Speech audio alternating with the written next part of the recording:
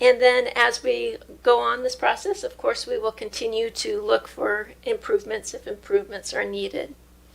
So the staff is recommending that we do both items, a resolution adjusting the recruitment process to semi-annually, and then also an ordinance changing the PMC to align those those boards and commissions start dates to a January and July item. However, council, it's at your discretion. Alternatives, you could leave the start dates as is and approve the resolution for the semi-annual recruitment. You could also do the opposite. You could approve the ordinance and modifying the dates and then keeping the recruitment as is. Or you could do nothing. You could keep it status quo. So I'm just looking for your guidance, and we'll bring this back on October 6th if everything's been A-okay. All right. Well, I like the improvements. I think it worked really good for us. I mean, it's a lot more simple. It makes sense. Like efficiency. That's the number one thing is city government should strive for. So, or one of the things we should strive for. So, I'd definitely be all for of changing that. I would say, like a lot of times in November, we got a lot on our agenda. Do you think that there would still be problems to get all this done when we're trying to wrap up at the end of the year? Well, we'll try that this first year. I mean, we're already if this moves forward, we'll be a few weeks behind the 8 ball, but I think we can do that. That's our goal. Okay. And working with you. And so the first thing we'll need to do is find out who you'd want on your subcommittee this time. So that would be 2 council members or a mayor pro tem. Okay. Well, let's see who has the questions or comments. So let's start off with Councilman Jokata. Do you know why the staggering was done to begin with? Are there maybe some justifications that are now obsolete, or what was the justifications there? To the best of my knowledge, it was, many of these boards and commissions have been around for many, many years. The Planning Commission, and that's just one example. And so I think it's just when they actually started their jobs on that commission or that board. So over the years, they've just started at different times. Okay. Yeah. Thank you. All right. Got Mayor Pro Tem Grimm. Thank you, Mr. Mayor. Ms. Barham, it was not lost on me that you said you were carrying the baby for Ms. Pashon. Yeah. Everybody else may have missed that, but I see you over there. On a more serious note, though, ma'am, I would definitely before all of these changes, and this has honestly been one of my favorite parts of council, like the mayor was alluding to, just how many of these process changes, efficiencies, and staff time we've been able to save, partnering with staff, us giving recommendations, you guys bringing us ideas, and really over the last 2 years, it's been one of my favorite things, just streamlining processes, like you said, Mr. Mayor, and us just getting more efficient as a city. So thank you for bringing this one to us, and thanks again for the humor. Thank you. And as you know, next Monday is a 5th Monday, so I don't think there's any council meetings planned for next week. So, yay. Correct. Yeah, we like that. Especially since I'll be out of town, so that's good. Are you asking to have, like, if we get some volunteers on council for a subcommittee, or? If you'd like to go ahead and set your subcommittee tonight, you can. Okay. I was hoping we could get the newest member, Joe Cotta, and our Mayor Pro Tem Grimm, if they could be on that committee. That would be great. Or That would be fine. I'm going to be out of country on October 6th, leaving the 8th, coming back the 17th.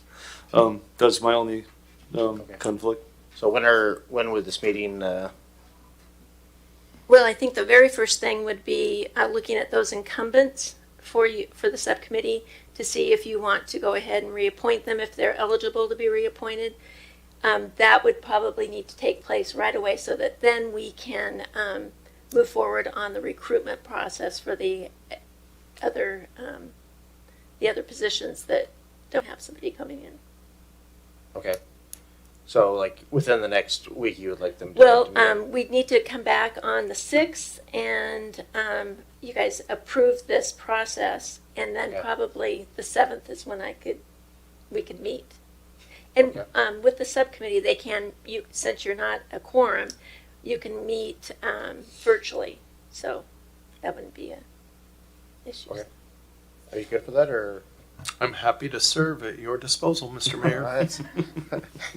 Don't hear that often, so thank you on that. All right.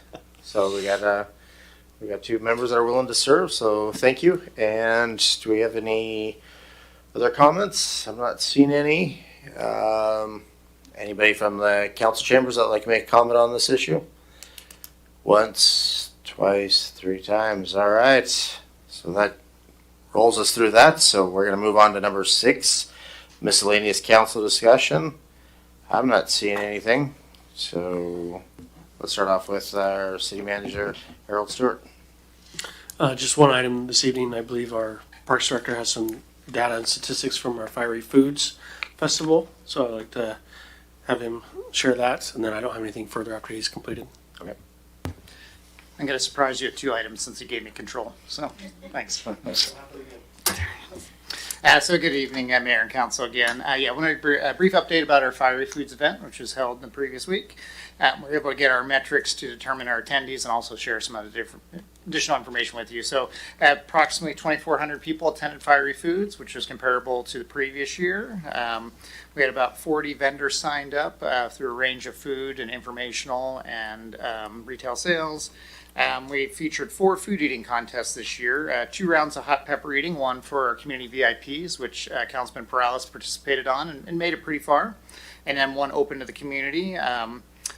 Both of those, we had first place winners that went all the way through the end of the Carolina Reaper, plus a couple more to help do a tie break. So those individuals have heavily punished themselves for the wonderful medal we provided and other gifts. So very entertaining in that. We also added a hot wing eating contest this year, which was solely sponsored by Wingstop. So we appreciate their contribution. They provided several hundred wings and several rounds of competition for that. As well as added a taquito speed eating contest at the very end of the festival. All those seemed very well received by the community, so we hope to expand that next year into maybe a commercial salsa contest. We're hoping to recruit about 10 different restaurant vendors to contribute salsa to have a salsa tasting contest. So staff are already working for next year's event. So. In addition, we had, of course, several musical entertainers as well as a kids zone. So I think it was a very good event. We hit the perfect day of the week for the weather, unlike some of our other events we've had this year. So appreciate all of you that came out in attendance. Appreciate all of our sponsors and all the staff time that we made it in there. And for those of you that have been here for a while, you know I always track my steps. I had a little over 28,000 that day, so about 13 miles. And no scootering. I didn't have time to scooter anywhere, so those are all real steps. So appreciate that, provide that update. And then also this Saturday at Tri-Cities Animal Shelter, we have our Felines and Firefighters adoption events. You can come on down and see some of our local firefighting heroes. I believe we have City of Kennewick and City of Pasco planning on be there. Plenty of pets in stock. Come on down. They're only $50. Take 2 for $100. Whatever I can do to help clear out that shelter. I appreciate the community's help in adopting some wonderful pets. So thank you for that. All right. Well, thank you. Thank you for all of your work and trying to adopt these cute little pets. Yes, we need people to step up and adopt little dogs and cats that don't want to. It's pretty difficult being at an animal shelter and with all the barking and stuff. So again, thank you for putting these things together and thank you for your work on this issues. With no other lights, I guess we got one light by Councilman Harpster. Just a quick comment. I believe Councilman Blaisdell is our representative on the Visit Tri-Cities board, but one of the sort of bummers of the Ironman being here in town is that it doesn't come into Pasco at all. And but it goes through Richland, Kennewick, and West Richland. They revised the course compared to last year and this year. And so I wonder if it wouldn't be helpful for Ms. Blaisdell, maybe others from the city, to contact Kevin Lewis at Visit Tri-Cities and just petition to maybe alter the course again so that it comes into Pasco, at some point. And like I said, Pasco agencies there assisting, but it'd be really nice to get some of that traffic in here and be more of a full-on Tri-Cities event. So it felt more like a Richland event. So just some food for thought. No, it's a great idea. Thank you. All right. Well, I'm not seeing any other lights. And anything else from Perales or Blaisdell? No, Mayor, have a good night. All right, well, thank you for that. At least we know they stayed to the end. So we got an exec session. I'm not seeing nothing, so jumps us to number 8, which is adjournment. Thank you, everybody, for staying here. Meeting is adjourned.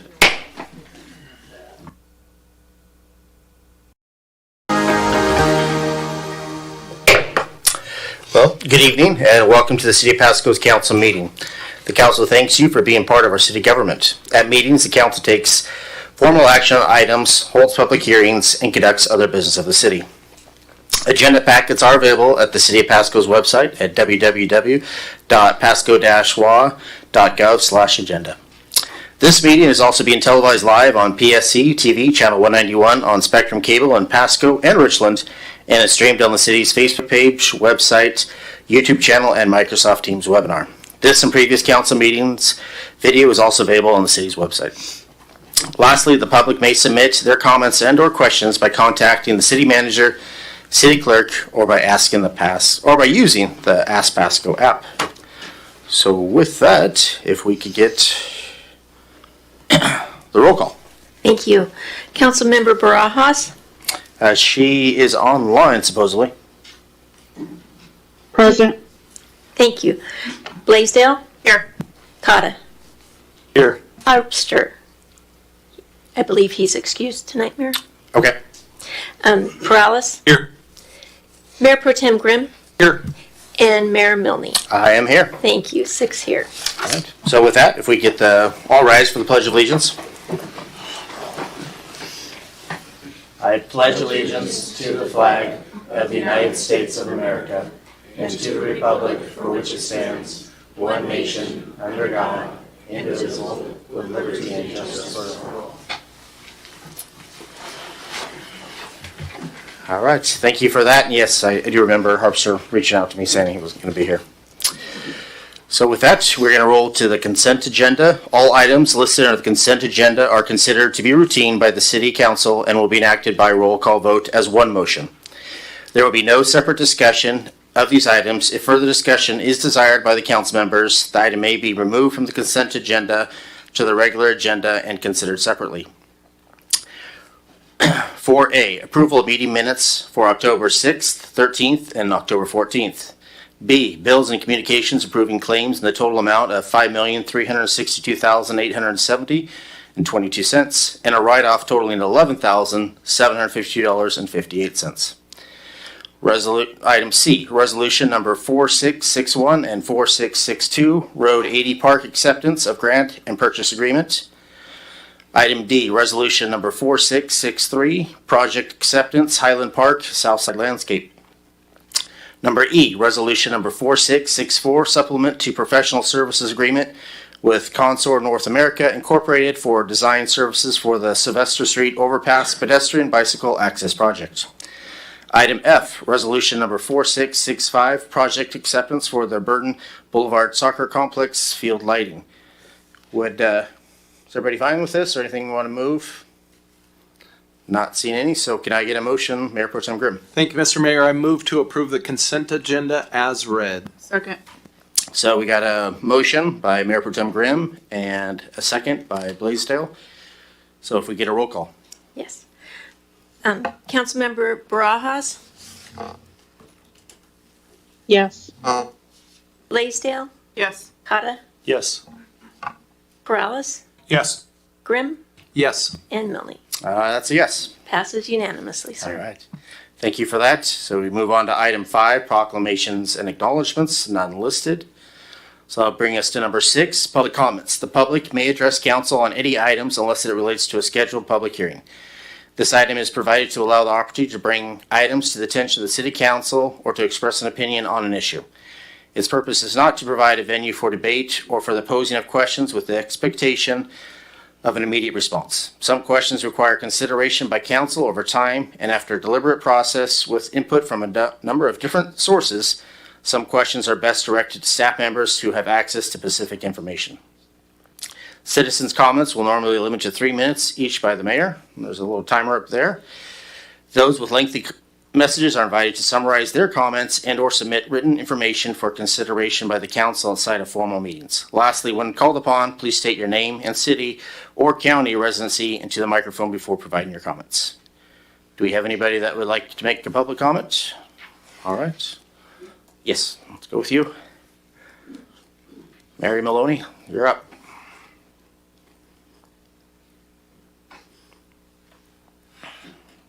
Is this on? It is now. It's on now. Now it's off. So if you gotta turn it back on, Pardon me? if you could turn it back on. You want the red light on? I want the red light on. Yep, now it's on.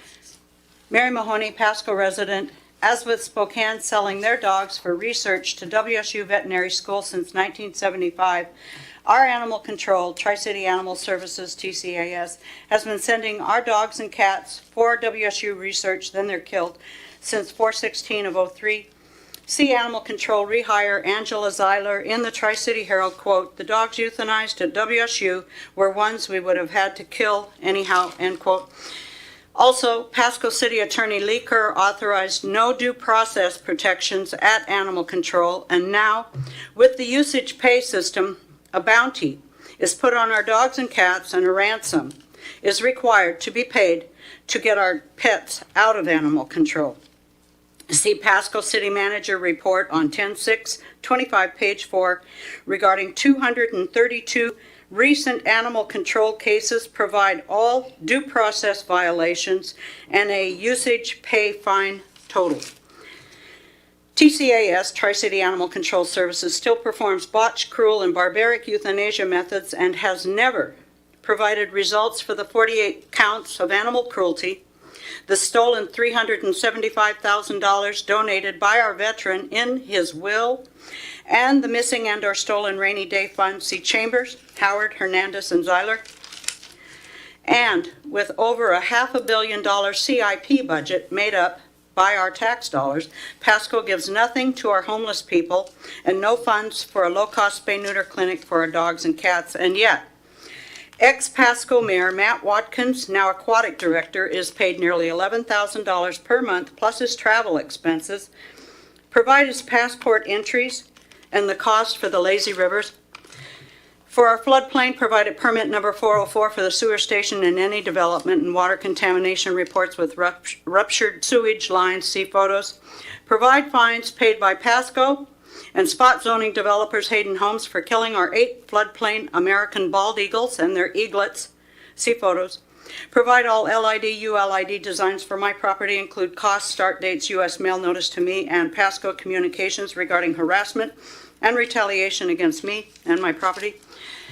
Provide contracts and tax dollars paid by Pasco to the following. 1, to GMP Consultants with ex-Pasco City Manager Dave Zabel. 2, to ex-Pasco Mayor Matt Watkins and or his LLC. 3, to the Kerr Law Group and proxies.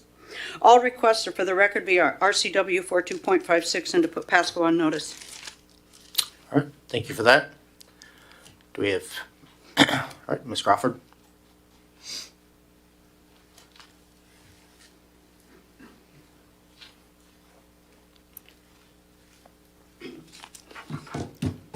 Thank you. I came here tonight to thank Leo Perales for his astute attention to a derelict property in our neighborhood. And it's not well, but it's a lot better than it was. Where maybe a friend of mine who also lives across the street from them, maybe her realtor will show that property because she has been refusing because of the mess in the neighborhood, which is really scary. Okay, and Leo, thank you for listening to my whining and my persistence, because I can kind of be that way sometimes. Rather than come here and complain about the ineffectiveness of some of our code enforcement, I started thinking about the homes in our neighborhood that are not being maintained on the exterior. A lot of these are homeowners, which I found very surprising. First-time homeowners. And I thought, perhaps, let's look for a solution. Yeah, code enforcement is good, but are they aware of the codes? did they come from a home where yard maintenance, paint maintenance, trash in the trash receptacle was expected, or did they not? Because we're a town of a lot of different cultures.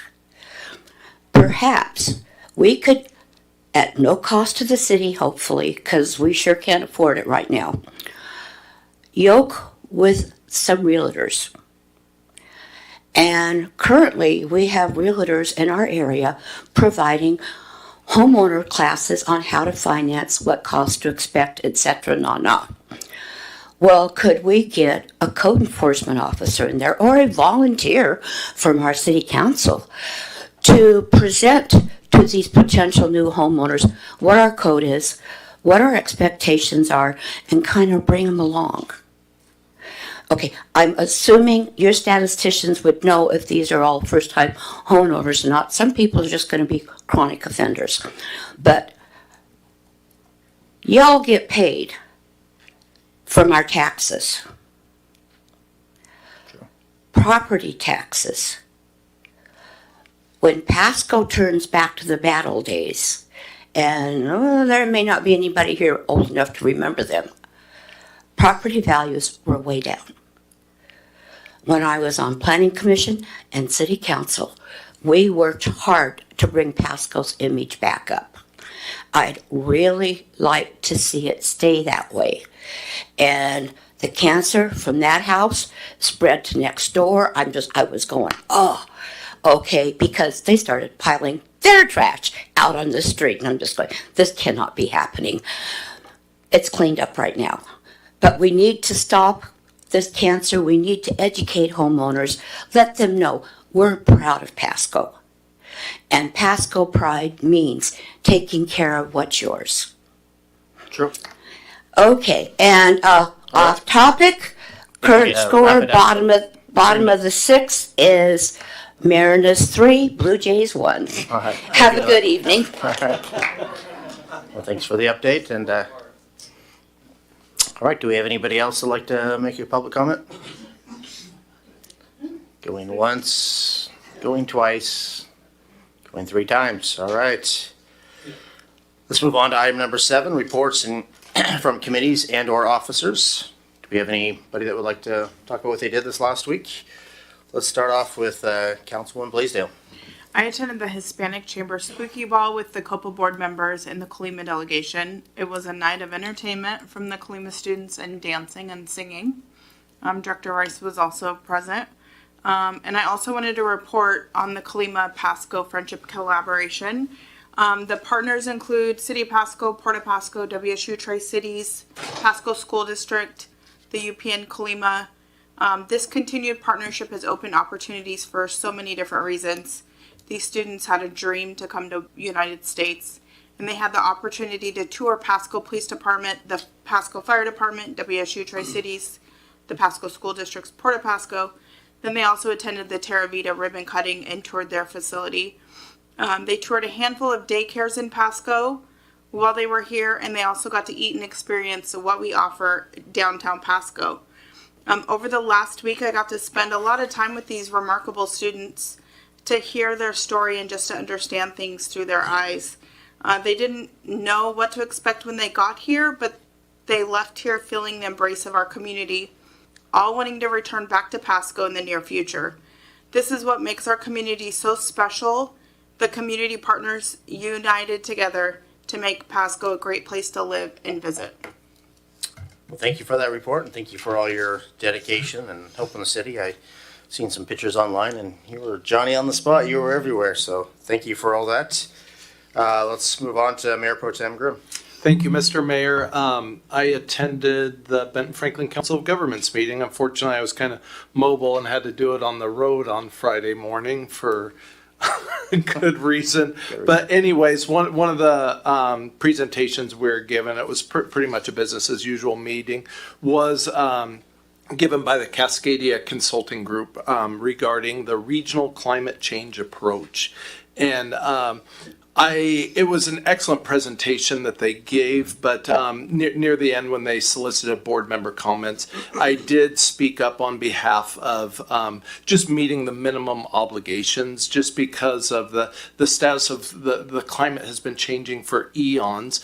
And everything we do has very little effect on it. The whole thing has become so politicized, and really all it does, all of these initiatives we take advantage of, really just puts a burden on the middle class and families with higher energy costs in their home, higher fuel costs when we go to the pump. And so it was my input that our goal just be to meet the minimum obligations as required by the state. And I was grateful that the city of Kennewick also joined in and felt that was also the proper approach. So that was that. And then that was Friday. So then the day before, we had our quarterly Franklin County Emergency Management meeting where we just kind of did year-end budgets. We're still trying to work through an issue out at Franklin County number 5. That's kind of been an ongoing issue for a while. Hopefully we'll bring some resolution to it. But that's what I did this past week on the short week. Thank you. All right. Well, thank you for representing the city of Pasco. Let's go with Councilman Cotta.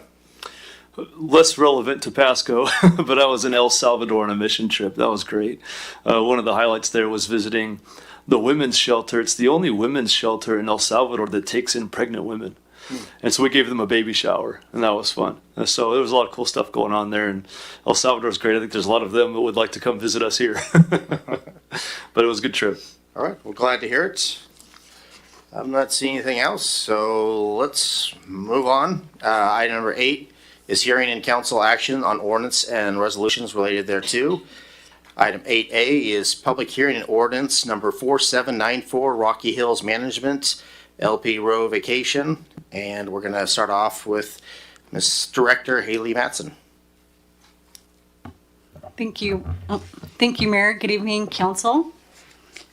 Tonight before you is a public hearing related to a petition by Rocky Hills Management LP to vacate an unused portion of right-of-way along Road 104 near Magnolia Heights development. This ordinance 4794 is an instrument that would formally vacate that portion of right-of-way, and staff recommends that council adopt the ordinance and authorize publication by summary only. Some details first about the site layout here. The map on the screen shows the subject area on the west side of Road 104, and this is north of Road 100 within Magnolia Heights. The 60-foot strip originally deeded to Franklin County in 1994 and annexed in 2001 is not currently used for any roadway or pedestrian purposes. And the vacation that is proposed here tonight simply removes a piece of right-of-way that is no longer serving the public and cleans up the boundary for the subdivision shown there on the screen. Going back to the process for the vacation approval criteria, the Pasco Municipal Code outlines 4 criteria that the city must review prior to vacating a right-of-way, and these are shown on the screen. First, it must not negatively impact traffic or circulation, and given that this is not needed for vehicular or pedestrian access, this criteria is met based on staff's analysis. Second, the area must not be planned or needed for future public use, which we've determined is not the case. And third, no property can lose legal or physical access, and this is not creating that situation here. And finally, the action must not harm the public interest. Staff found that this request meets all 4 conditions that are listed on the screen. It's unused, it's not part of future plans, and all parcels retain access, and the action serves a public benefit by aligning property boundaries. And the portion at the bottom of the slide I'll touch on here too. There are 2 additional sections of code that allow council to require survey or compensation. Staff in this case is recommending both those requirements, and the reason being is that the boundaries and the legal description are already well documented, and the applicant has provided substitute right-of-way of equal or greater value as part of the Magnolia Heights plat. And because the vacation primarily corrects a mapping overlap and supports clean property records, the public benefit outweighs the need for an appraisal or payment in this case. So staff is recommending for this vacation that council approve the proposal, and I'm happy to answer any questions that you may have. All right. Does any member of the dais have any questions for Director? Not seeing any, so I guess we're gonna conduct a public hearing. Correct. Is there any member of the audience that would like to talk about this? Going once. I guess we got you in the back.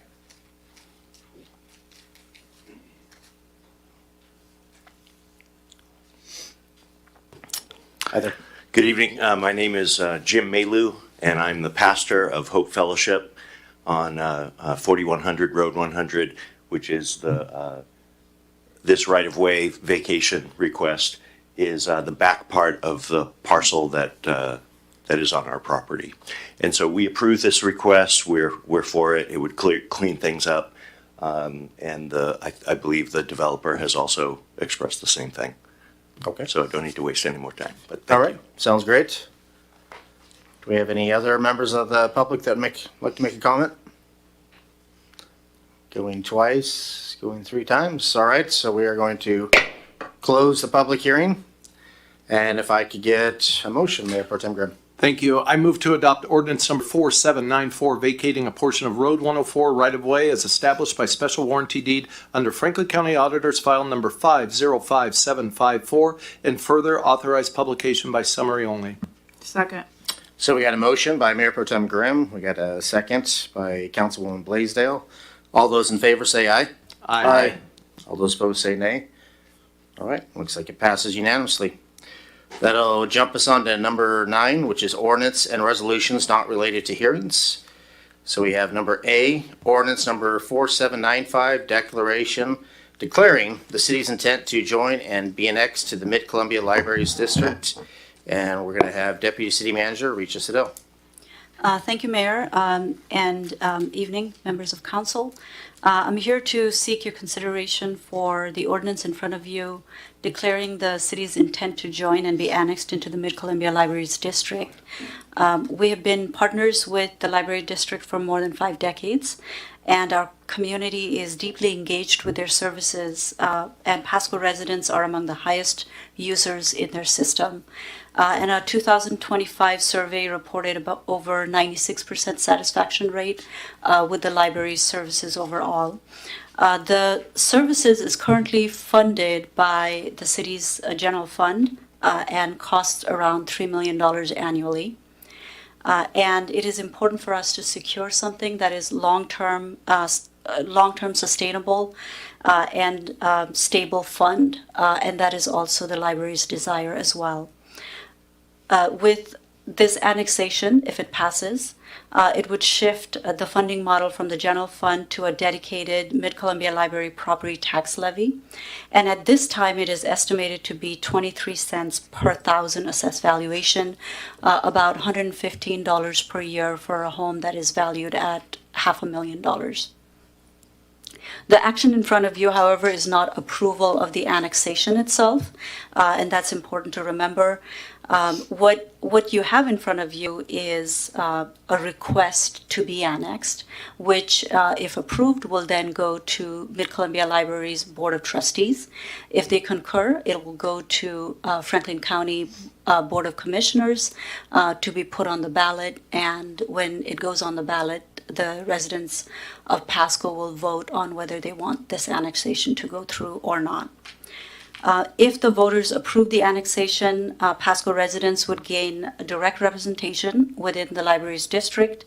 Governance structure and library's operations would shift fully under Mid-Columbia Library's authority. Right now, we have essentially a management operations with them.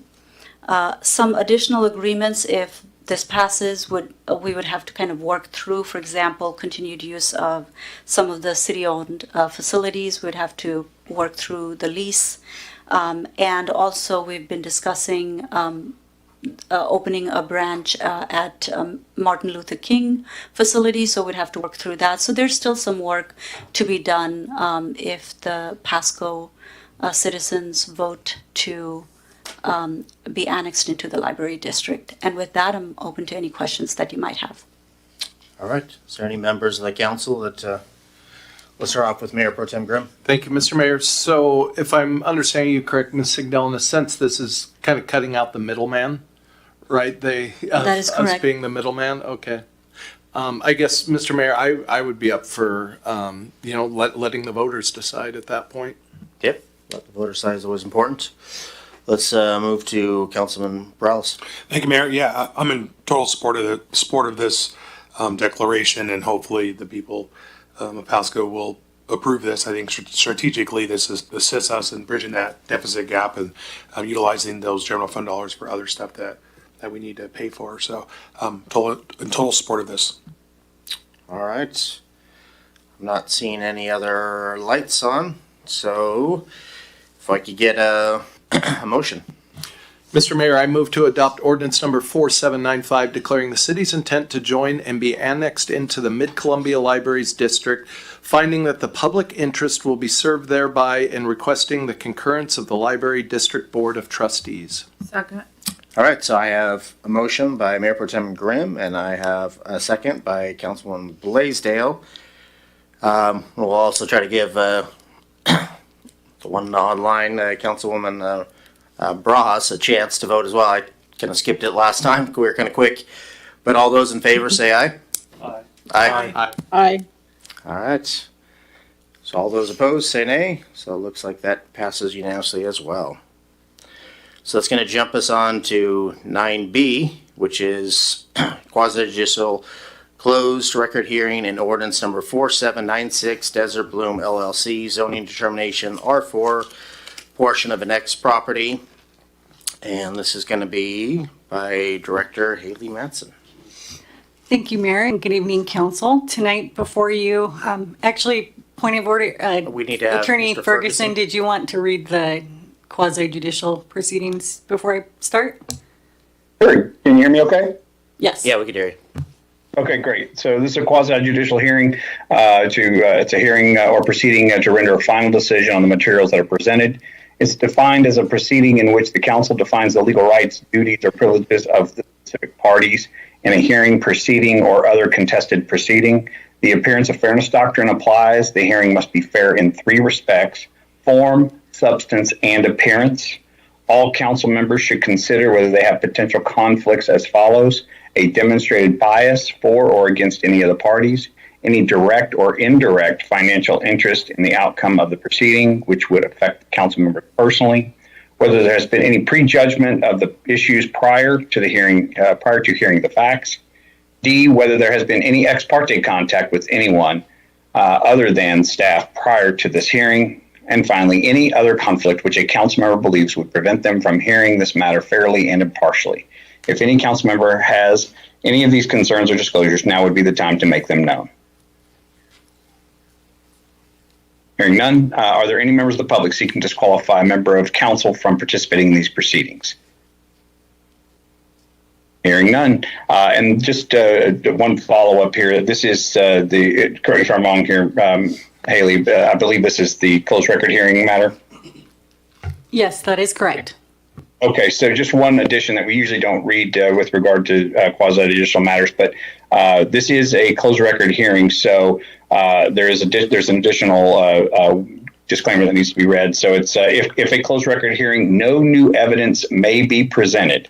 Only those who participated in the open record hearing in front of the hearing examiner may testify, and arguments must be summary only and not offer new evidence. So that's something we typically don't have to deal with quasi-judicial, but this time it would apply. All right, thank you for that. So, Director Haley Matson, if you want to. Yes. Thank you. And thank you, Attorney Ferguson, for reading those guidelines here. So tonight before you is a closed record hearing.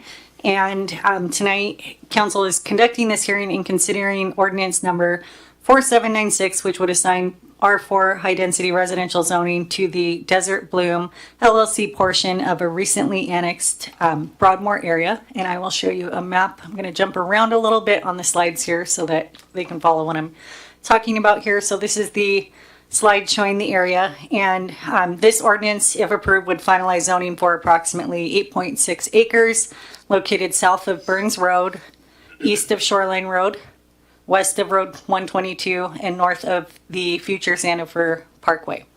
The proposal was reviewed by the Pasco hearing examiner, and the hearing examiner did recommend approval of this zoning determination. And that recommendation has since been appealed, which is why tonight is under the closed public record hearing format. So I'm going to go into process, and then I will go in a little more depth than normal for land use applications to the council, since there was an appeal, and I believe we have members of the public who are here interested in this. So I'm going to go into detail what the application is and what the appeal was for. And then I'll answer technical questions that you may have before opening the closed record public hearing. So this slide shows the process, and I'll walk you through each of these components and the process that led us to today. On July 9th, 2025, the hearing examiner held the initial public hearing on the proposed R4 zoning for this piece of property I showed you earlier.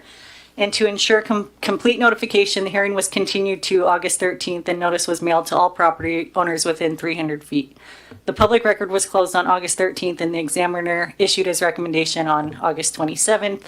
The hearing examiner found the request was consistent with the comprehensive plan, the Broadmoor master plan, and the city's zoning criteria, and has forwarded this to the city council for review. On September 6th, a timely appeal was filed by nearby residents meeting the 20% signature requirement that's listed under PMC 25-210070, which triggered this closed record hearing. So the purpose of this request, the Desert Bloom LLC property was part of the September 2nd annexation that was brought forward to the city council earlier this year. And under Franklin County, it was zoned RT transitional rural, and the city now must assign a zoning designation to this piece of property that has been annexed into the city, so that when it is formally inserted into the city, it has a city zoning attached to it. And the request tonight is for R4 high density residential, which is consistent with the medium density residential designation that is listed within the Broadmoor master plan that was approved through the area and adopted under city code. The zoning action itself does not approve a specific development at this time. It provides regulatory framework for future housing proposals, which will go through a separate review and SEPA evaluation if needed. So tonight is not a project level review. That project specific review will occur at a later date. This is for the zoning on the property. And down here with staff findings and recommendation, the hearing examiner made findings under PMC 25-210060, concluding that the proposal aligns with the comprehensive plan and Broadmoor master plan. It is compatible with the adjacent residential uses and supports the orderly growth within the urban growth area of the city. This allows for coordinated infrastructure, increasing housing supply, and supporting planned growth within city limits, which is also required by the Growth Management Act established in the 1990s by the state of Washington. The state of Washington does require any city planning under the Growth Management Act to densify, and we are assigned housing figures to each city every 10 years, the state says. So for example, during this cycle, they've assigned 18,000 units for the city of Pasco to grow in the next 20 years. That is a requirement at the state level. So the city is required to look at different areas of the boundaries of city limits and establish where these densities will go. And that was part of the Broadmoor master plan exercise, where the city reviewed all areas and decided where the best place would be for compact mixed use development in Pasco. So that was determined by the hearing examiner to meet our comprehensive plan, which is based on state law. There was no special conditions or an agreement necessary based on the recommendation, because all standard development regulations were still to apply, and staff has concurred with those findings.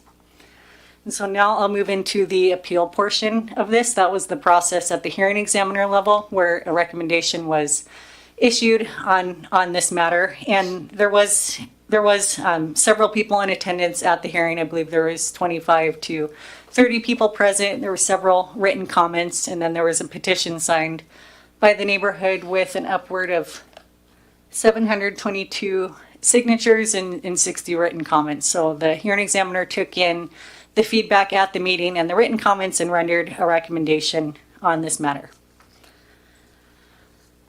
So the On September 6th, the appeal was filed by nearby residents, as I touched on before, and it met the 20% requirement in code. And the purpose of the request here was that, I'm losing my spot here. One moment, please.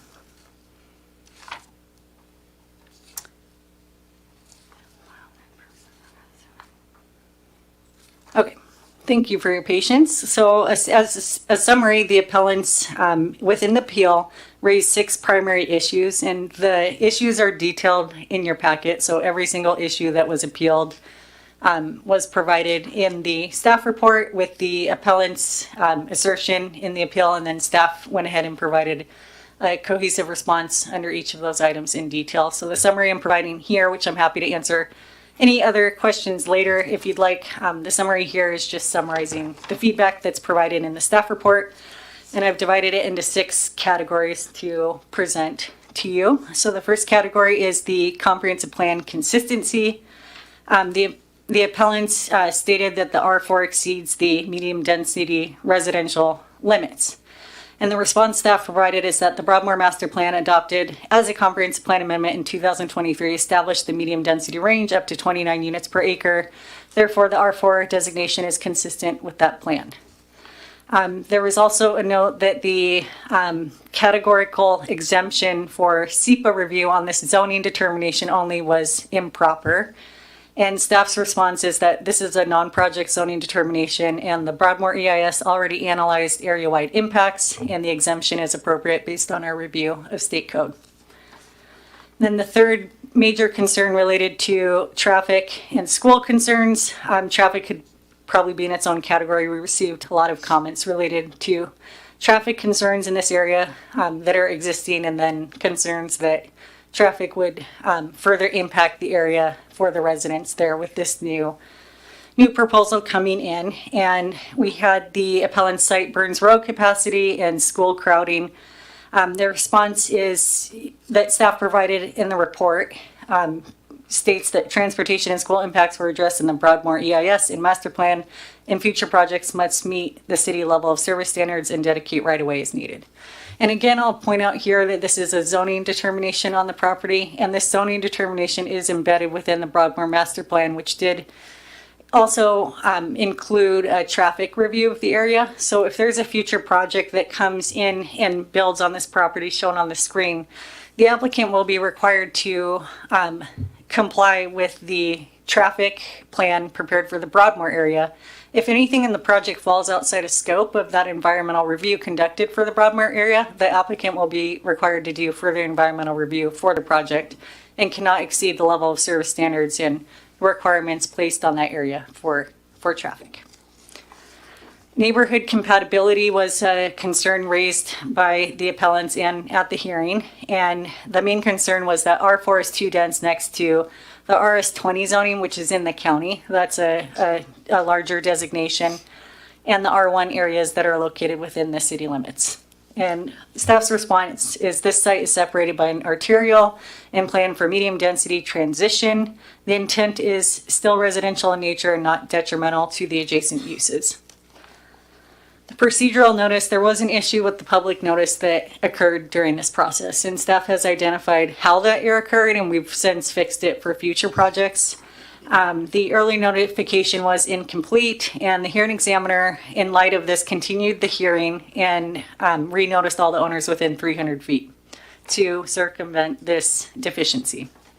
And the 6th theme related to the appeal is the conditions and agreement requirement, and the appellants requested conditions to limit density or require improvements for this area. Staff's response is conditions aren't needed for a zoning determination. Any specific project will undergo separate public review and infrastructure requirements. Moving on to the conclusion here, staff and the hearing examiner both find that the R4 zoning is consistent with the city's adopted plans and environmental review. The underlying land use of the medium density for the property was part of the 2018 comprehensive plan. So this was designated several years ago. It was updated upon adoption of the Broadmoor Master Plan. So this is consistent with plans in the area over the past several years. And To note, the R4 zoning does allow for the greatest level of flexibility when subdividing the property into finished single-family residential lots, which is why the applicant has applied for this zoning. There have been statements that the R4 zone is the only zone that allows for multifamily housing, and that's not accurate. All of those R1, R2, R3 zones allow for multifamily development. There's just different ranges of lot sizes and more flexibility offered in the R4 zoning. Again, this project supports Pasco's long-term housing and infrastructure goals for the Broadmoor area. Future projects will still be subject to public hearings if applicable, SEPA review and mitigation is needed. Therefore, staff is recommending approval of this. And if council does approve this ordinance tonight, the city clerk will record it with Franklin County and staff will issue a notice of decision to all affected parties. Any future subdivisions or development on the site will come back through the public process for review and approval. We do have alternatives for council. Council may modify the recommendation, deny, or direct staff to prepare a commitment agreement. I'm sorry, I struggle with that word, as provided under PMC 25-210-080. And if council would like to be advised more of those steps later on in the process, Attorney Ferguson and myself are happy to walk you through that. But staff is recommending approval. And at this point, Mayor, I'm happy to answer any technical questions that you have, maybe not policy questions, but technical questions related to the staff report. And I can field those with council. After that, we can proceed to opening the closed record public hearing where we'd be seeking input from folks, as Attorney Ferguson stated, that have already attended the initial hearing and have been a part of the new record, and that no new information may be submitted to the record or brought in. So we do want to be flexible with this requirement since people are coming, this evening to speak on the matter, and we love participation in these processes. So if there is something that's severely out of scope of the materials here, I will turn my microphone on and ask to jump in, Mayor, as a point of clarification to inform you that the testimony provided was out of scope of the testimony that we can take in. So at this point, happy to answer technical questions. I appreciate you clarifying that. Let's go with Councilwoman Blaisdell. I just have one clarification question. The Broadmoor Master Plan traffic study that was done, it says 2019, that was for medium density residential or high density residential? There was a range of units provided, so it was done based on a mixed use of residential and commercial uses. So there was a range up to 15 dwelling units per acre that was looked at for the whole area. So that wasn't conducted on a site-by-site basis. It was conducted globally for the Broadmoor area. I'm not sure if it was actually listed under medium density residential or high density, but the range of units reviewed by the traffic report was up to 15 dwelling units per acre. And that was mentioned in the appellant's application about the density not quite matching, but it's important to note here that the traffic review is a preliminary transportation analysis for the entire Broadmoor area. It does not dictate zoning. So if the traffic review went up to 15 dwelling units per acre, and we find that the specific proposal falls outside of that range during review of the actual development proposal, the applicant is required to submit another SEPA and an updated traffic report. So it looked at the area collectively, 15 dwelling units per acre. And this is one piece to that entire area. So if this area is higher in density, it doesn't necessarily mean that it's not compliant with the Broadmoor TIA. Okay. You just said a lot of. It's a very technical. Trying to process yeah, everything you just said. It's a very technical matter. So very thick packet of information here. Thank you. Of course. All right. Can I follow up to that? Yeah, let's jump on to Councilman Cotta. So with this R4 transition, you're saying that the scope of the traffic study did include a possibility of this amount of density in that area? Yeah, so that was an average for the whole area, 15 dwelling units per acre. And the area is composed of commercial uses and residential uses. So we're not going to see this amount of density throughout the whole area. That's how an EIS works when you're looking at established master plan, you look at it collectively as one impact. And then as you get projects that come in, you look and you say, okay, let's give this development as an example. So they're coming in at a higher density. We're looking at the trips collectively for the area. Now, if this project does need more analysis, given that this transportation analysis, again, was preliminary for the master plan, we will require that upon development application. But we don't know if we would require that now. Not until we see what is being built there. This is simply a zoning see. designation for a property. So we have areas around town that are zoned right now for residential development. They're vacant and they're not developed. We wouldn't go to those sites and require a traffic study until we knew the extent of what the development would be. So if we didn't like the way the traffic study happened later on, because of the density, we could then pull back and go with something with a lower density.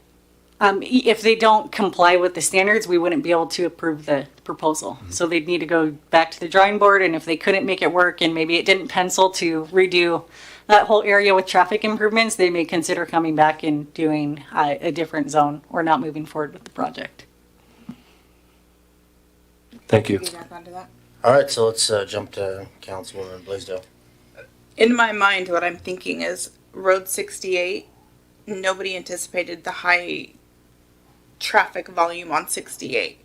That's why I think it's so important that we look at things from as that is an example when developing Road 100. Now, I'm not by any means saying I have the answer, but Burns Road is already busy. So I would think that we would look at the traffic study before we start changing zoning. I could be wrong, but that's just my personal opinion. Ms. Mattson, do you want me to chime in on that a little bit? Yeah, Mr. Ferguson. Yes, please. Yeah, so we're kind of talking about two different things. So when there was the Broadmoor Master Plan, that was, and again, I'm going to get out of my school here, but that was a non-project EIS, an environmental impact statement. And so as part of that, a requirement was to have a traffic component that had to be analyzed. So you don't know, without knowing what's going to go in that area, you have to basically kind of pick it down the middle. That's what the traffic analysis has to go through. And then it's able to then go through their other steps for the complete the SEPA EIS process. So it's just that's why it's called a master plan, because it's very general in nature. And I think what Ms. Mattson is saying is that any time, while that is great for folks that want to come in and not have to, and then be able to rely on that already non-project EIS that's been done under SEPA, that's great. But when they don't meet that requirement, they're going to have to then go through a separate SEPA process, which could also entail a traffic impact analysis, and that could come up with a completely different result. So while it was a necessary component of the Broadmoor Master Plan requirements to already have the SEPA EIS in place so that folks wouldn't have to come in and piecemeal it, it doesn't necessarily mean that that's the only traffic analysis that's ever going to have to be done for any project that goes on in that area.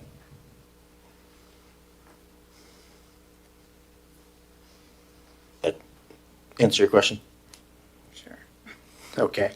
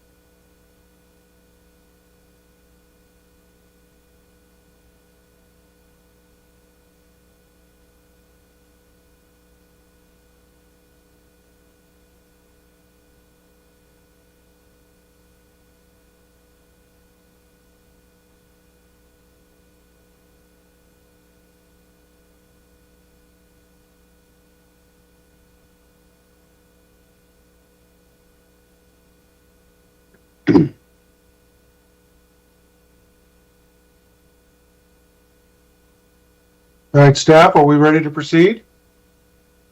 We are, Mr. Examiner.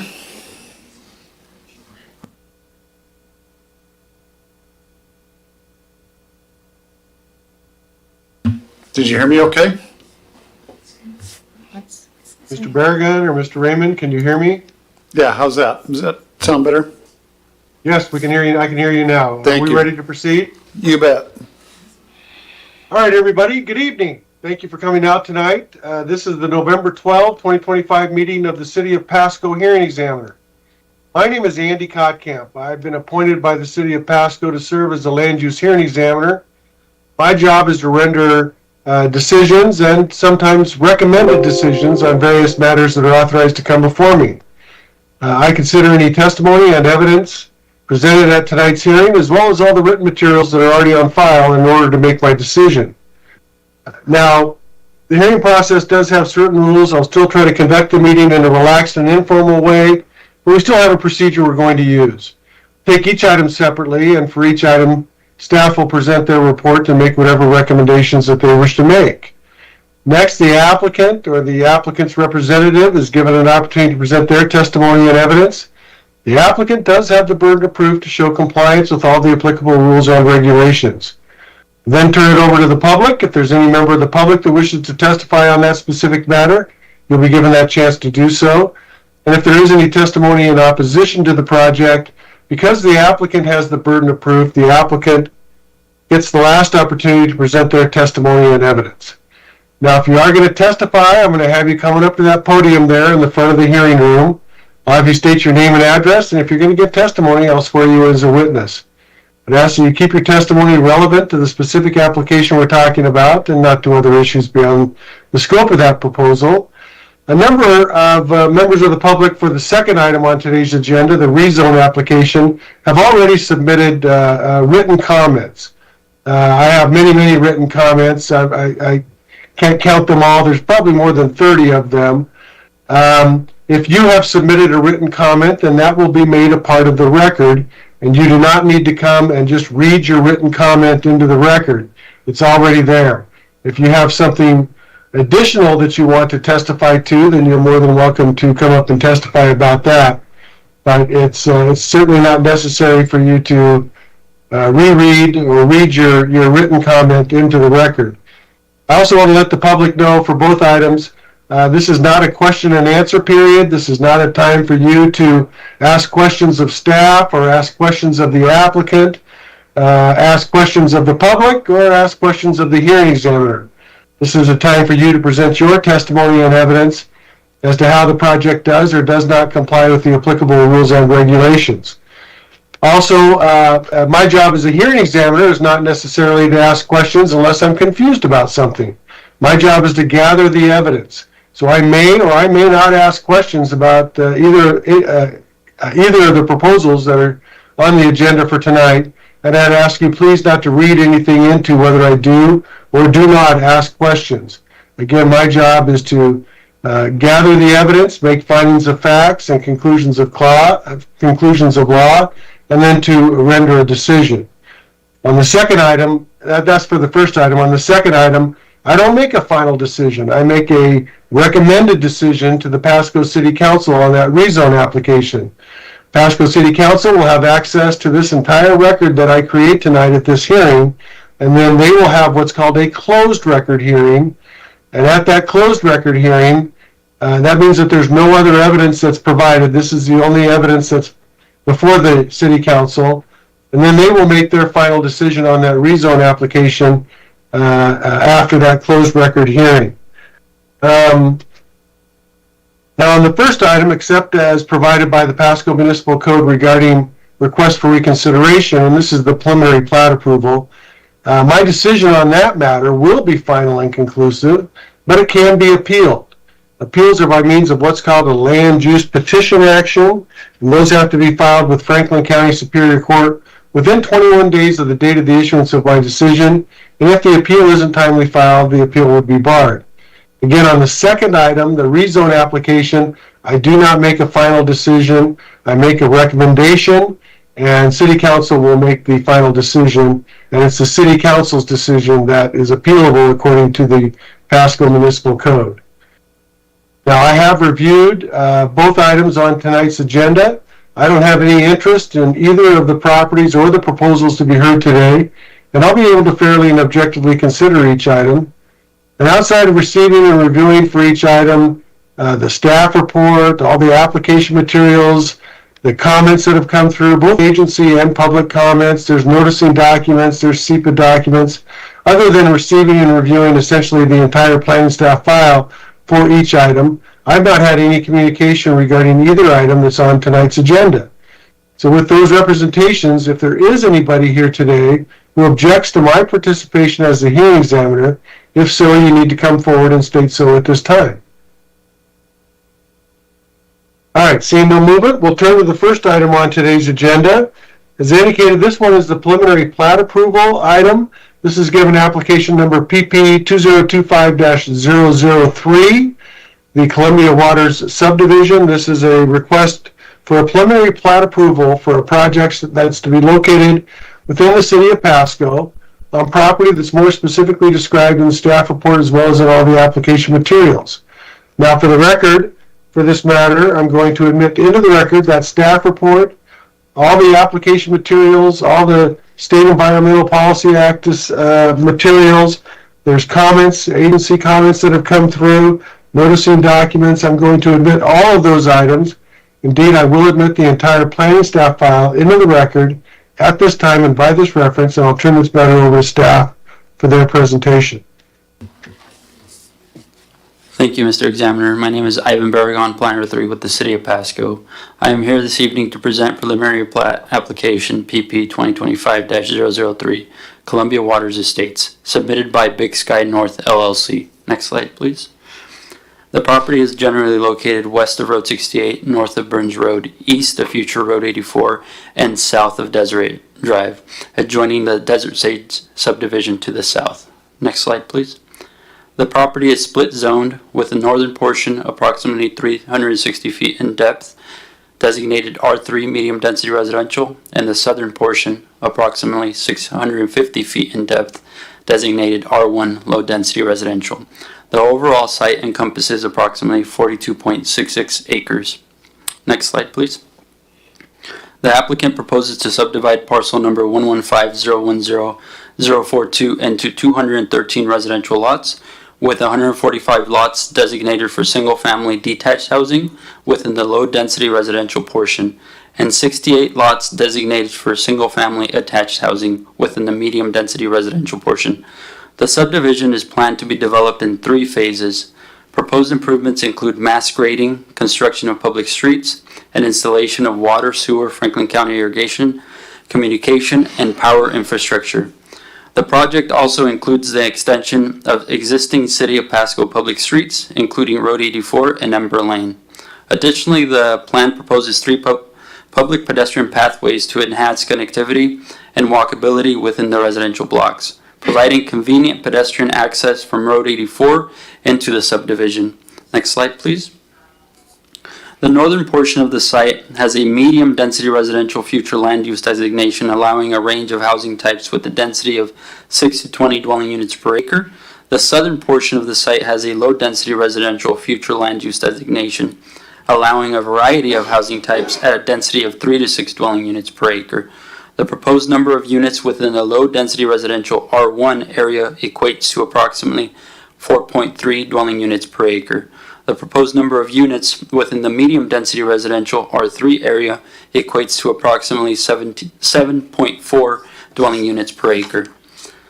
Within the low density residential R1 area, proposed lots average 6,884 square feet, ranging from 6,064 to 12,259 square feet. Within the medium density residential R3 area, proposed lots average 3,880 square feet, ranging from 3,690 to 4,546 square feet. Next slide, please. Notice of the public hearing was mailed to property owners within 300 feet of the proposal on October 21st, 2025. Notice of the public hearing was published in the Tri-City Herald on October 26, 2025. The property was zoned R3 and R1 on February 10th, 2023 via Ordinance 4637 following annexation. A Tier 2 traffic impact analysis, known as TIA, dated September 19, 2025, and accepted October 16, 2025, determined that the proposed development will not require off-site transportation improvements beyond collection of applicable traffic impact fees. Traffic, park, and school impact fees will be collected for each lot prior to issuance of building permits for new residences. With that, staff recommends approval of the Columbia Waters Estates preliminary plat, parcel number 115010042, with the conditions listed in the November 12th staff report. Thank you. Thank you very much. I don't have any questions for staff. Is the applicant ready to proceed?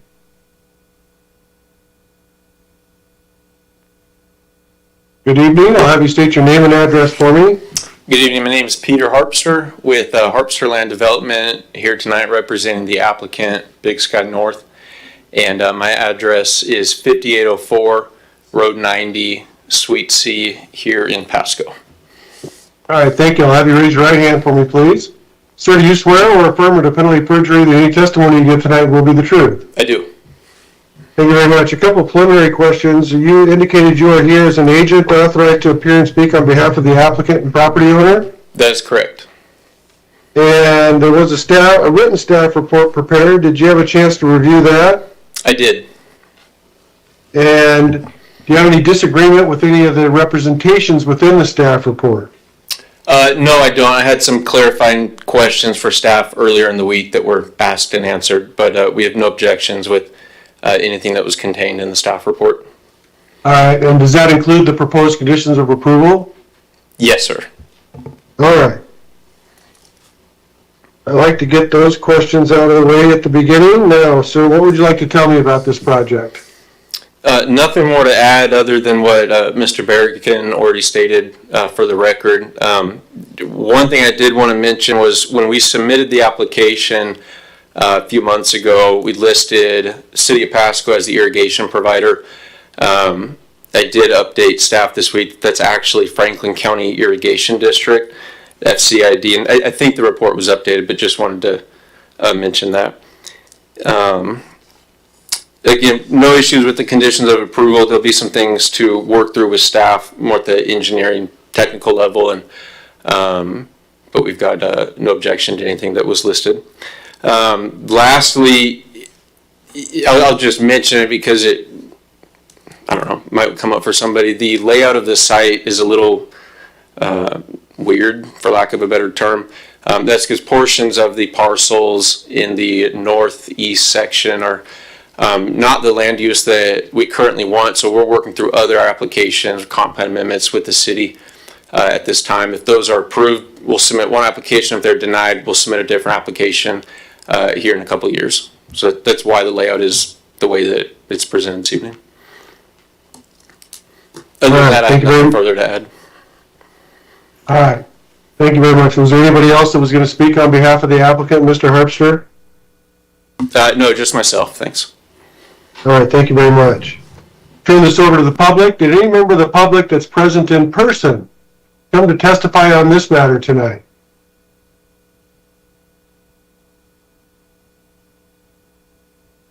All right. I don't see any movement. I don't know who Alyssa or Sandra are, but if you wish to testify on this matter, please unmute yourself and state your name and address.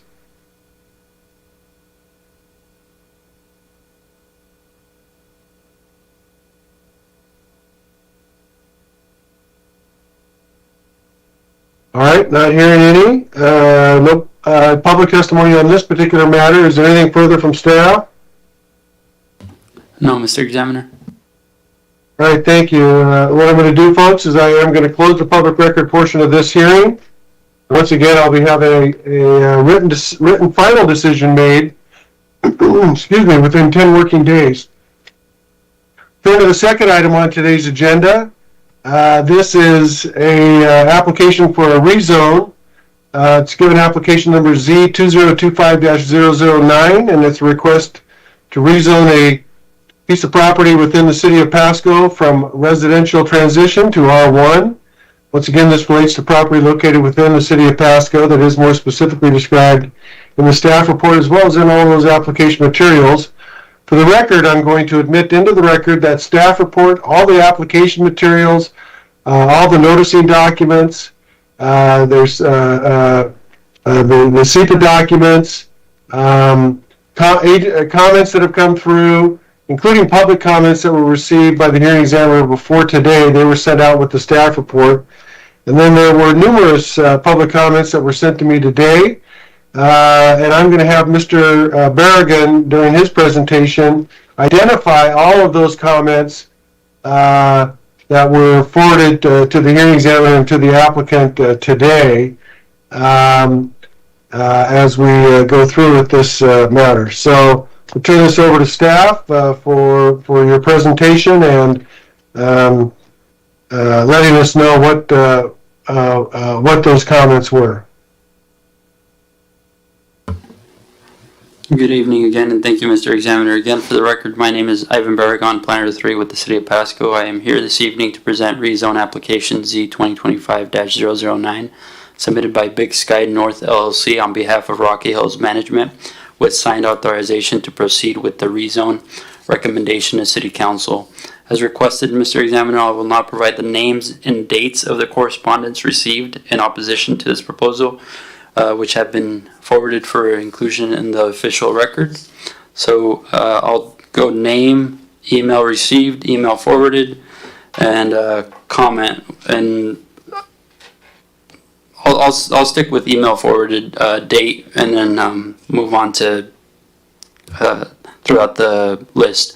So Adrian and Joanne Perez, email received November 12, 2025, email forwarded same day.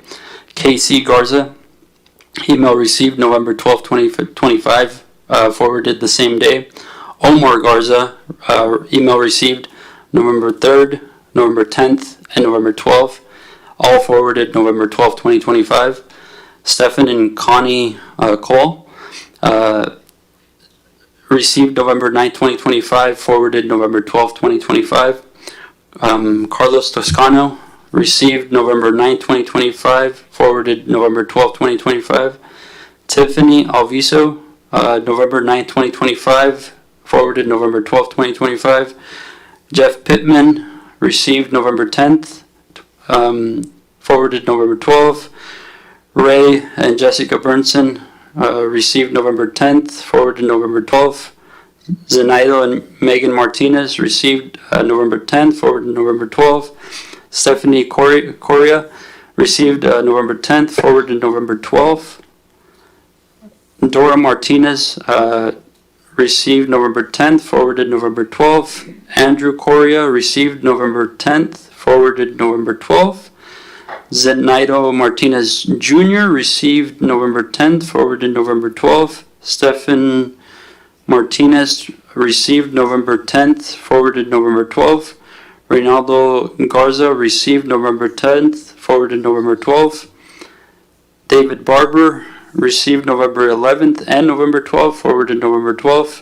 Aaron Faber, received November 12th, forwarded November 12th. Brett Brown, received November 11th, forwarded November 12th. Brad Mason, received November 11th and forwarded November 12th. Angeline Pena, received November 11th, forwarded November 12th. Sandra Seger, received November 11th, forwarded November 12th. Stephan and Belinda Matthews, received November 11th, forwarded November 12th.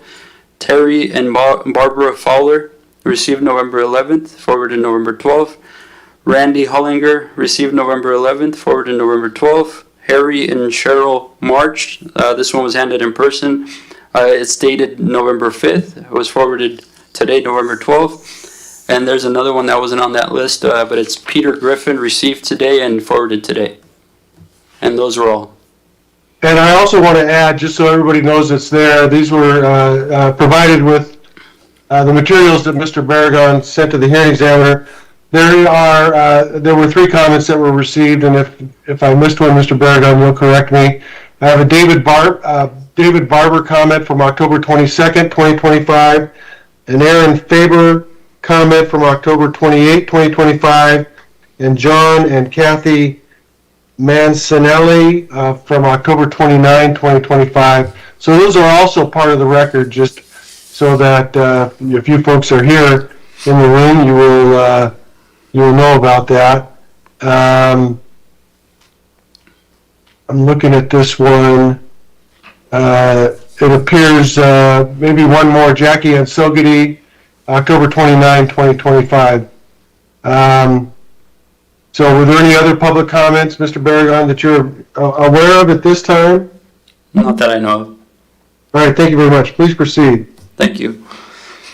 So next slide, please. The site is generally located north of Burns Road, west of Broadmoor Boulevard, south of future Dent Road, and east of future Dent/Fraser Road. In the next few minutes, I will present a visual overview of the proposed rezone area to help illustrate the request. Next slide, please. The city's comprehensive plan designates the site as low-density residential, which supports a variety of housing types at a density range of 3 to 6 dwelling units per acre, as outlined in Pasco Municipal Code, PMC, Table 25.215.015. Permitted zoning designations within this land use category include RS20 suburban, RS12 suburban, RS1 suburban, R1, R1A low-density residential alternate, and R1A2 low-density residential alternate. Next slide, please.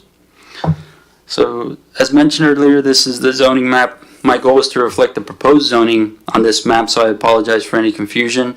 If this rezone is approved, the area would appear yellow, consistent with the zoning shown to the south. The majority of the property is undeveloped and currently used for agricultural purposes. Surrounding properties are zoned and developed as follows. So to the north, RT residential transition used for agricultural. East, it's RR5, that's Franklin County, rural residential. There's single family homes. South, RS20, R1, and Franklin County. So it's suburban, low density residential, and they're single family homes, agricultural, and an irrigation pond. West is RS40, Franklin County, and single family homes. The total area of the site is approximately 156 acres. The existing RT zoning is not consistent with the city's comprehensive plan. Approval of the requested rezone will bring the property into conformance with the adopted comprehensive land use designation. This rezone request does not include a project-specific development proposal. Therefore, no specific project action is under consideration at this time. However, a preliminary plat, SEPA checklist, and traffic impact analysis, known as TIA, were submitted concurrently with this application. The preliminary plat will be scheduled for a future hearing examiner meeting once SEPA review and related requirements are complete. Next slide, please. So, pursuant to PMC 25.210.040, public notice of this rezone was mailed on October 22nd, 2025 to each property owner of record within 300 feet of the proposed rezone area. Pursuant to PMC 25.210.040, public notice for this hearing was also published in the Tri-City Herald on October 26, 2025, in compliance with city requirements. Pursuant to PMC 25.210.060, number 2, the hearing examiner shall render a rezone recommendation to the City Council. Based on findings and conclusions, the recommendation may be to approve with modifications or conditions, or deny the petition. The hearing examiner's recommendation, including all findings and conclusions, will be forwarded to the City Council for consideration at a regular business meeting. The proposed zoning designation is again consistent with the comprehensive plan and aligns with the designated land use for the subject area. The City of Pasco is serving as the lead agency for this project with respect to environmental review. The city has determined this proposal, the rezone, to be categorically exempt under Washington Administrative Code WAC 197.11.800, number 6, letter C, 1 through 3. With that, staff recommends approval of R1 low-density residential zoning for parcel number 115180030, totaling approximately 156 acres, as a recommendation to City Council for their consideration at a later date, as stated in the November 12th staff report. Thank you. All right, thank you very much. Is the applicant ready to proceed?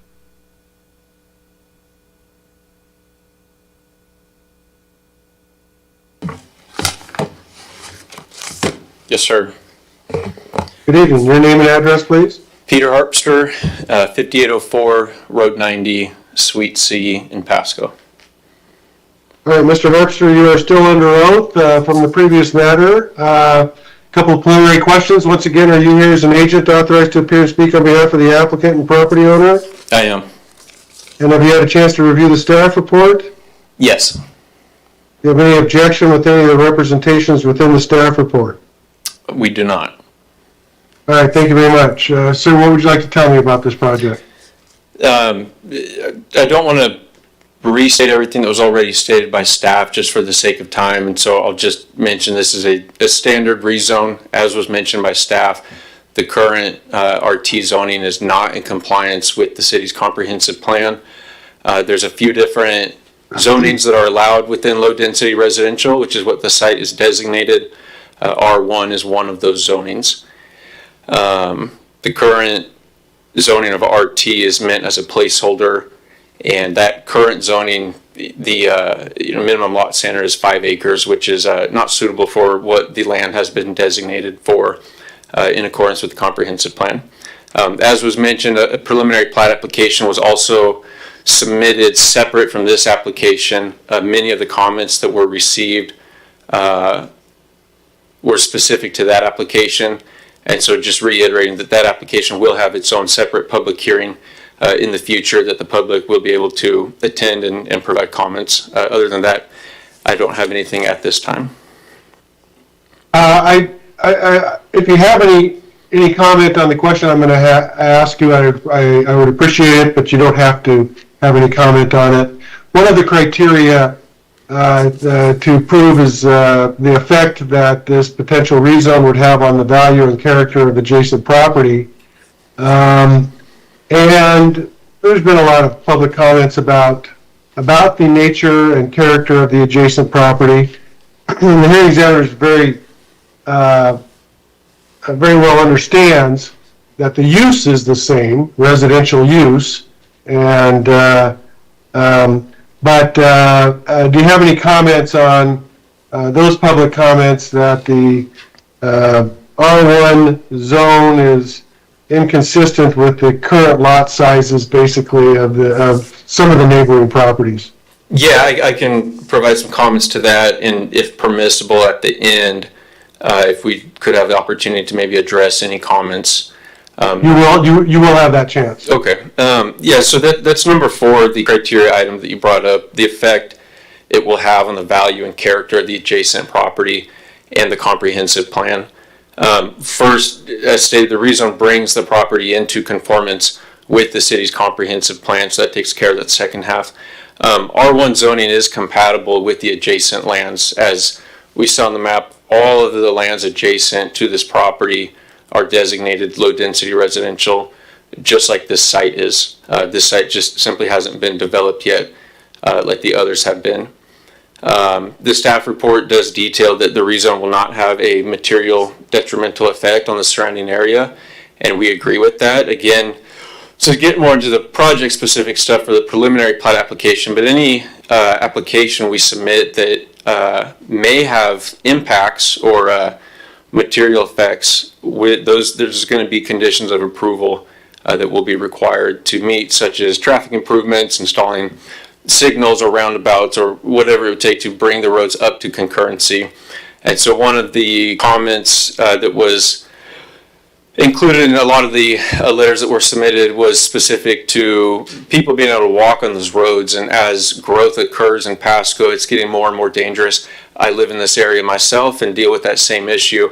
When a project like this comes forward, again, separate from the rezone, but when a project like this comes forward, there's going to be requirements of the developer to expand the size of those roads, build sidewalks, curbs, and gutters. In some cases, depending on the classification of the road, provide separate pedestrian paths, separate even from the sidewalks. And so certainly there's some level of impacts still to be determined at a future public hearing. Those impacts will be addressed by staff and by the number of different agencies, public agencies that get to provide comment, requesting or in some cases requiring mitigation for any concerns.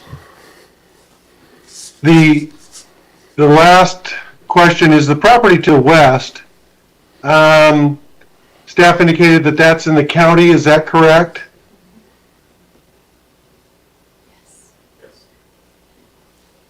To the west and to the south. Are you asking staff or me? I apologize. Oh, I'm sorry, Mr. Harpster, I was asking you if you're aware of that. Yes, that is county. All right. And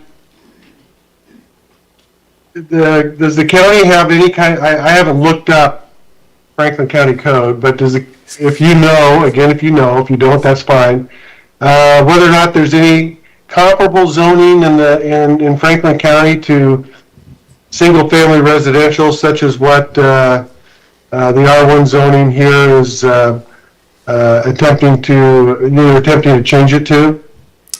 It's a really awkward question. Did you understand that? It is. I understand. So a large portion of the area shown in this map in the bottom left part of the screen, although it's in the county, it is in the city's UGA. And as far as comparable county zoning, probably the most comparable is a planned unit development zoning, PUD zoning. Those are not applied to properties in the county outright. Those have to be applied for. And so the lowest density zoning you're going to see in the county is in that area towards the northwest corner of this map and then up. And that's just in the rural shoreline development area, let's say 1,500 acre or so designated area. Again, either RC1 or RC5, so 5 acre lots. But 1 acre would be the smallest allowed outright without additional approvals needed for a PUD. Because it's county, there's no code that specifically states this, but the smallest lot you're going to be able to get in the county is a half acre due to septic requirements. Correct. Okay. All right. Thank you for that clarification. I appreciate that. Sure. Is there anything else you'd like to add, Mr. Harpster? No, I would just maybe ask, was there a map included that showed the future land use map for the city? If we could look at that real quick. That showed the land use designations. Yeah, so everything in yellow is in the city's UGA and designated as low density residential. And so although some of these neighborhoods were built out at county standards, they are within the UGA and do have the potential at some point to be annexed in the future. Just a note. Got it. Okay. Thank you very much. I appreciate you pointing that out to me. Is there anything else you'd like to add? Nope. All right. Thank you very much. We're going to turn this now to the public. Start with those people that are present. If you, like I said, if you've submitted a written comment, I have that comment. It will be considered and it will be forwarded on to City Council. But if you'd like to testify, I'm not going to call on you. Just please come on up, state your name and address, and then I'll swear you in as a witness. Hello, Mr. Examiner. My name is David Barber.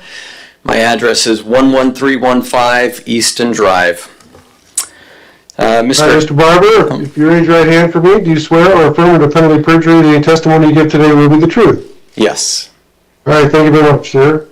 We have your written comments. What else would you like to tell me?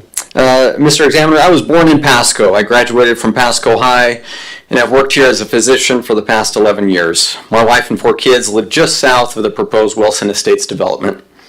First, I want to be clear, we are not against growth, and we're certainly not against the city of Pasco.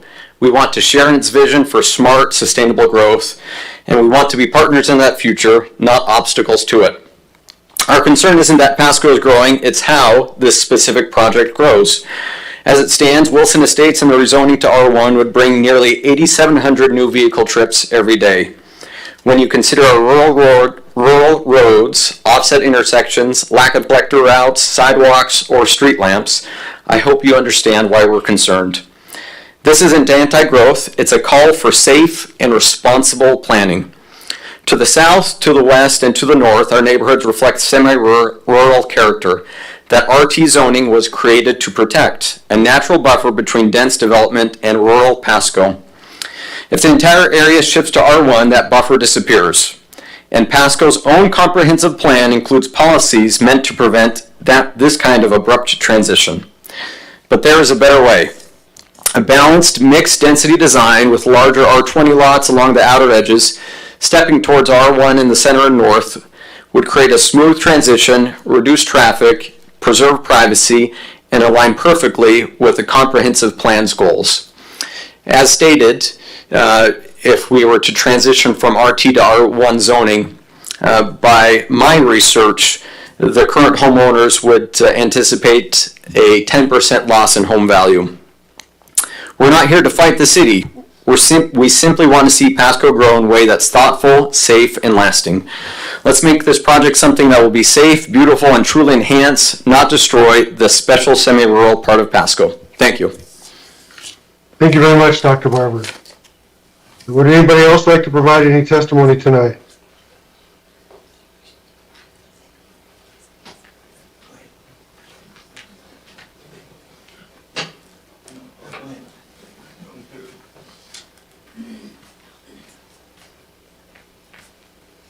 All right, I'll have you state your name and address for me, please. Juan Ochoa, I'm 4305 Palmyra Drive, Pasco, Washington. Just a second. Paul, is it Paul? Did you say P-A-U-L? Juan, J-U-A-N. Oh, I got that all wrong. I'm sorry. All right, thank you very much, Mr. Ochoa. Would you raise your right hand for me, please? You swear or affirm under penalty of perjury any testimony you give tonight will be the truth? I do. Thank you very much. Sir, what would you like to tell me? So we're also been in Pasco for a long time, and I'm right there with the previous gentleman that came up. We just bought a lot out there northwest of this proposed property. It's a 1 acre lot. We're right to the corner, to the left top corner of where the 156 acres are, and we're on the same boat. We would like to have a smoother transition. 178 or 873 lots seems like a big number. We moved out there for that reason. We like the rural, we like the open space. We're getting ready to submit plans to the city on over a 5,000 square foot home for a 1 acre, and we would like the city to really reconsider that proposal they have. That's all I got. Well, I'm glad you came in. Thank you very much, Mr. Ochoa. Thanks, sir. Anybody else wish to offer any testimony that's present in the hearing room? My name's Randy Hellinger. I'm from 11401 Easton Drive. I was talking over you. It's Frank, and what's your last name? Randy Hullinger, Hullinger.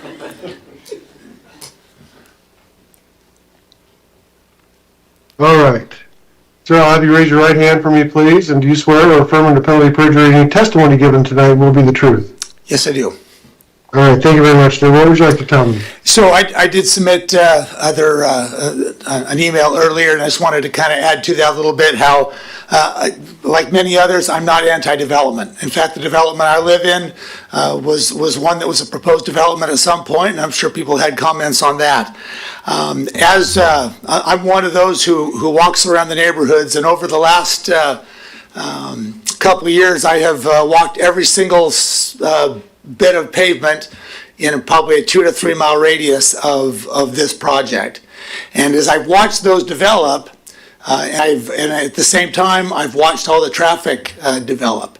And we see the issues on Broadmoor.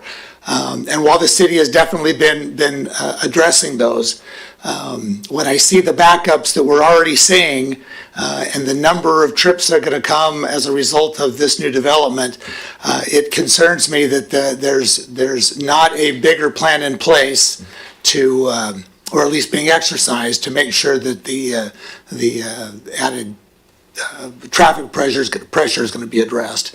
So I'm also concerned about the number of houses going into this small area right next to all of the half acre and 1 acre lots. And I urge you to reconsider and keep the lot sizes more in line with the adjacent properties. All right, Mr. Hollinger, thank you very much for coming out tonight. Thank you. Is there anybody else who's present that wishes to offer any testimony?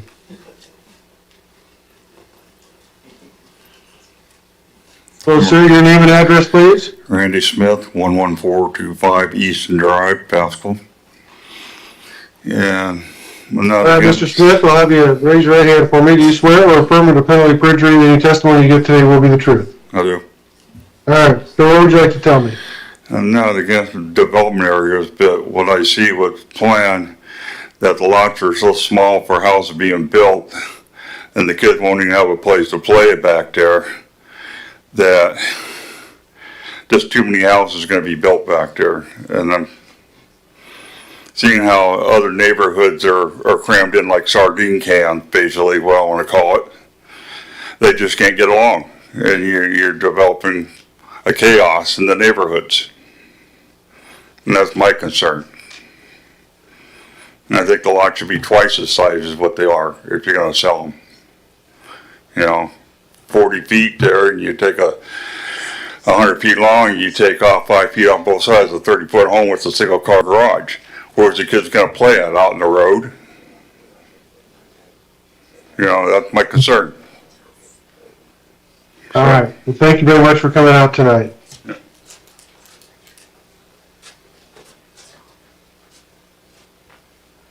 All right, anybody else wish to offer any testimony?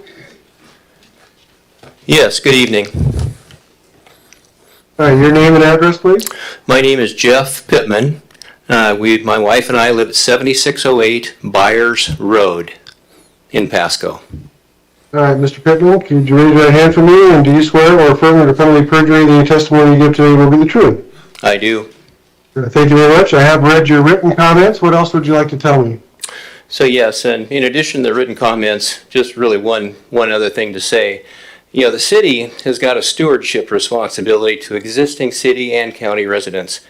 I don't believe that this zoning proposal is in the best interest of any of the existing property owners and existing residents adjacent or nearby. And that's more than 300 feet. We've got people that live in that area and have been there for a long time. My wife and I have lived out there since 1992, and there are a lot of longtime residents that will be affected by this development. So again, don't believe it's in the best interest of not only existing residents but new as well. I do have a question, even though it said no questions are allowed. What is the process for asking questions? The process would be outside of this hearing process to go to staff and have ask questions. Should have all been asked before the hearing, quite frankly, because this is a time to present testimony and evidence as to how this particular rezone does or does not comply with the applicable rules and regulations. So that's the best I can tell you. If you have a question, you can certainly pose it, and we'll see if it gets answered, but you're not allowed to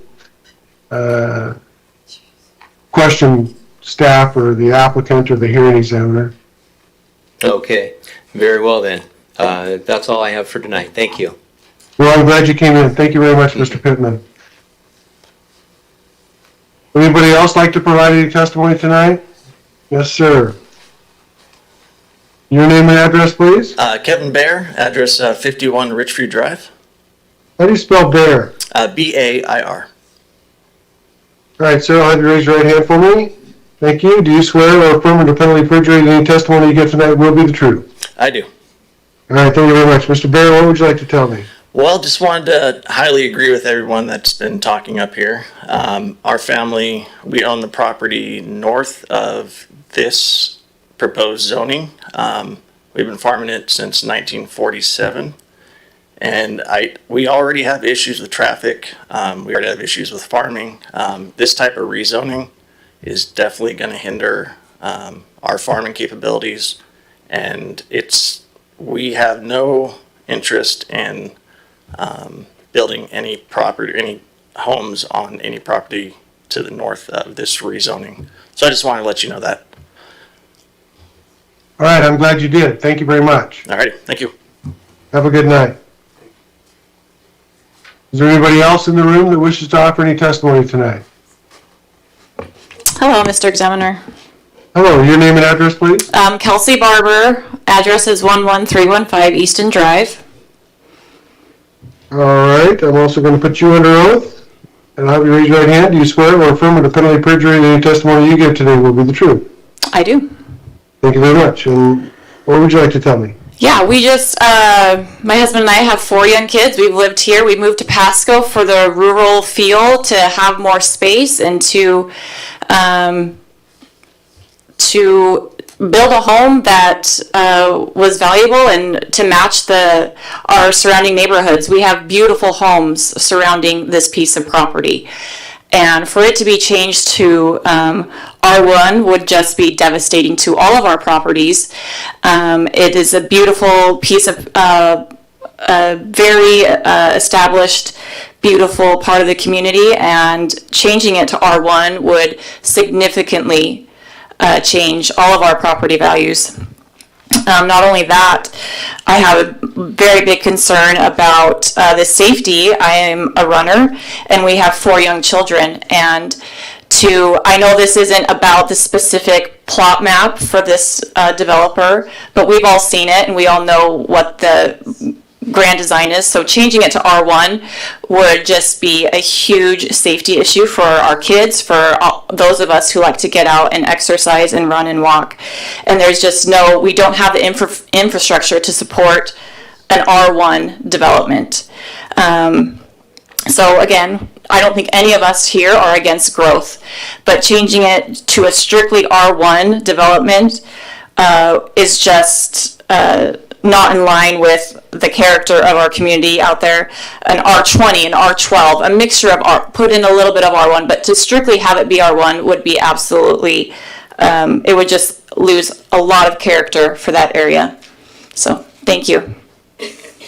All right, thank you very much for coming out tonight. Would anybody else like to testify?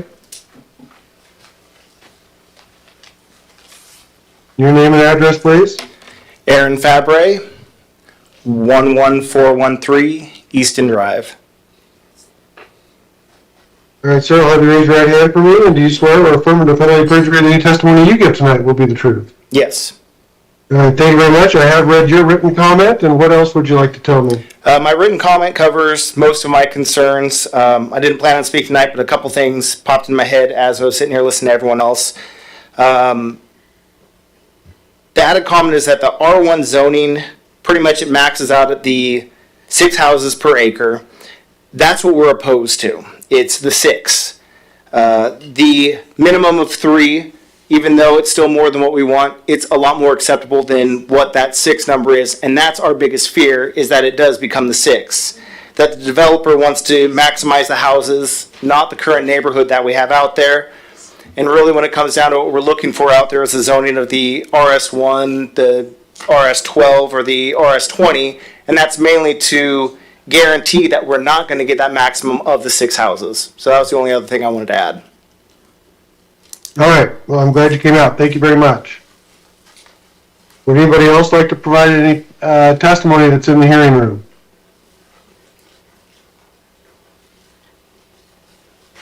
Yes, sir. Thanks for coming up. Your name and address, please. Peter Griffin, 11225 Matthews Road. And how is Griffin spelled? Griffin. Got it. All right, sir. Have you raised your right hand for me? Do you swear or affirm under penalty of perjury that any testimony you give today will be the truth? I do.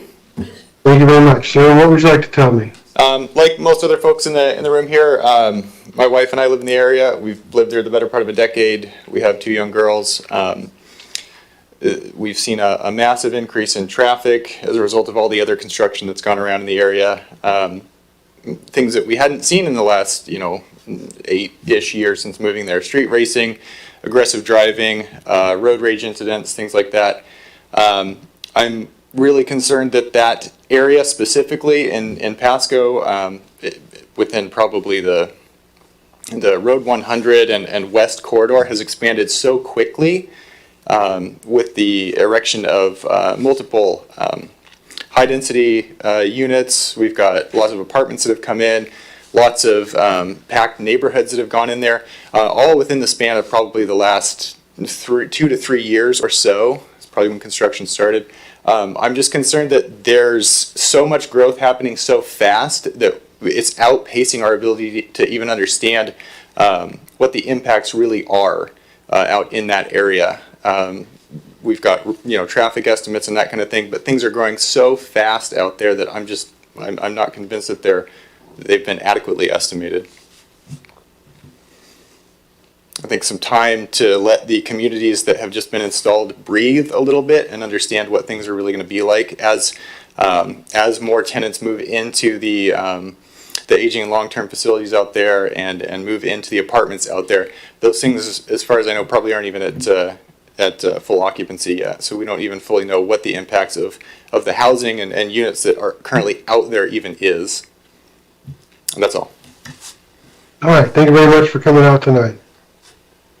Anybody else who's present in the room that wishes to provide some testimony? Thank you. Your name and address, please.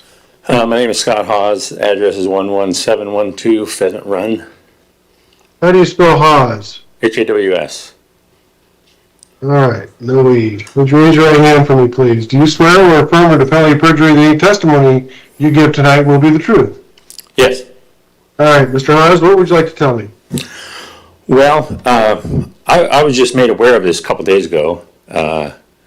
The rule you have to notify people within 300 feet on a 850 unit development is, I don't know, maybe even a little ridiculous.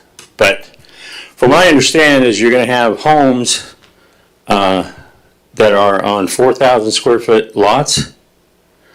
And there's no development project before me. It's just simply the rezone. And then he'd be able to, if the rezone, city council approves the rezone, then he'd be able to develop the property consistent with that new zone.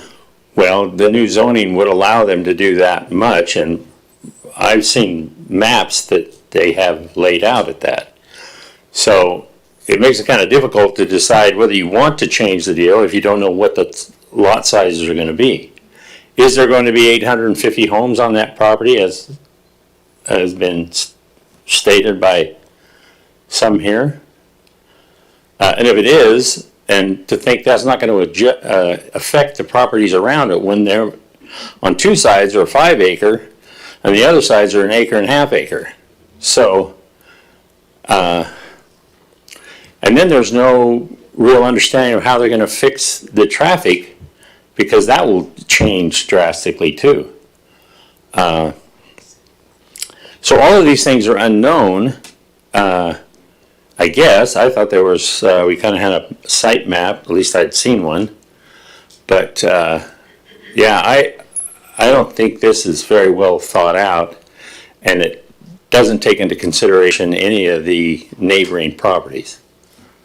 Anyway, that's my thoughts. All right, well, thank you very much for coming out. Is there anybody else that's present tonight that wishes to offer any testimony? Hello, sir. Thank you. Your name and address, please. Whoops, we lost volume there.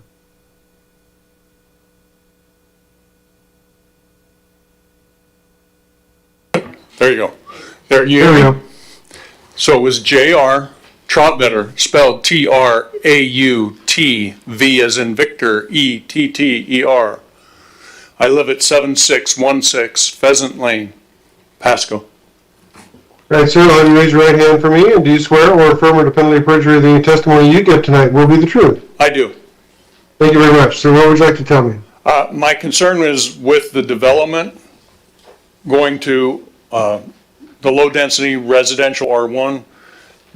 Just to the north of us is a large farm agricultural area. It's remaining in agriculture. So that means large equipment coming in and out, going through that area.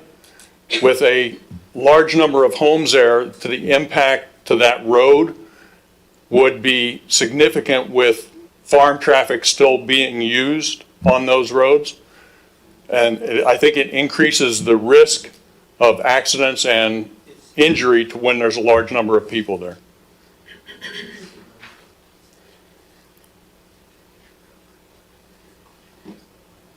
All right. Anything else you'd like to add? Nope. Thank you. Thank you very much. I'm just writing notes about what you said. Good. All right, thank you. Yes, sir. Your name and address, please. Riley Dodson, 11308 Easton Drive, Pasco, Washington. And is Dobson, D-O-B-S-O-N? D-O-D, D as in dog. All right, sir, I'll have you raise your right hand for me, and do you swear or affirm under penalty of perjury that any testimony you give today will be the truth? I do. Thank you very much. Sir, what would you like to tell me? Lived in Pasco my entire life. Started out in downtown Pasco, A Street, Gray Street, Park, Margaret. Moved to the Road 68 corridor. Lived on 0.11 of an acre like they are proposing to build out by my house. I moved to this area to better my family and to give better opportunities for my family. Also as an investment for my family. When I sell this house in 10, 15, 20 years, it's going to be the biggest investment that I've ever made. It's ludicrous to think that starter homes on 0.11 of an acre are not going to bring down the value of $1 million homes on an acre and half an acre. That's just flat out the truth. Our development where we all live was also a big sky development. And the realtors all told us these are only ever going to be half acre lots or bigger. They're never going to do anything smaller. Now we have the same exact developer that sold all the lots to our realtors, and they're looking at this next piece of property as, should we only sell 300 lots or 900 lots? It's simply about making more money for the developer without any kind of awareness about how it's going to affect the people around them. Schools. Our schools are overcrowded. We have no room in our schools. They wanted to do another new development down the road. Principals came and said there's no room for kids. Again, starter homes, 0.11 of an acre. Those are homes that are going to be young families. There is no room in the schools for them. No impact fee that our city has ever gotten has helped our school problem. Any traffic development that our city has done is a disaster. I don't know if you live here, Mr. Examiner, but you can go down Road 68 corridor. That's what they're trying to turn Road 100 into. So we don't have any faith that our city can actually take care of the roads and make them safe. And the last thing I want to say, it's not an accusation. I just think there needs to be a little bit more transparency when we have a city council member representing the developer also pushing through something that's never been done before in our county. And I can answer the question that wasn't really answered earlier. There's no other spot in Franklin County that's surrounded by county half-acre lots that the city has come in and put 0.11 acre homes next to those lots. Thank you. Thank you very much, sir. Does anybody else present wish to provide any testimony?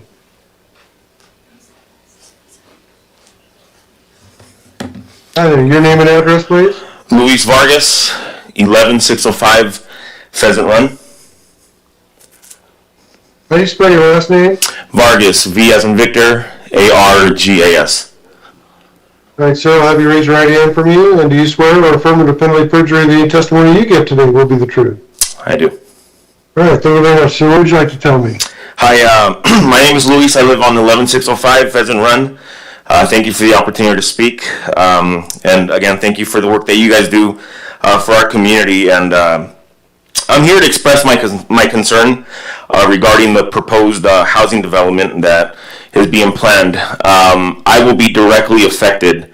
I'm not saying that the rest of the folks aren't here, but I live across the street from this proposed development. And I know many people here have been very kind in saying they support growth. I oppose that 100%, because of the culture of the neighborhood that we live in right now. I've been a resident of the city of Pasco for more than 20 years. I lived on Angelo Lane before this, and I worked my living butt off to be able to buy a property here and be able to give my family more room. Now, what I mean by culture and our neighborhood is here, every morning when I wake up to go to work, I see elderly people walk our roads. I see kids playing in our neighborhood. If this development if this planned development were to go through, that will be erased 100%. My son will not be able to go on his dirt bike across the road any longer. There's plenty of kids that are able to get on that, where it's a farm now, to be able to go out there and just play in the dirt 100%. That will all be gone. And again, I oppose this 100%. I do not encourage the growth of this because, like the gentleman that was here before, this will make a cut on the investment that everybody here did.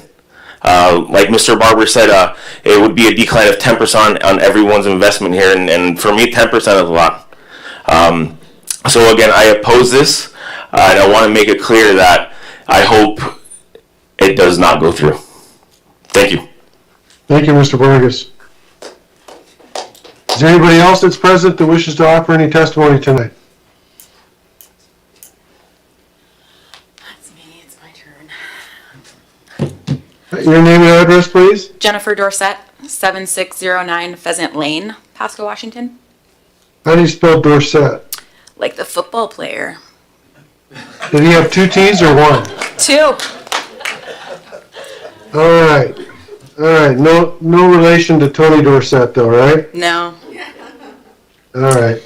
I'm going to have you raise your right hand. Do you swear or affirm under penalty of perjury that any testimony you give tonight will be the truth? Yes. I All right. What would you like to tell me?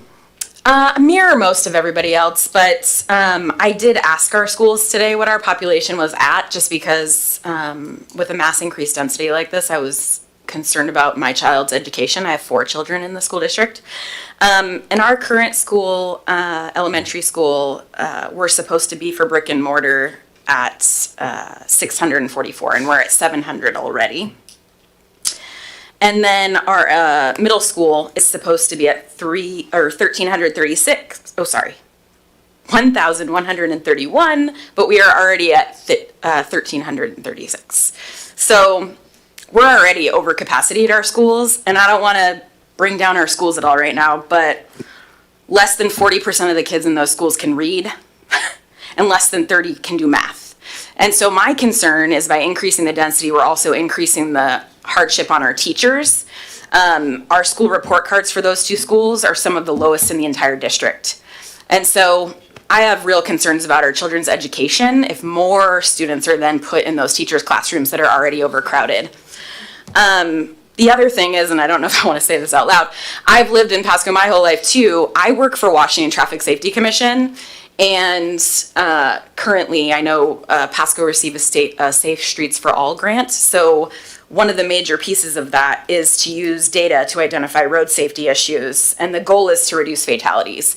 And we have huge crash areas, identified in that area specifically, that are already under addressed. And so even if they do a traffic study, it doesn't mean any action will occur for it. And that's one of my major concerns, just as somebody who works in prevention and traffic safety. I see a lot of death and serious injuries in our community. And so pedestrian death specifically is up in Washington already by about 20%. And so, like many said, I see people walking in our neighborhoods all the time. On our main roads, one that used to be 50 miles per hour is now 35 miles per hour, which is great, but people still are going 50 miles per hour down that street. And so know that, more traffic on those roads is just going to increase potential injury as well. And so those are where some of my major concerns lie, as well as losing 10% potentially on my property. Thank you. All right, thank you very much. Is there anybody else who wishes to offer any testimony tonight that's present in the hearing room?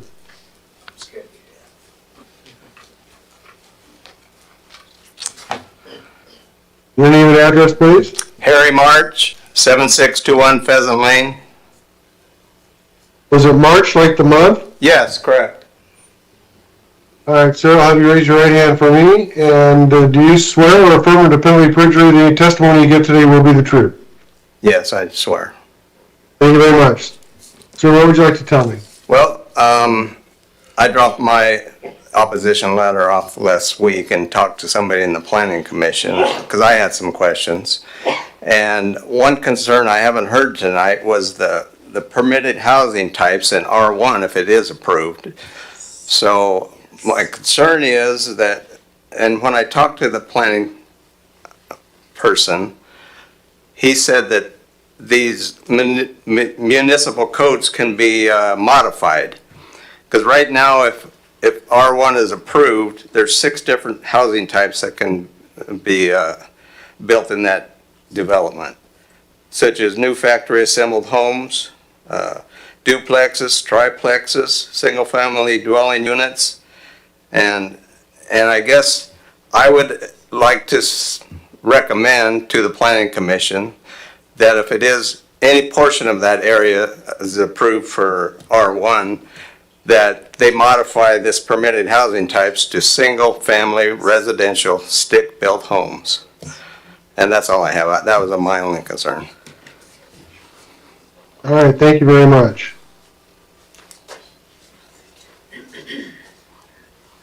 All right, is there anybody else that's present in the hearing room that wishes to offer any testimony tonight?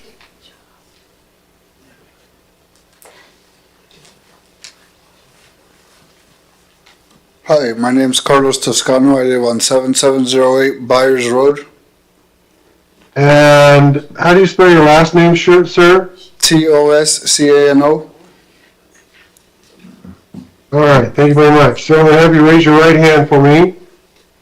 And do you swear or affirm under penalty of perjury that any testimony you give today will be the truth? Yes. Then I have received and reviewed your written comments, so what else would you like to tell me? Just the concern is all the drivers that it would bring in traffic to the area, and like right now on Chapel Hill, when all those new homes were constructed in that area in 2008, there's so much traffic in that area, and there's so many houses that were getting hit by cars. Like my uncle, he lived on the corner of Chapel Hill and Finhorse. His house got hit 3 different times, and he ended up just selling the house. And another one on Chapel Hill in Belgian and Burden and Lansing. Those are just a few that people are always racing up and down the streets, and people's houses just keep getting hit. They're always on the corners, and it's just a big concern. That's all I had. All right, that is a concern. Thank you very much. Is there anybody else who wishes to testify that's present in the hearing room?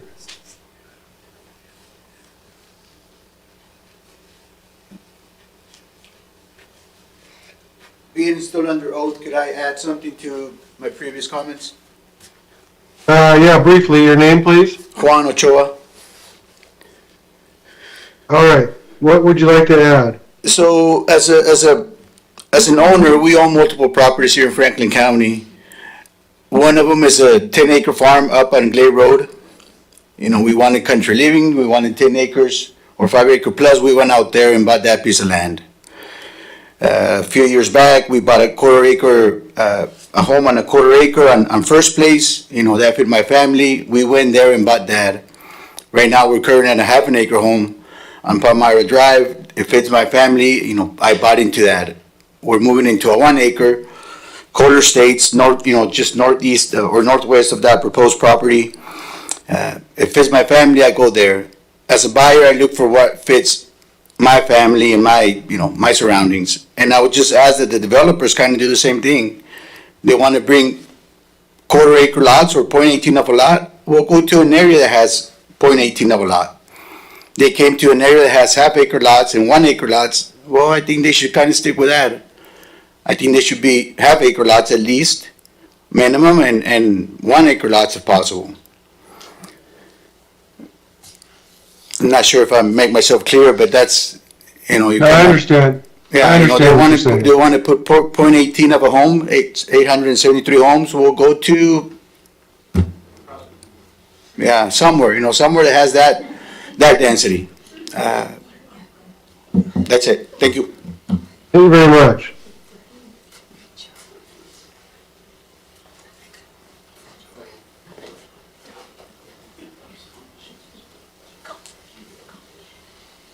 All right, was there anybody else?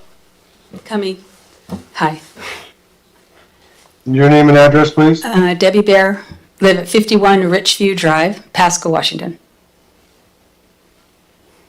All right, I'll have you raise your right hand for me. And do you swear or affirm or definitively perjury that any testimony you give tonight will be the truth? Yes. Thank you very much. And what would you like to tell me? I'd like to say that I know everyone here is affected. They're living out there because they like larger lots, larger homes.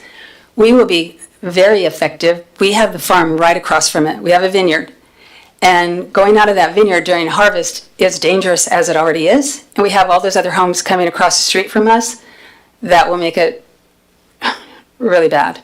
You know, I know eventually, we don't want development either, but I know eventually it's going to happen, and I can't imagine single family, I mean, I don't know what they're called, but density homes being there.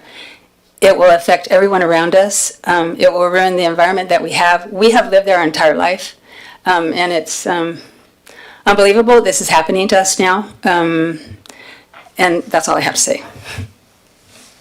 All right. Thank you very much for coming out tonight. Is there anybody else who wanted to offer any testimony tonight? Yes, sir. Your name and address? My name is Robert Gomez, it's spelled Gomez. I live in 11704 Pheasant in Pasco. Yeah, I'll have you raise your right hand for me. Do you swear or affirm under penalty of perjury that any testimony you give tonight will be the truth? I do. Thank you very much, sir. What would you like to tell me? Well, just here to add my name to all those that already came here to this podium and are opposed or against this development. I am 100% in agreement with the concerns that have been presented.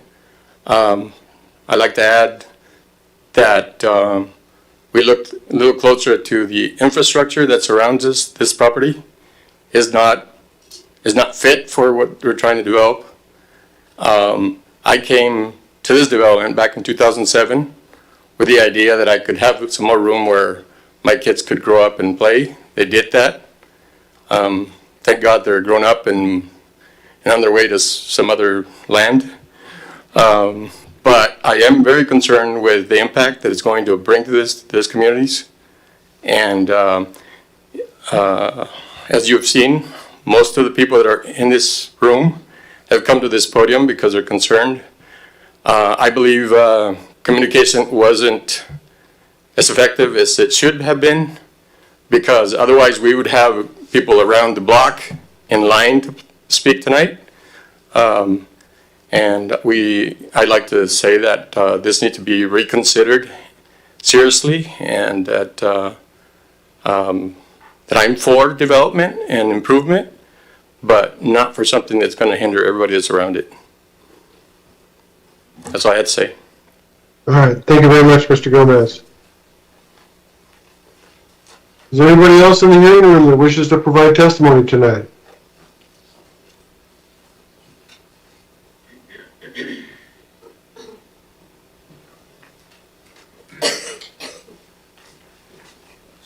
Good evening. Your name and address, please? Good evening. My name is Amber Wade. I live at 1416 North 1st Avenue, Lot 40 here in Pasco. Yeah, let me raise your right hand for me, please. And do you swear or affirm or definitively perjury that any testimony you give me tonight will be the truth? Yes. All right, thank you. What would you like to tell me? I have been coming to this area since the early 1980s. I started going to Pasco school in 1993 at the boarding school, Country Haven Academy, which most of you have never heard of. My parents have lived here for about 25 years running a nonprofit organization called Bangla Hope. I have driven Columbines here in Pasco and clear out to Athena. I know these fields, I know the roads, I know these people who live here. Because I care about this place, I'm going to speak quite frankly. Right now, the city is not taking care of the people that is already here. So I do not see this big housing plan as a simple growth. I see it as a bad choice for all of us. Let me tell you what life looks like from where I stand. I live on Social Security at less than $1,000 a month.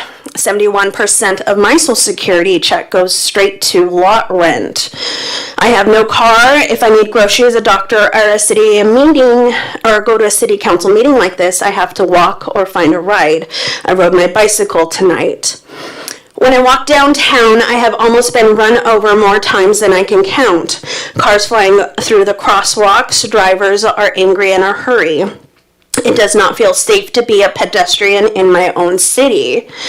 So when I hear about hundreds of new houses and more traffic and more cars, I hear one thing: you are planning for people without money or vehicles. You are not planning for people like me who are already barely hanging on. At the same time, we are in a mental health crisis. In our own community, kids are dying by suicide. Teens are cutting, teens are overdosing, parents are begging for counselors and being told to get on a waiting list. We have veterans who went to war for this country and came home with trauma.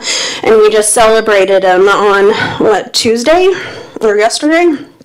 We have veterans who went to war for this country and came home with trauma. They wait for appointments, they fight for paperwork, some are homeless, some are losing hope, some are committing suicide. We are not short on pain here, we are short on help. So when I hear let's fast track hundreds of new houses on the edge of town, I hear a city saying we have time and energy for new streets and new pipes, but not the same energy for kids in crisis and veterans in pain. That is not just a planning issue, that is a moral issue. This land is not empty. I've watched it from the cab of a combine. These fields grow food. They give people work. They are part of the story of Pasco, Walwala, and Athena and surrounding areas. Once you pour concrete and build houses on good soil, you never get that land back. You lose crops, you lose harvest jobs, you erase the farming character that made this region what it is. At the age of 13, I was working 20 hours to supply a nursery here in Pasco. While that happens, basic services are already failing people who live here now. In my park, we have serious water pressure problems and leaks. There are days when water barely comes out of the tap. You still get the bill, you still get the threats. That's what infrastructure feels like at the bottom. Not a line, not on a report. Fear, stress, headaches, not knowing if your water is safe or if it will work at all. If the city cannot guarantee stable water and utilities for the people who are already here, you have no business adding hundreds of new homes that will strain the same system. Fix what is already broken here. First, prove you can take care of us before you invite thousands more. We also have a bully problem. Not kids bullies, grown-up bullies, people tied to housing and utilities who have used letters, fines, legal threats as weapons. People are using rules to scare seniors, disabled people, and low-income tenants instead of helping them. I have lived that. I am losing my home because I have spoken up publicly. I know what it feels like to wonder if you will lose your home even when you are paying most of your check in rent. When you push through big projects without changing that culture, you have more land, more money, and more power to the same people who are already abusing it. You reward bullies. You tell the rest of us to stay quiet and take it. Schools and emergency services are already stretched thin. I went to Pasco schools. I know what crowded classrooms feel like. I have been a substitute lunch lady. I see the children in the line and how many people we are feeding. Hundreds of new homes means hundreds of new students. Where do they sit? Who gets less time with a teacher? Which kids in pain fall through the cracks because the room is too full and the counselor are overloaded as it is? Police, fire, ambulance crews are already covered wide areas. If you spread houses farther out without a strong plan, response times goes up. In a heart attack, a house fire, a suicide, or a crash, those minutes matter.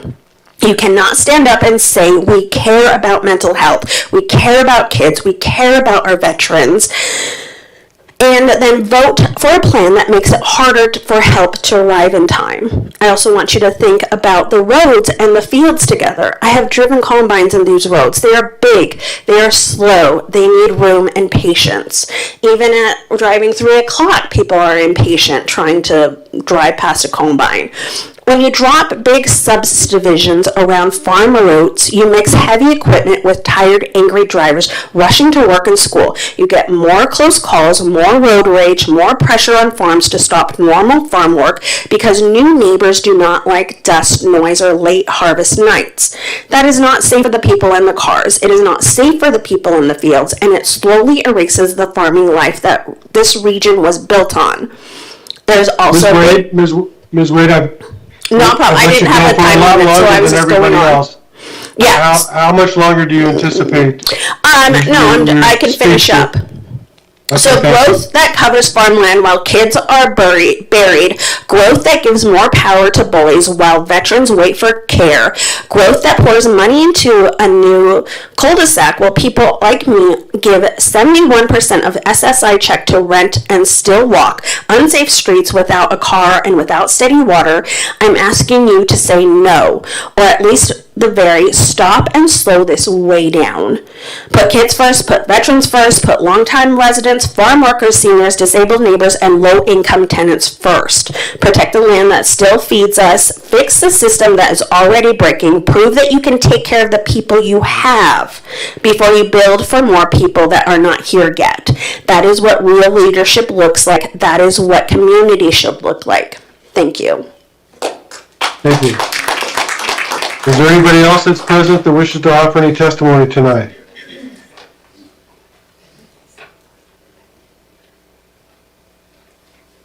All right, is there anybody online that wishes to testify? If so, you need to unmute yourself.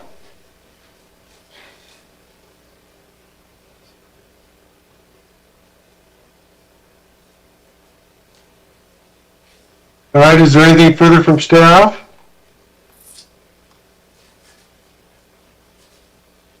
No, Mr. Examiner. All right. Is there anything further from the applicant?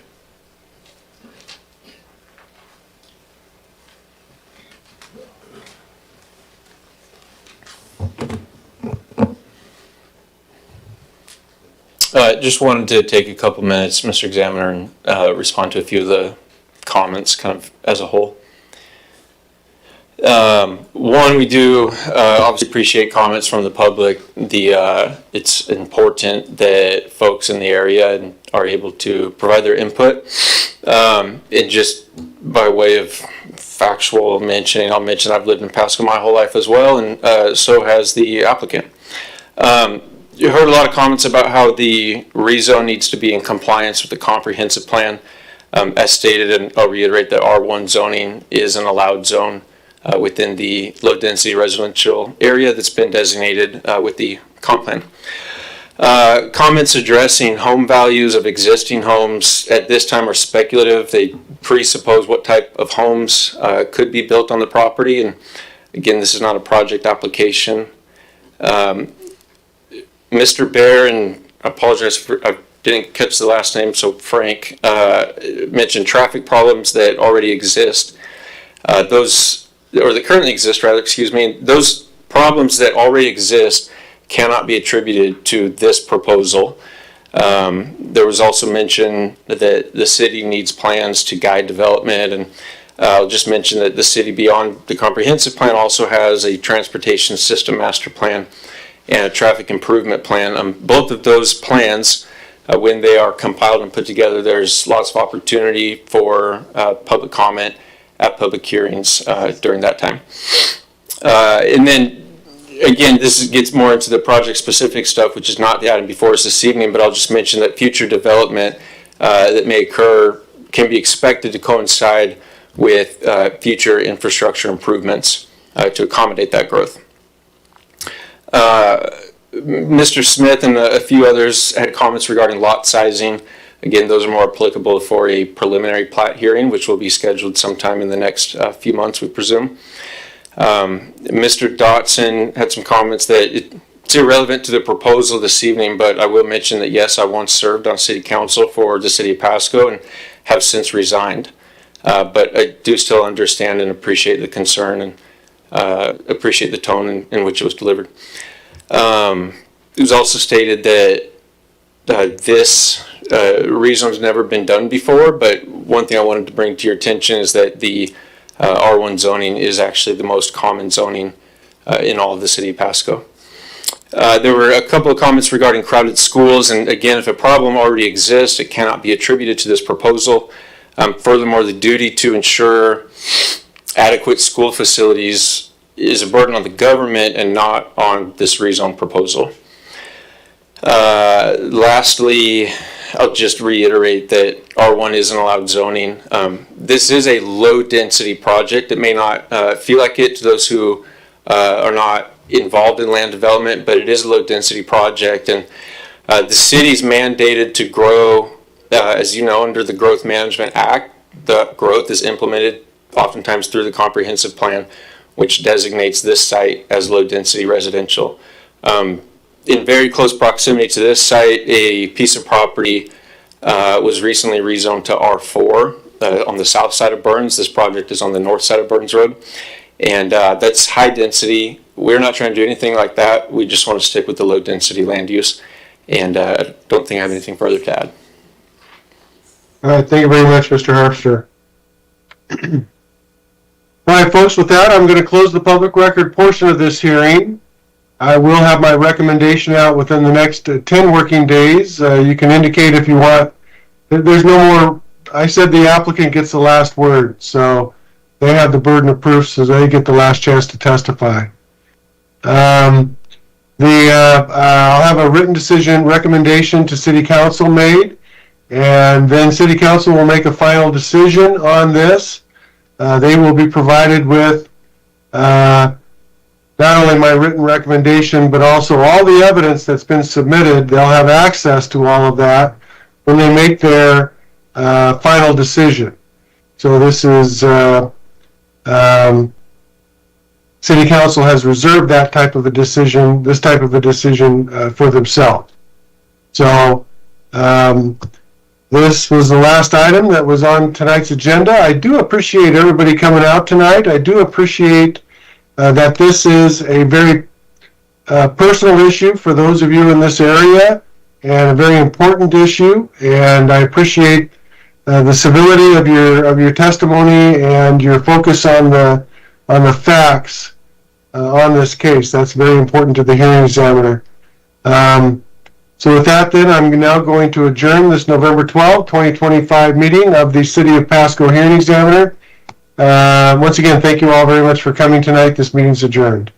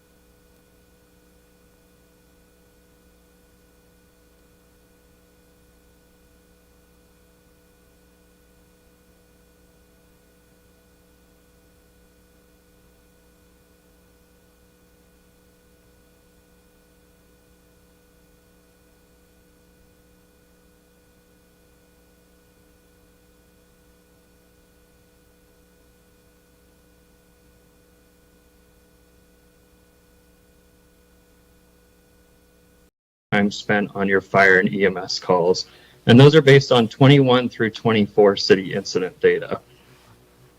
At the end of all of this, we have about 30% of our cost, about $7.6 million related to fire, and the remaining $17.6 million are about 70% related to EMS costs. And we'll be looking at recovering that EMS costs through various means through the next couple slides.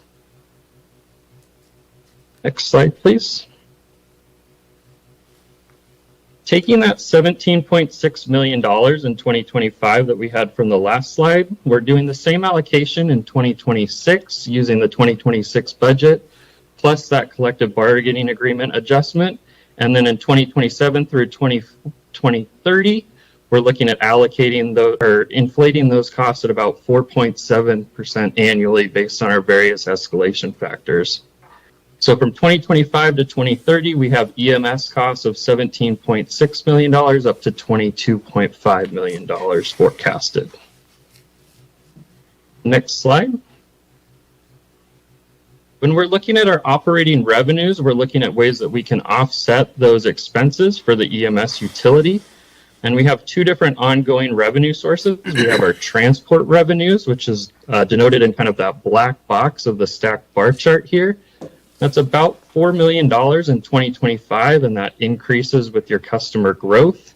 And we also have a very small amount of miscellaneous revenue. It's about $80,000. I'm not sure if you can actually see it. It's so small. But we do have those forecasted ongoing through the forecast period. We also, as part of 2025, have an assumption of grants at just about $1 million. And then our ground emergency medical transport revenue that we also have forecasted in 2025. These two revenue sources we are not forecasting moving forward due to the uncertainty of these revenues. So for 2026 through 2030, they have fallen off the forecast.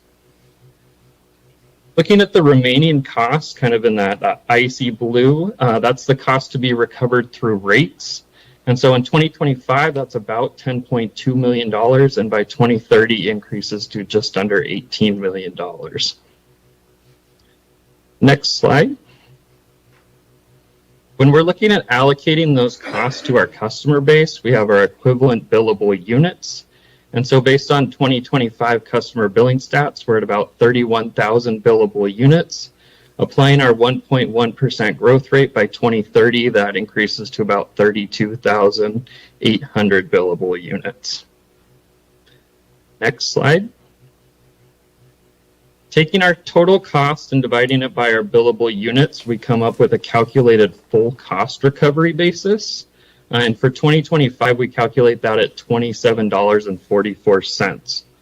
Because of the removal of the ground emergency medical transport revenues, as well as the grant revenues, in 2026, that's calculated to be $38.11, increasing to $45.55 by 2030.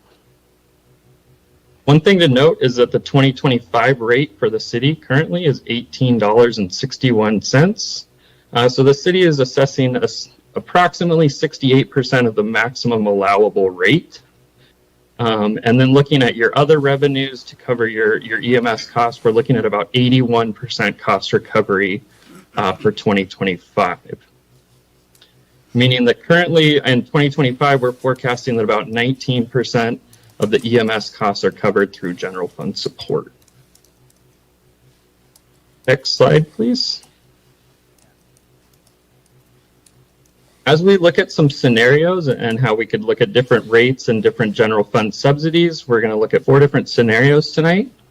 The first one is to continue that rate recovery metric of 68% that we saw in 2025, and assuming that the general fund supports the remaining 32% of the rate.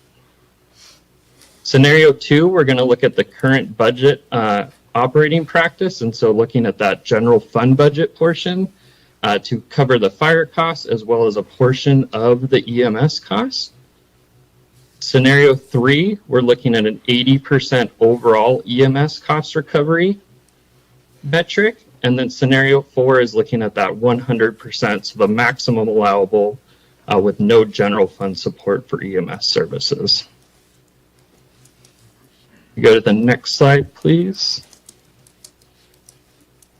So we have a series of graphics here for each of these scenarios, and so we'll kind of walk through this first one in detail. Over on the left here, we have our monthly rate in kind of that green color, and this represents your 68% of the maximum allowable rate, which is scenario 1. In 2026, that new rate would be $25.85, an increase at $30.90 by 2030. The gray bar on top represents the amount that would be subsidized to the customers through the general fund at $12.26 in 2026, up to $14.66 in 2030. What this means for a general fund subsidy to the EMS fund in 2026 would be about $4.6 million, up to about $5.8 million in 2030. This does include a one-time large rate increase to the customers due to the removal of those GEMT and grant revenues from the forecast. So your customers would essentially be making up that lost revenue source. Scenario 2, next slide, please. This scenario looks at your current operating practice, and so we brought back our graphic from before, looking at that 2026 allocation. And this is where we have our general fund budget of just about $12 million in the upper left in that blue, and then our fire costs of about $8.1 million in that orange.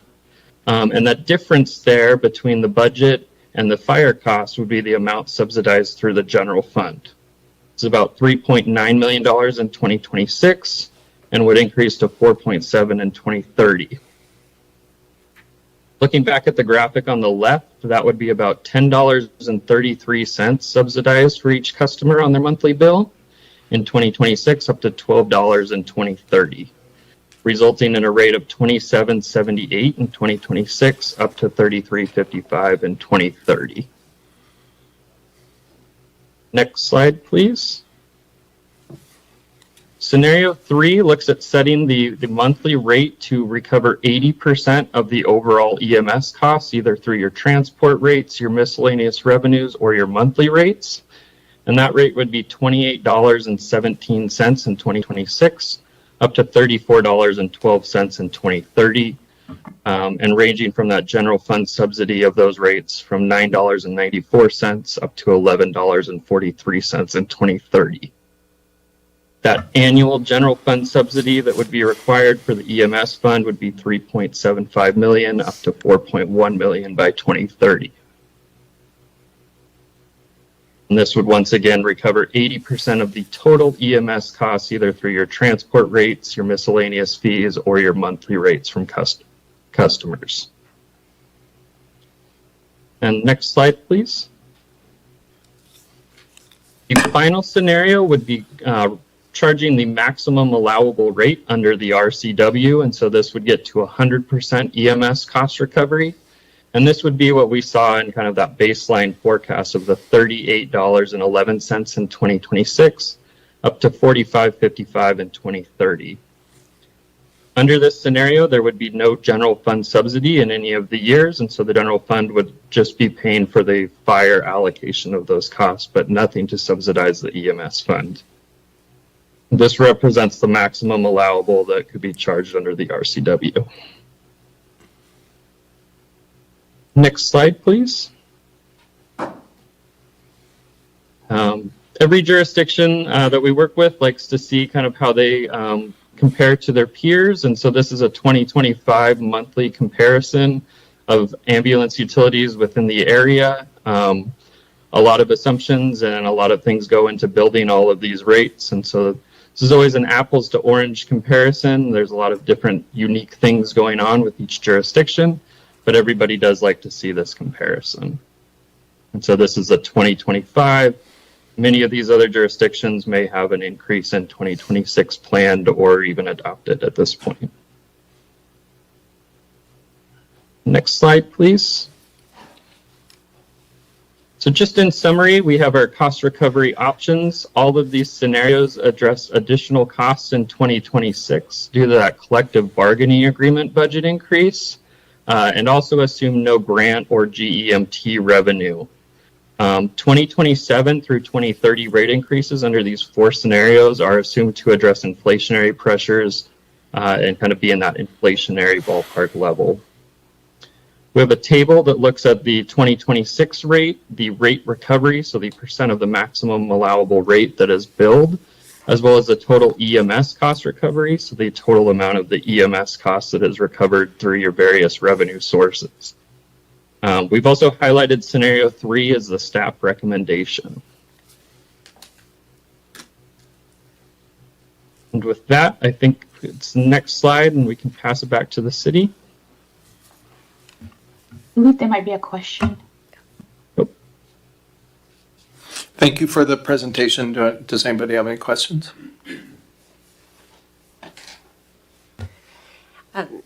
Okay, so yes, we as staff recommend scenario 3, which is the most balanced approach to reduce the impact into the general fund over time, and with the goal of having the ambulance utility be self-sustaining. So we're here to answer any questions and incorporate any feedback into the scenarios, and come back at the next meeting with a formal proposal. Councilmember Cotter? The calls for service going way up, 61.5%. And then there were some justifications supplied there, mental health. Is there anything left to peel back there? I mean, is there a potential to reduce that number of calls? It just seems like, the population's going up 6%, but the calls are going up 60%. What's happening? Like we were saying, and great question, by the way. Since the pandemic, we've seen a big shift in the types of calls we go on. A lot of it is we see with the opioid issues, we see some of the pandemic issues, and are kind of falling into, they're still moving forward in today. But they use 911 as a system to really get their medical needs met. So it's almost like their primary care physician. One of the things we're doing as we see a lot of success, is our Pasco Resource Navigator program. So that's a contract service that we do. We have 2 individuals. And so when we go to patients or see people out in the field that might not need to go to the hospital, we contact our resource navigators who go out and make contact. That's one of the ways we look at reducing the impact or the burden on the 911 system and the hospital system as well. So that is one of the things we're looking at, and trying to maybe even expand with that, and even regionalize with the other cities. Thank you. Welcome. I don't know, maybe not. Thank you. Councilmember Perales. Thank you, Mayor. I didn't have any questions or anything. I just had a comment. I guess I came here with the intention of proposing that we do the full 100% cost recovery. I just don't understand why we would go with 80% if we're subsidizing to the tunes of millions of dollars every year. I think we need to align our services with our charges. So, I mean, we're facing a budget deficit. That money can be used for other things than our budget. Sure, it's going to be a sharp increase, but I think it should be self-sustaining. And we're not going to get 100% cost recovery. I know that, but at least it'll be higher than than if we go ahead and choose 80%. So that's going to be my motion. Would be, I would like for us to approve the 100% cost recovery scenario. Awesome, thank you. Councilwoman Barajas, do you want to add to the conversation? Yes, actually I do. Can you please explain how much is getting reimbursed from Medicaid or Medicare? Yeah, so it's a little over 2 million that's being reimbursed, and on the GMT side, it's about 2.3. Okay, and that still won't help with the 80% recovery. Right, and we are taking out the GMT for now, just to be very conservative. So if it doesn't, at the federal level, if that doesn't change and we end up continuing to have that revenue source, then we would likely come back and adjust if needed. But at this time, we're just being conservative with the information we have at this time, and excluding that revenue source. Okay, thank you. Nothing else to add. Thank you. Councilwoman Barajas, is there some direction you were hoping to give staff, or a way you think we should go with this? Sure. I'm going with the recommended scenario 3. Okay, thank you. Councilmember Cotta? Leo's suggestion, I understand the logic behind it. Are there criticisms behind scenario 4, with the exception of a large rate increase? criticism.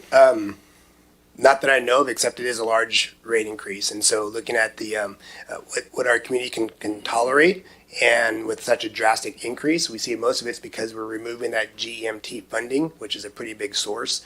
So we just wanted to look at if there's a phased-in approach, or if we can go in all at once, that'd be very good. But again, we want to be very cognizant of the impact it has on our community. Yeah. Thank you. I appreciate that. I guess. Can I add to that, please? Oh, what was that? I'd like to add a little comment. Oh, go ahead, ma'am. So this is in support of, again, what Chief Crowley just said.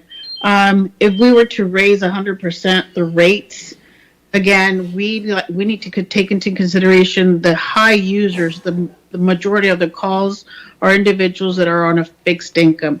You give them 100% of the cost, we're putting people out. They're going to have to decide whether they're paying for their low income housing, food, or medication. We're talking senior citizens most of the time. So hopefully people take that into consideration. And just to clarify, if I can clarify, this is just the monthly rate, not the actual cost for service, though, correct? Right, that's the rate that residents would receive on their monthly utility bill, and it comes along with their water, sewer, and irrigation. It's all. Oh, so yeah, it's spread across Right. what everybody's paying, not somebody that uses the service more often isn't necessarily paying more like that, unless they're actually taking rides in the ambulance. Right, and that's like. in the transport fees. Okay. And I guess maybe my question's best for, Ms. Shivani. I appreciate some of the comparisons and everything that were added to the scenarios, especially to our neighboring jurisdictions. The number that stood out to me, besides the 61.5% increase for calls of service that Councilmember Cotta brought up, and to me, that just came across as another unfunded mandate from the state, the way they are doing business there in Olympia, and, those costs being passed on to us here in the city of Pasco. But I was wondering, the 68% recoverable rate that we are doing, does anybody have any information? How does that compare to neighboring municipalities? How much, I see the different rates in dollar amount, but as far as that 68% recoverable rate, I'm curious how that compares to our neighboring jurisdictions. Thank you. That's an excellent question. I'm going to have Chase help us because we are doing a couple of studies, and Sunnyside is another city that we're supporting. And I think, Chase, on Sunnyside, where we are in cost recovery for them. Yeah, I'd say it's very rare to see 100% cost recovery. There's always some level of subsidy. It very much depends. Some of these utilities also have an EMS levy. I would say 100% is very rare. I would say somewhere in that 55 to 85% range is probably fairly typical, but we could get back to you with some better numbers on that. Okay, appreciate that. Councilwoman Blaisdell, anything to add?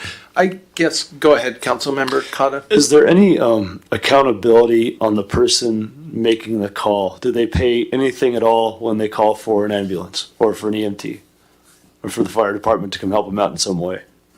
So if I'm hearing you right, if someone picks up the phone and calls 911 and we respond and we make contact with them, do we bill them directly from that aspect? Yeah. Or just by services rendered? Usually if it's a transport. Mm-hmm. So if we go and provide a service and we take them to the hospital, then we would charge them. Mm-hmm.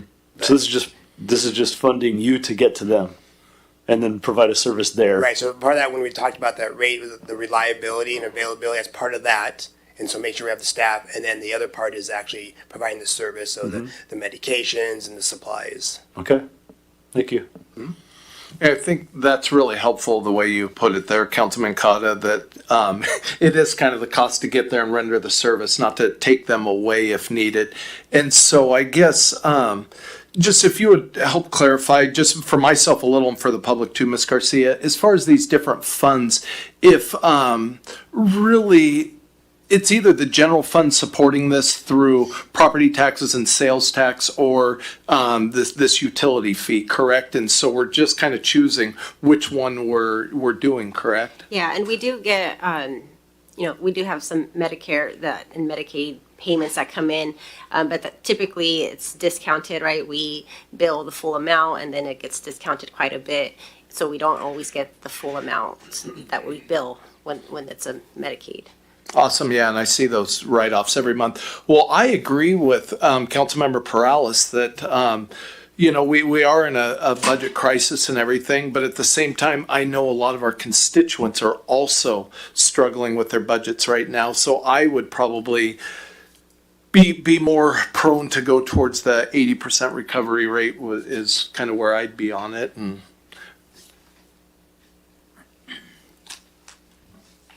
I don't need to think about it. Excuse me. Yeah, I think it's a huge increase when you're already getting a $10 increase, and a $20 increase on top of that is difficult. But I like the transparency of people knowing exactly what their dollars are going to when it comes from a general fund. Yeah, it just gets pulled in from some other tax revenue. And this is very direct, and people know what they're paying for when they do it. So I don't know. I'll be considering one of those two options. Ms. Sigdell? Mayor Pro Tem, if I can add few things just from Yes, please. my history with this fund. There's really three sources of revenue. One is when you transport someone, so somebody calls, you transport them to the hospital. One is the utility fee that goes in, which is essentially called an availability cost. So you're paying for the fire station, for the ambulance to be there when you call. And so it gets charged on your bill, on your utility bill every month. The other thing that we try to do is really connect the demand for the system. So for example, with some of the high foot traffic businesses, we charge ambulance fee based on the number of employees that they have within that business, because so if they have 6 or 7 employees within the business, that's equal to about 2 households. So we try to spread the cost in a way that feels equal. But the other part that is a little bit difficult is this is essentially a medical service. And so you have patients who we bill Medicare and Medicaid for, and what might cost around $3,800, $4,200 per visit, that is what it costs for us to go to a call. You might get $350 from Medicaid and $550 from Medicare. And so when you see those bills that you approve on a every other week basis, and you see the write-off and there's large amounts there, majority of that is from the ambulance fund as a write-off for those Medicare and Medicaid. And so there's some components there that essentially we have to subsidize or allocate overall. So those are the challenges that you're dealing with as well. Just want to add that in. And that's probably the biggest thing that you see that jump, like we talk about that GMT. So if you're not familiar, that's that bridge. So as we talk about with Medicaid, if you're only getting $300 and some dollars per billable that you can bill out, we know no system can sustain this billing that service. And so that's where GMT came and made that offset and made that bridge. As we're being very conservative, is we're pulling that out because that's federally funded, and that really through the state is only supposed to last a couple of years. We're on year, I forget what it is, 5 or 6. And with the current climate with our government, we will want to make sure that we're not relying on that as a means of being sustainable. And so that's why we're pulling that out. So it's almost like worst case scenario, just to ensure that we can provide the service to our community. All right, thank you. Anybody have anything else before we invite the public? Oh, sorry, go ahead, Councilmember Prowse. Just to make a note, if we would have implemented perhaps 100% operating cost recovery, we're not going to pay $3.75 million in 2026, 3.9, it goes up. We're burning $6 million this past year. $3 million, we cut that in half. So it's just I think we need to be a little bit fiscally responsible. Like Mr. Cotta said, people need to understand when they call for service, what they're going to pay. Obviously, we're not going to get the full 100%, but we need to stop the bleeding. So that would be my only. Obviously, it's only going to be between the 80%, 100%. So whatever the council decides, I'll go with that. But I think the 100% operating cost scenario is the best one. There was a graph about how much the citizens, the households are paying for this service compared to other cities. What about the cost of the service compared to other cities as opposed to what we're paying? I mean, are they fielding much less calls? Is there anything going on there that justifies paying less in these other cities compared to what we're paying here? I can speak to, so for the city of Kennewick, they run more calls than us, and we're real close to Richland with those calls. So I can do some research and see what their cost per call is and what they do with that, if that's what you're asking. But the city of Kennewick runs quite a few more calls than we do. Okay. No, that's good. Thank you. Yeah, you're welcome. All right, thank you, Chief. All right, thank you. Appreciate it. This time, members of the public are invited to come up if they would like to speak on this issue for 2 minutes. Anybody like to speak on ambulance utility rates? Thank you.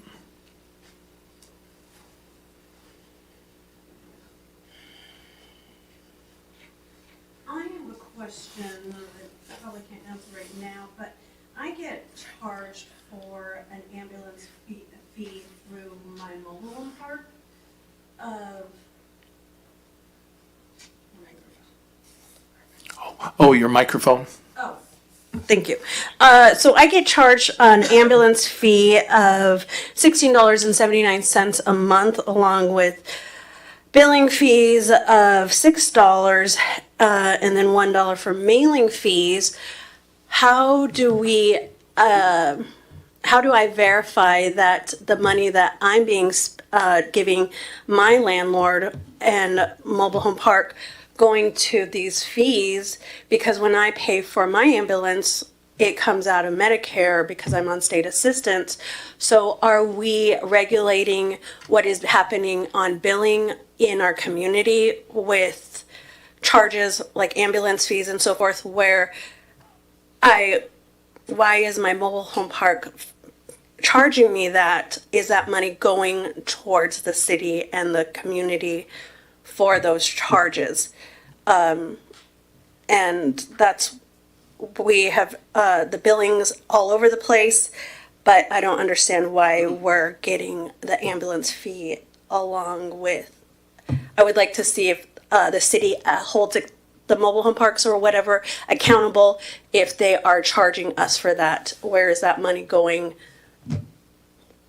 And is it really going to Pasco City? That's kind of my comment or concern on the situation of what we're just talking about with the ambulance fees, because it's being charged to us.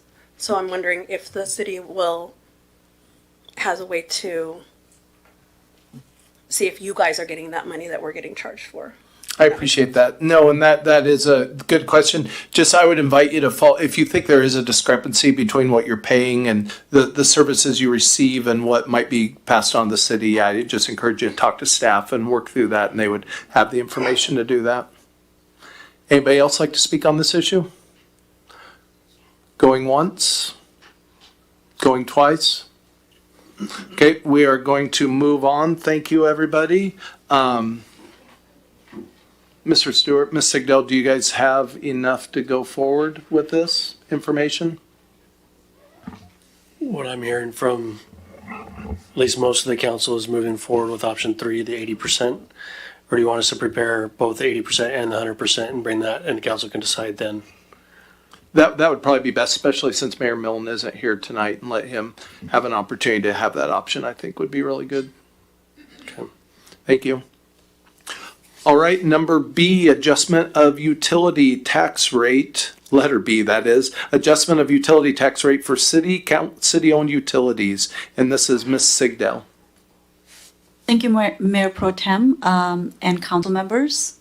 Cities can apply taxes on utilities like electric, water, sewer, telephone, cable, solid waste, currently, our rate for the city of Pasco for all of these services is 8.5%. The maximum tax rate for some of these very particular services, like electric, gas, steam, and telephone, capped at 6% unless the voters vote for it. So there was a time when City of Pasco voters voted an additional 2.5% in utility taxes. However, any of the other services or utilities that I did not specifically mention there, the council has the authority to apply as much of the utility tax as you see fit, the need of the city. The city relies on these revenues to essentially, it goes to the general fund, and it is the third major revenue after property taxes and sales taxes. So it's a pretty critical revenue source for the city. And it funds critical government services like public safety, parks, street overlay programs, long-term city planning, many, many things alongside property tax and sales taxes. The cities have been relying on these revenues. Some, like telephone and cable services, like we discussed last time, have been declining because of advent of cellular phones, which do not get utility taxes, as well as streaming services. So you'll kind of see those areas decline on a pretty steady clip in the last decade. To maintain the level of service for our government services, like I mentioned before, we're recommending that we increase our utility taxes by about 1.5% for city-provided utilities like water, sewer, stormwater, irrigation, and processed water reuse facility. And this 1.5% increase will provide about $900,000 increase in revenue to general fund in an annual basis. I will show you some, these are some options. Every 1% provides you with about $600,000 more in revenue. And there's cities across the state. We picked some equivalent ones. And what you'll see here is that Kennewick and Pasco, for example, have 8.5% all across the board. But you'll see in Richland, water and irrigation is at a little bit more than 12%. Solid waste is at 10.5%. So there's variation. Similarly, in Vancouver, you're looking at rates almost as high as 20% there.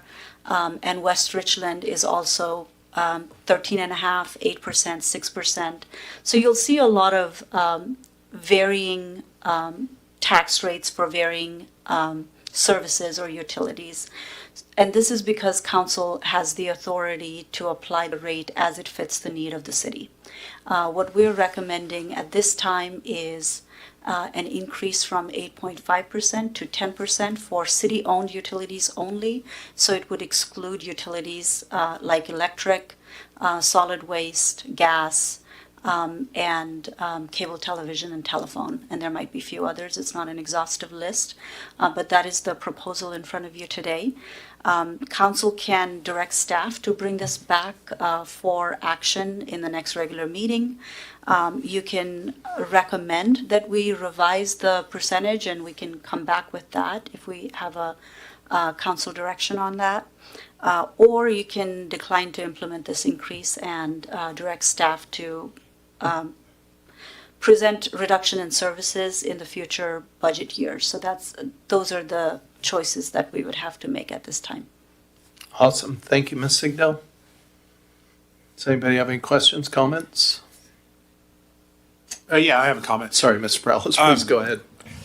I guess I would say I'm a soft no on this right now because my only issue with increasing it and only getting a little under $1 million is what exactly this money is going to be used for. If we're going to do this, I would like to there to be a stipulation where we dictate where the money is going to be used for, whether it's police and fire, parks and rec, and we direct it in the next budget cycle. But other than that, I don't see the reason to even bring this up. It's honestly a very small amount of money. Thank you. Councilwoman Barajas, do you have anything to add? I'm still processing, but from what I'm reading, this would be a 1.5 increase. Yeah, no, I'm processing. No comment just yet.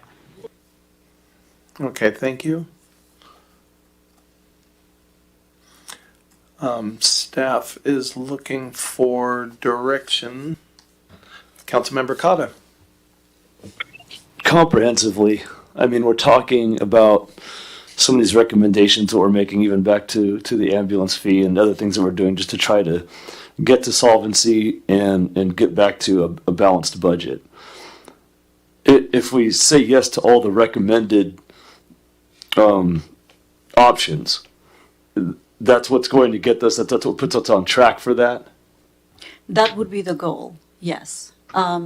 You're not going to make one sweep that will balance the budget magically. So there has to be a reduction in cost, there has to be increases in revenue.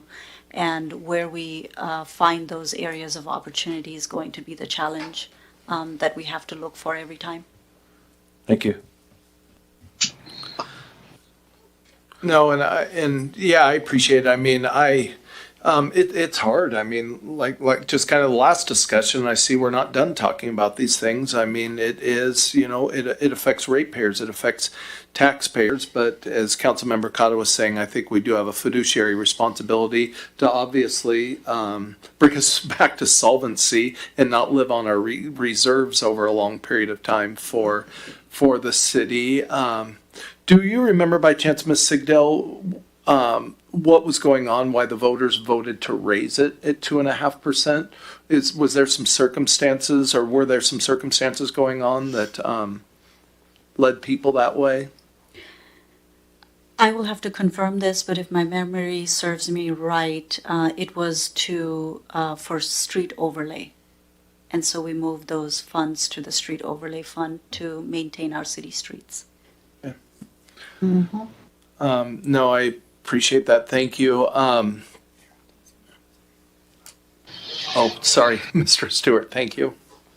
No, it's all right. I just wanted to follow up on Councilmember Cotta's statement as well as what Rich has said. So, and to some degree to what Councilmember Prowse was talking about on the last agenda item with ambulance fees and whether we should go to 100% or 80%. You're balancing your budget right now with $6.5 million, and that's assuming that stays flat, which it won't. You have to close that gap, but that gap's actually getting bigger year after year. A couple council meetings ago, we approved a $1.2 million increase in wages for the fire department, which we addressed a little bit here in our presentation with regards to ambulance fees. We're limited by state statute that we can't be reliant on property tax. That isn't an option to go to raise to bring in revenue because we're capped at 1%. So the only other alternative we have is these other fees, or like Ms. Sigdell said, is we have to begin reducing services and cutting back costs because you cannot continue to sustain using reserves at a clip of $6 to $7 million a year. Eventually you're going to run out of reserves. You're going to hit minimum levels and you're not going to be able to rely on it anymore. And so I think the council is correct in deliberating. This isn't fun conversations to have. I don't think anyone in this room wants to increase fees on taxpayers. We understand the financial pressures everyone's going through, including those on fixed incomes. But at the end of the day, there's a cost to us providing these services. And, a lot of these are things that we're talking about that are critical services. And so, but we have to be able to balance that financially and sustainably going forward in the future. And our cost of operation and everything is going up for everybody. So, even as simple as purchasing, water pumps or a new fire truck for the fire department or squad cars for the police department, those costs are all up significantly and our revenues just aren't keeping up. So these aren't popular conversations, but they are necessary, and I appreciate the council's due diligence on considering these. Thank you, Mr. Stewart. I guess I would, reluctantly, I go in the direction of, I think our responsibility as a council, though, is that fiduciary responsibility to balance our budget. And with a $6 million shortfall, we aren't going to get it all from one bucket of money, whether it be, the big ones like sales tax or property tax that I'm pretty fundamentally opposed to in most situations. So, with that reason, I know that we've had lots of discussions with staff in the past about, one thing that wasn't mentioned was efficiency changes. And I know our police and fire specifically have done their best to cut back on overtime and other expenses that add that. But I would be reluctantly in favor of the 1.5% increase. Yeah, I agree. I have a question. Yes, ma'am. Go ahead, Councilmember Barajas. Sorry, I've had my hand raised. I do have a question in regards to the alternative. That 1%, how much closer does it bring us to meeting or closing that gap if we did a 1%? That would be $600,000 per year.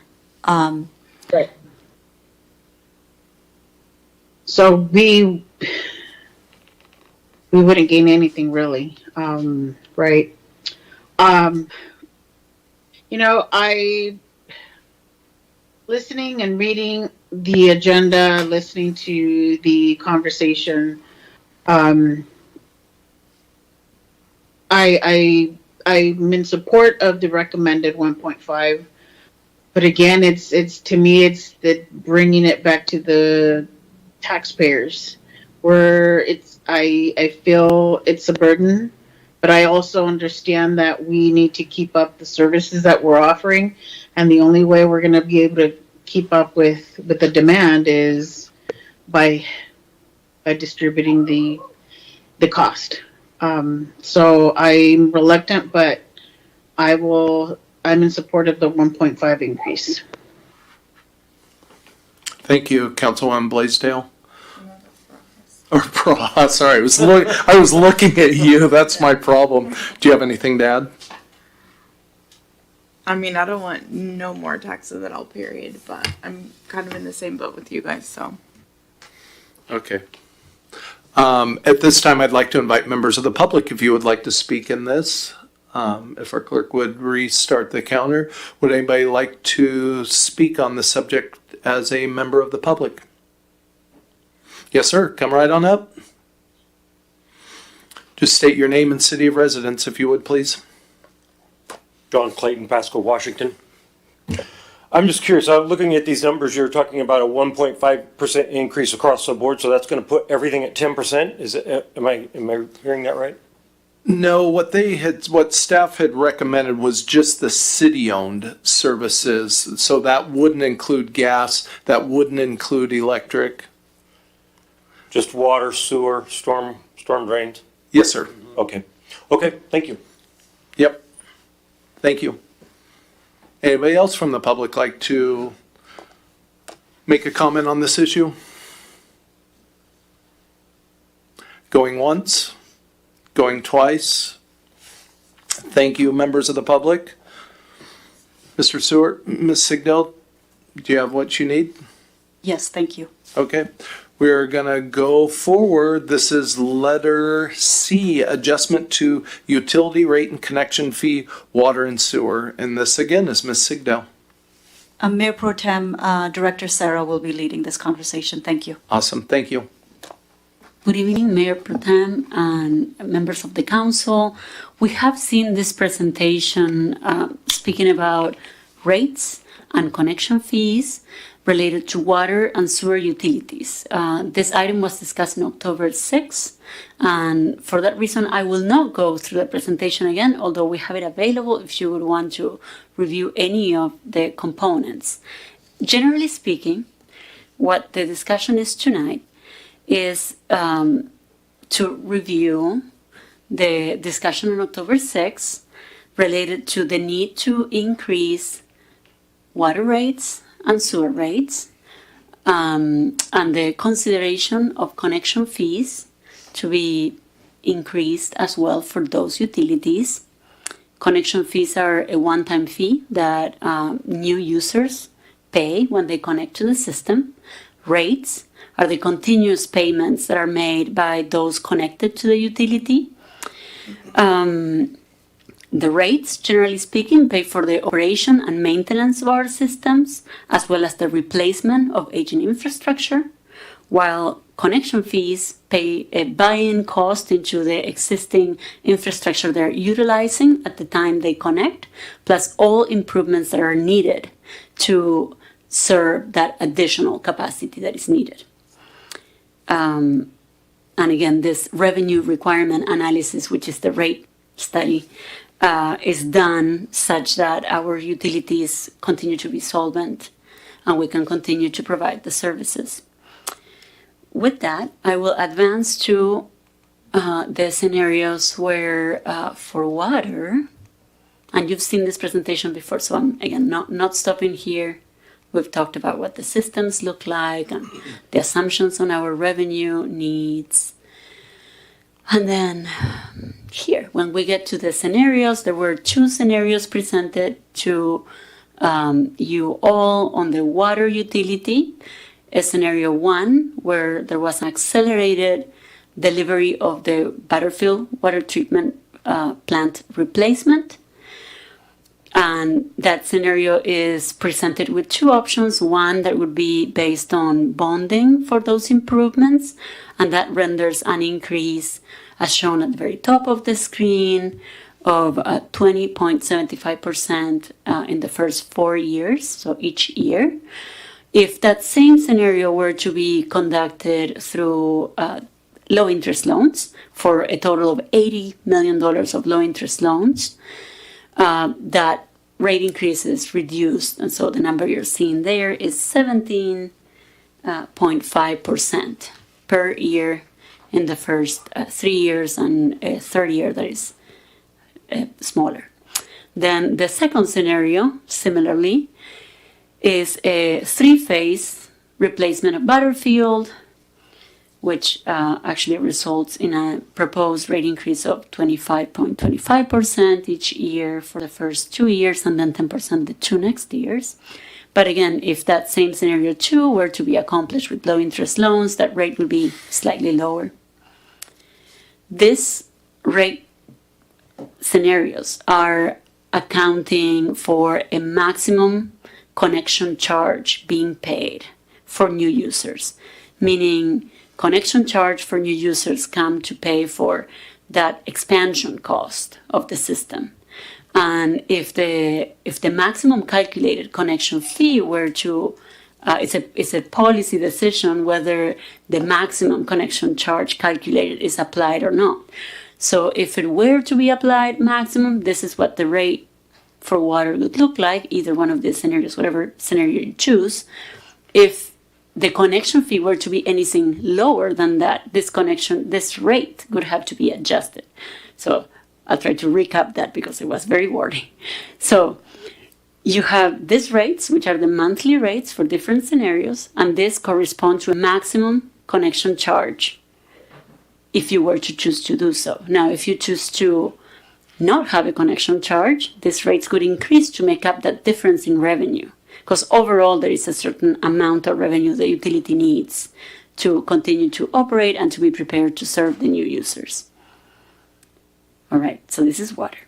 Sewer is a little bit simpler, and we'll go there. We only have one scenario, and that scenario shows us with an 8% rate increase in the first 4 years, which is what the rate would be set for. And this again corresponds to a full connection charge applied. If the connection charge were to be chosen at a lower level, these rates would increase to make up the difference. Your packet included a scenario where rates would be increased 1.5% from any of these presented scenarios for a connection charge that was half the maximum calculated. And quickly, to go over the maximum calculated connection fee, it would be for water, and it would change based on, yes, it's further along, I'm so sorry. Got ahead of myself.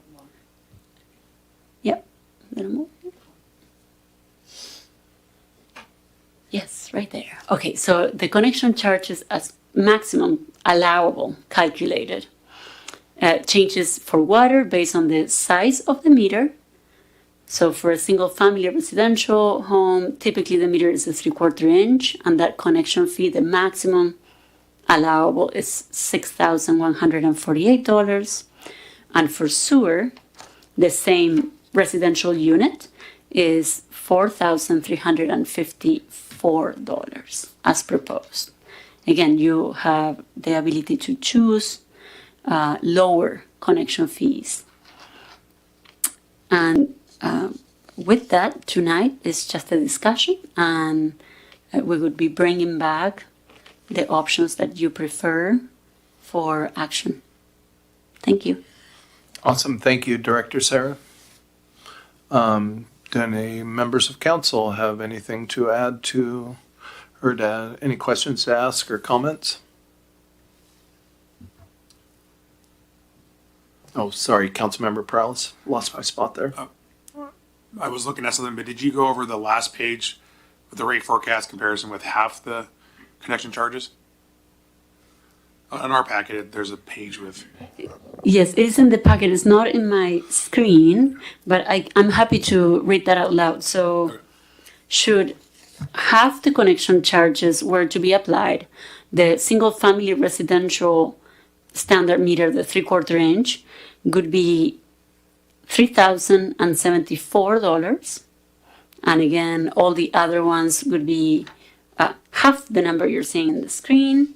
And then the rates, instead of the scenarios presented, each scenario would be increased by 1.5% in that case, which effectively for scenario 1, it would put the 20.75% increase to 22.25% increase. So it's 1.5% more than what was in the slide where I have all the scenarios for water. And similarly for sewer, the connection fee for a single residential unit would be $2,177, which is half of what is shown in the screen in green at the bottom. And the rate increase would be 9.5% for the first 4 years as proposed for the rate setting. Does that suffice for you, Councilmember Prowlis? Yeah, and then just my comments would just be that I know we're trying to be more affordable in regards to housing. I just don't see where this helps out that endeavor. Not to mention, I wanted to know if we did get a memo from someone today, if that could be into the record. He brought up a lot of good points, but one of them was tied to the LID 152, and I mean, that's essentially going to be developed, and I don't know if they penciled out these costs when they went into that LID. So I'm wondering if that's just going to pause housing in that area. I mean, these are substantial. I mean, you're talking $10,000 to $15,000 more on each lot, essentially. I remember a year ago we did a presentation where we showed all our fees and stuff. I would love to see that table now with some of the things that are coming across our dais in regards to how much it costs to build a single family home. I think by now we have to be the highest in the Tri-Cities. There's a couple of things I think I have to think about with this, but I'm not a hard no, but I think I'll ask some questions offline in regards to that memo and then some of the calculations for how we got to those connection charges. But I don't know if this is the best time to do this right now. Thank you. Thank you. Councilwoman Barajas. Nothing to add, thanks. Okay. I guess I just have one question, Director Sarah, and perhaps this is even better for Ms. Garcia, but just for the sake of the public, what would, because those are, significant connection fees. And if you could just give a summary, where would that money be going? I'm happy to begin that answer, and if others want to add, I will pass it on. So the connection charges specifically pay for infrastructure that is increasing capacity. For example, the West Pasco plant that is being expanded, and will allow to serve new users. There's a component there where there's also paying for existing infrastructure that is in the ground now and is allowing for that new user to be served. And that is mains and pump stations and so on. So it's a combination of the buy-in plus the new infrastructure that is being built in order to be ready to serve new users. So expansion of capacity is really the trigger for considering what can be legally charged for connection charges. Okay, thank you. And if I can just ask a follow-up question, how does this relate to the low-interest loan we just, voted for the replacement of Butterfield? Is that mixed into the batter here somehow, or? It does not mix with the Butterfield one, since Butterfield is a replacement of infrastructure. And so in that case, it has no bearing in the connection charges, but it does help in the rate, which actually is working towards achieving that $80 million of low interest loans that will allow for those rates to be lower. It's effectively the A version of each of those scenarios that you saw. There was S1 and S1A. So that helps with that. I think where you can correlate connection fee to other infrastructure and low interest loans is West Pasco. West Pasco has also received low interest loans from DOH, and that is helping with the repayment. Now, anything that is a grant is not accounted for in that connection charge, so it's discounted from the charge, meaning the dollar amount included in the connection charge calculation is lower because a portion of that cost is not being borne by the developers or the ratepayers. It's money being given to the city. So we did take into account anything that would be forgivable and reduce that connection charge accordingly. Okay, thank you. If no one has anybody else, we'll turn it over to the public and invite members of the public to come up and comment on this.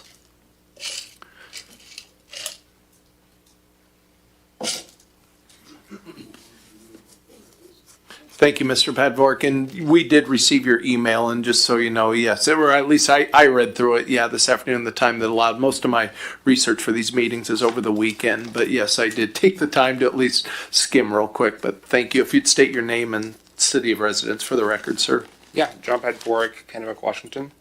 I'll probably start this off just by saying if people had read the memo that I sent and had any questions, I can field those. If people also want me to do just a high-level overview, I can do that, but you've got about 2 minutes to get from me what you need. It's up to you, sir. What would you like us to know?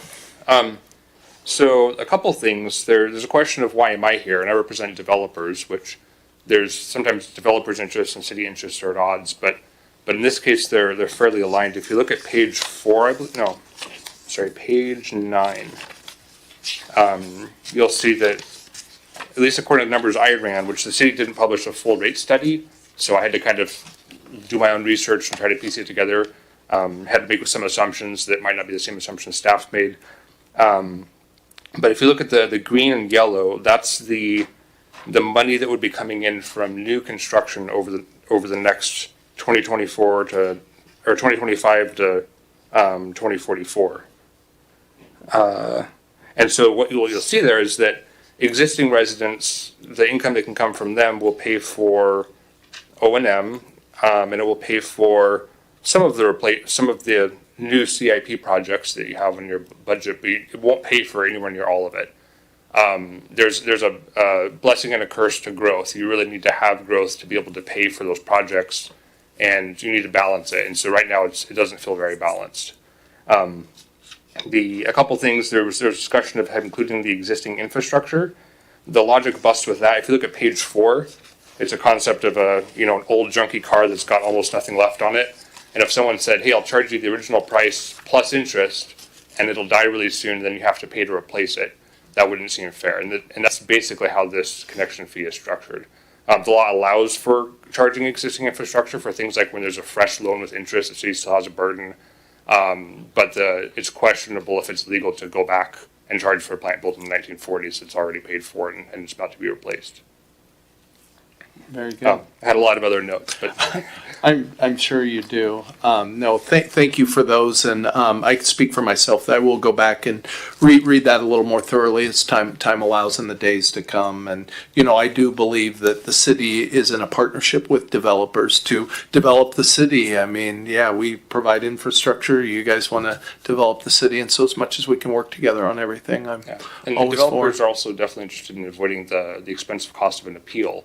Because that ultimately gets paid by the prevailing party probably. So if the city makes a decision that's incorrect, not only would there be damages that would possibly be recoverable, but also the cost of that whole mess would also be something that would be best avoided. Okay, appreciate your thoughts, sir. Thank you. Anybody else like to speak on the issue? Any other members of the public? Going once? Going twice? 3 times? Thank you. So is this something you guys were gonna bring back again as staff, with Mr. Milne here? Or were you looking for more detailed direction this evening? I think what I'm summarizing from your discussion is very likely bringing those 2 options that are included in your packet. We're hearing a lot of do the project all at once with the lower interest rate. Maybe we can do a little bit more of a creative rate structure where if we receive the low interest rates, then we have the lower rates, and if not, then we have the higher level of rates. We can kind of work with that. The other part would be just half of the connection fee than what is the maximum allowed. I appreciate that. I definitely love options. Mr. Stewart? Yes, if I can just make a few comments, and first I want to clarify maybe a question to Councilmember Perales on wanting to see the comparison of total connection fees to the other communities. Does this slide not provide you the information that you're asking for? No, I was talking about, there's just the cost in general to develop. We do Talk about all permit fees? All the fees together. Okay. So, Because on this slide, what we see is at the far right is our existing, we're the lowest of all comparables, right? And while I agree that we don't want to impede growth, at the same time, it doesn't behoove us to do it at the cheapest, because ultimately someone has to pay for it. So the balance we're trying to reach is kind of like was just stated here in the public comment was, how much does growth pay for growth versus how much of that cost is spread out amongst not only the new people, but all the existing residents of Pasco, right? And that's the balance we're trying to hit. And so I think this is important. And I do just want to clarify that as Maria stated earlier, the cost of the Butterfield replacement is not calculated into the connection fees. We're only calculating in new expansion of capacity. Replacing Butterfield is replacement of existing infrastructure. That's built into your water and sewer rates that everybody pays, that already benefits from that. These connection fees are based off of assumptions of what infrastructure has to be built in, whether it's expanding facilities at the wastewater treatment plant to add more capacity, purchasing more water rights, adding in more sewer mains, water mains, manholes, all those other kinds of things that the new development is driving the cost of. And then one final point here, coming in as the new city manager, one of the things that I'm concerned about is that none of these include any assumptions of converting to radio read meters. Okay, we're doing this in an archaic way where we physically send somebody to every meter to read it, versus a system that automatically reads instantaneously across the community. And that one, there's going to be a significant cost to installing those meters, but it'll result in some cost savings over time in manpower and those kinds of things of reading that, and it also increase your accuracy. So in communities that I've been in that we've been able to implement this type of technology is we can find out probably within 24 hours whether or not you have a water leak on your toilet. And we can call you and say your meter is out of norm. You might want to go check and see because we think you have a leak somewhere, which saves the resident hundreds of dollars a month if we can catch that sooner instead of getting slapped with an $800, $900 water bill because they didn't find out that their toilet was leaking, right? And so there's some advantages, but none of these radio reads are calculated into the system. Now, we are installing meters in new homes and those kinds of things that can be upgraded to that. But at some point, I think we as a community need to look at making that transition because there's a lot of positive benefits to going to that point.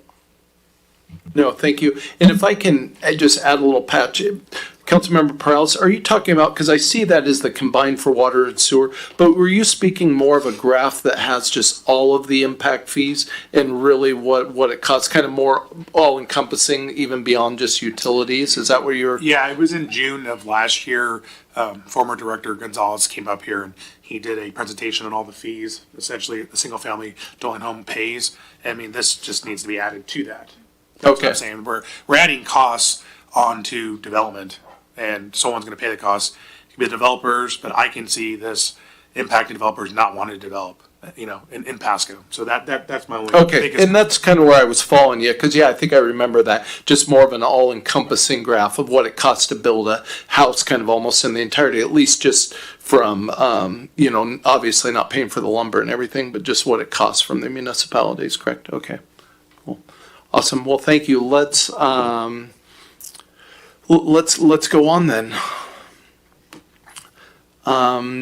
Letter D, resolution award bid number 23465 for process water reuse facility phase 4 irrigation systems farm upgrades project to Rochchi Incorporated. Sorry if I butchered that. I apologize. Of Pasco, Washington. And I think we're going to hear from Director Sarah for a while. Good evening, Mayor Pro Tem and council members. This is, as you said, PWRF had an expansion plan, which the treatment facility we talked repeatedly about, but recently we discussed the expansion of the land treatment system, and that is the field irrigation system where we dispose of the pre-treated wastewater. This project will accomplish exactly that. We will be adding 2 new areas to that land treatment system. And the project will actually build pipelines that will reach those 2 new locations and prepare for the installation of circle pivots for the irrigation itself, which is an item that is coming next in the agenda. So the 2 areas added are shown in orange in the map, and they are adjacent to existing land treatment system for the city of Pasco. For this project, which complies with our facility plan for that facility, we requested bids. We received 10 bids, which was incredibly competitive, probably one of the biggest bid openings since the last decade I've been here. And the lowest one was from Rochchi, and it was in the amount of $5,423,613.74. This is below the engineer's estimate by quite a bit, actually. Our engineer's estimate was at $7.2 million, but as you can see, actually in your packet, all the bids were tabulated, and you can see that there was quite a spread between all of them. This project will allow for compliance with ecology permitting of that facility for the land disposal system, so the waste discharge permit into those fields. And the project is currently planned to be funded through a bond that is already issued and some additional funds that would require a budget amendment for this project to allow for full cost to be paid. Originally, the project was planned to be paid with bond revenue plus a low-interest loan from the Department of Ecology, but the award of that loan award fell through. So once we knew we didn't have that funding, we rescoped the project to make the minimum improvements that would allow us to include these 2 new locations in our system and continue moving forward so that we can have full compliance in 2026 with our permit.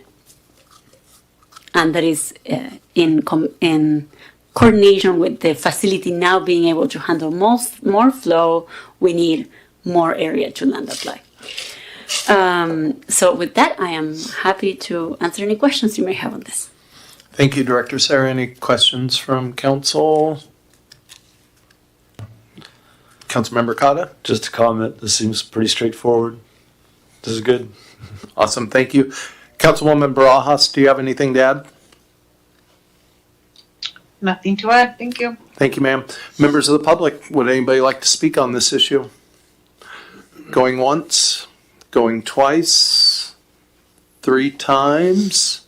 Thank you. Let's move on to letter E. This is a resolution, sole source purchase of 3 valley pivots for design services for the process water reuse facility, irrigation system, farm grade upgrades project. And again, this is Director Sarah. Good evening, Mayor and council members. I realized that our title had a mistake in it. So this is a sole source for the purchase of this farm pivot. So we will get that corrected for next week. This item actually ties to the previous item we just discussed. You are seeing on the screen the orange rectangles that will host the new land treatment system, the expanded land treatment system. Those 2 locations will be served with 3 circles, and that is because the square in the bottom of the screen is actually divided by an easement from BPA, which does not allow us to have a single circle there. We need to have that split into 2 half circles, allowing for that easement to remain untouched. This sole source is to be able to continue to have the same type of circles that we have in the rest of the circles the city operates. We currently manage another 16 circles in adjacent to the ones proposed. And in 2020, there was a request for proposals when the selected one from that competitive process was the valley type. And so we want to continue to have that same type of equipment so that it's easy for our crews to repair and replace components and have things on the shelf to be able to do that expeditiously. The total cost for these 3 pieces of equipment pre-tax is $466,206.44. That is not to exceed that amount. And with your approval, we would move forward with the purchase. And this is part accounted for budgetarily within the cost of the project that you saw in the prior item. So it's included in that overall $7 million project cost. And I'm happy to answer questions. Thank you. Thank you. Any questions or comments from council? Councilwoman Barajas? Nothing to add. Thank you. Members of the public, anybody like to speak on this issue? Going once, going twice, 3 times. Let's move on to letter F, resolution, U.S. Army Corps of Engineers easement sewer main upsizing professional services agreement acceptance. Director Sarah. Good evening again. There's just a lot of items for me tonight. This item actually pertains to a sewer project that will replace and upsize existing trunk line along the river. And there are 3 segments to this project proposed to be designed all at once to gain some efficiencies. There was a request for qualifications. We had 1 consultant submit qualifications for it. It was RH2 Engineering. The committee review their submittal and deem them qualified to do this work. And a scope for work for these 3 sets of improvements, which are all the same type of improvement, was negotiated. And a total cost of $942,491 was negotiated as a not to exceed cost for the design of these 3 phases. The 3 projects combined are estimated to cost just under $9 million. So this cost for design seems reasonable.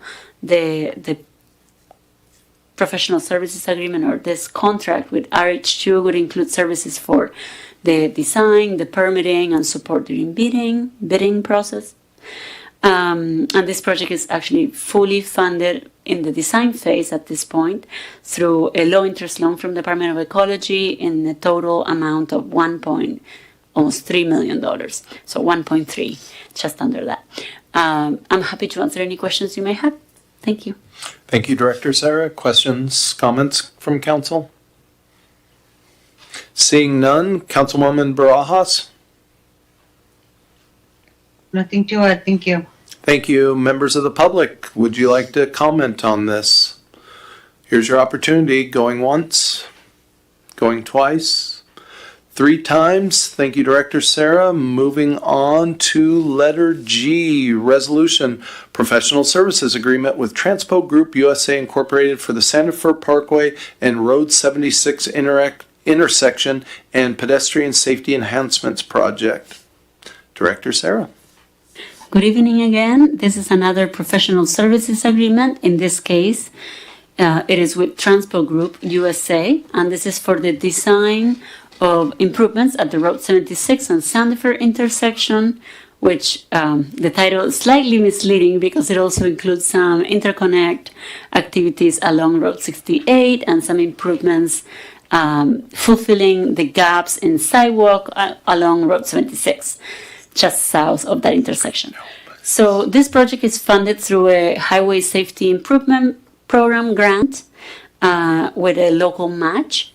And at this point, our request is to be able to enter the agreement with Transpo Group for them to begin design. The design should be completed by the end of 2026, allowing us to begin construction in 2027. And this total amount for this contract, I will find it.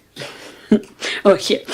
This design contract is for a total of $369,116.05. And again, it's not to exceed, which means that the consultant will perform the activities and they'll be charging us monthly for the activities performed, but only those hours that have been used. And with that, I am happy to answer any questions. There's lots of explanation here on the funding sources for the match and so on, but the important part is that 86.5% is being paid by the grant, and the 13.5% remaining is the local match. So that's the ratio at which the city pays for these improvements. Thank you.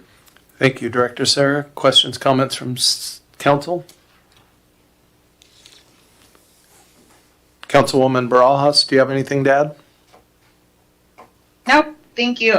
Well, actually, yes, I lied. Please correct me with the amount. You said 369 million? Yes, the dollar amount is $369,116. And 13% is local match, and the rest is federal grant. Yes. Federal grants. Okay. Perfect.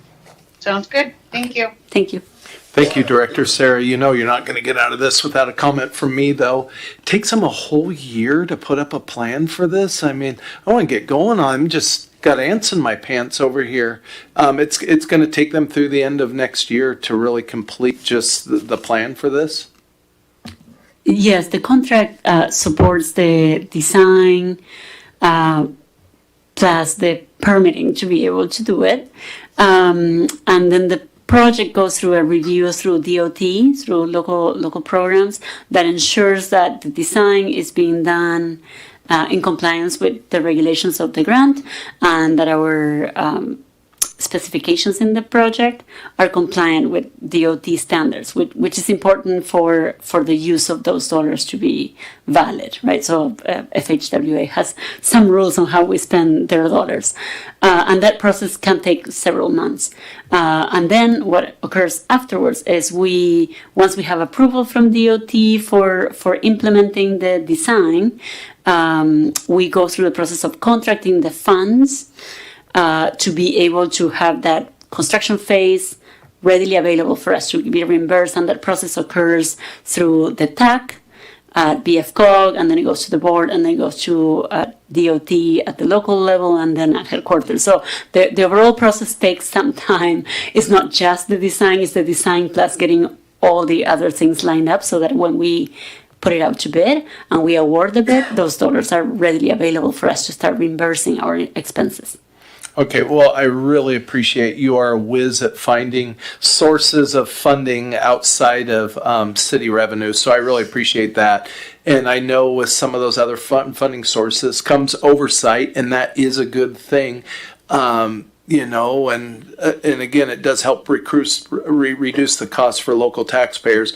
But at the same time, man, there are just so many intersections, so many infrastructure projects around the city, really just that are in desperate need of funding. I have driven up on a accident there where EMS hadn't even responded yet. And it's just right around the corner of the fire station. I called 911. And it was funny, kind of right when they pulled the fire truck around, they just kind of looked over and I waved at them. So yes, like so many others, that one is just in desperate need, and I just appreciate you working on this, and I know myself and so many other people will be excited to get this done, so thank you.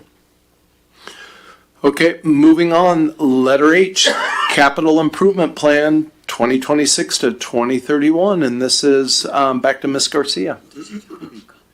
Oh, thank you, real quick, would anybody like to speak on this? Sorry. Thank you, members of the public. Going once? Going twice, 3 times.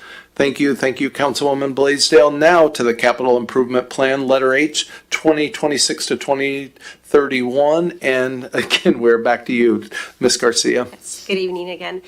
Yeah, so we will be going over the 6-year capital improvement plan, and we are going to focus today on transportation and what we're calling general government. So that's buildings and facilities and parks and rec. And on the following meeting, we will focus on the utilities. So we're just kind of splitting those up for you today. So overall, the plan is developed using council goals and various plans and studies, as well as assessment of the systems and any critical needs. So here we have just the general categories of the different funding sources. So as Director Sarah mentioned, she is very successful, the city is very successful at securing some grants, and that is usually the internal funds are the match for those grants, and as well as there's various types of low interest loans and then external bonding that takes place for these projects. And then there is a category that is for unsecured, and usually that's in the outer years, which is typical since grants are usually not secured that far in advance. Okay, so here we have a trend of the past CIPs. So you can see it's kind of slowly decreasing. So the current plan is at 498 million. Okay, and overall for all project types, it's a total of 133 projects, and that's in all the different categories that we'll go over in the next slides. And as I mentioned, 498 million over the 6 years, and 29% of that is currently secured. And for the coming year, 91% of it is secured. So here we have a chart showing all the different categories of the project types. Transportation, it makes up 34%, which is one of the categories that we will be focusing on today. So we have a few just updates from the prior CIP, some projects that have been either completed or are at near completion, which the majority of these have come to council with project acceptance. So just a highlight, a kind of recapping of the progress from the last CIPs. Okay, so here we have just as a whole, big picture, the different categories and totals by year. Again, the ones that are grayed out are the ones that we will be focusing on the next meeting. So today we will be going over building facilities, parks and recreation, and transportation. So for that focus group, I guess, for those projects, it's total of 85 projects and totaling $268 million over the next 6 years, with 78% of that being secured within the next year. So this is a lot of kind of the same information, just specific to the projects that or the project types that we'll be going over. So for these three categories, this graph shows how much is unsecured by year. And as you can see, starting in year 3 of the plan is where there's quite a bit that's unfunded. And again, that's mainly due to timing of grant awards and the amount of time that it takes for bonding.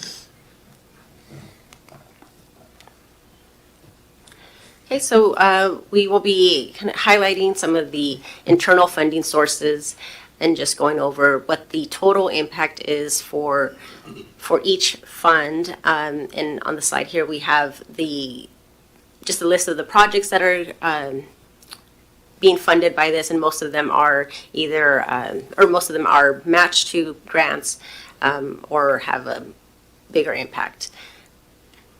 And your packets did have a little more detail on each project. This is more high level by fund. Oops, sorry. Okay. So same idea on the majority of them are transportation, as these are funded through, for example, this is one of the ones that we were discussing earlier with the utility tax rate. That 1% that was voted for in the past, 80% of that goes to this fund. So for the economic development, the first 2 years are in the plan are budgeted, or 26 is budgeted for, and then the outer years there's not a lot of impact there.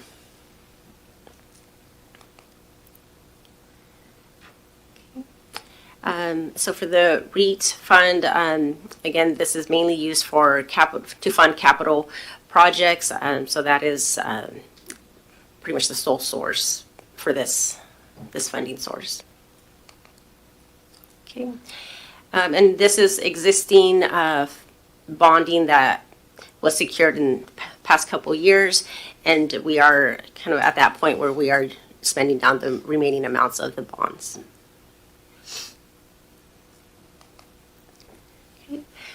So just a couple projects that are being highlighted today are just the ones for Parks and Recreation, a couple that are going into 2026 and are either fully secured or partially secured. And we have here the amounts that are the total cost and the year that they are starting.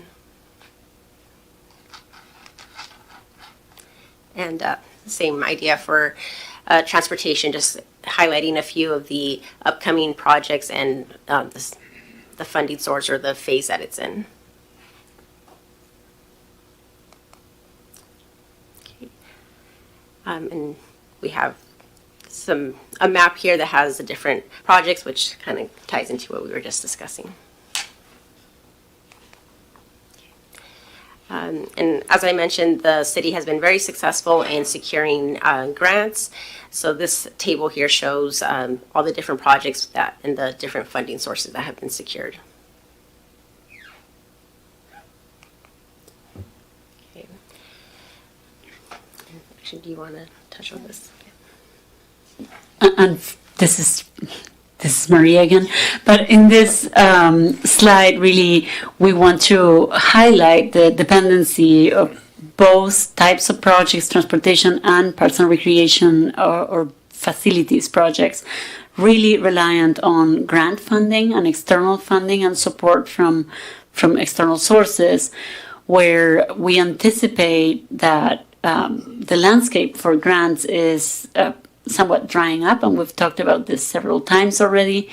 We anticipate that while we've been very successful until now, likely we will be less successful in the future because the dollar amount available and the number of programs available to us will be reduced. Just understanding where our state government and budget is, and then the federal prospect of grant funding just being reduced as well. So we want to call attention to the prioritization and ensuring that the plan as proposed aligns with the priorities the council has, because prioritization will be even more critical than ever to ensure that our grants are coming to fund, and our own dollars, all resources are coming to fund those things that are the priority for the council and the community.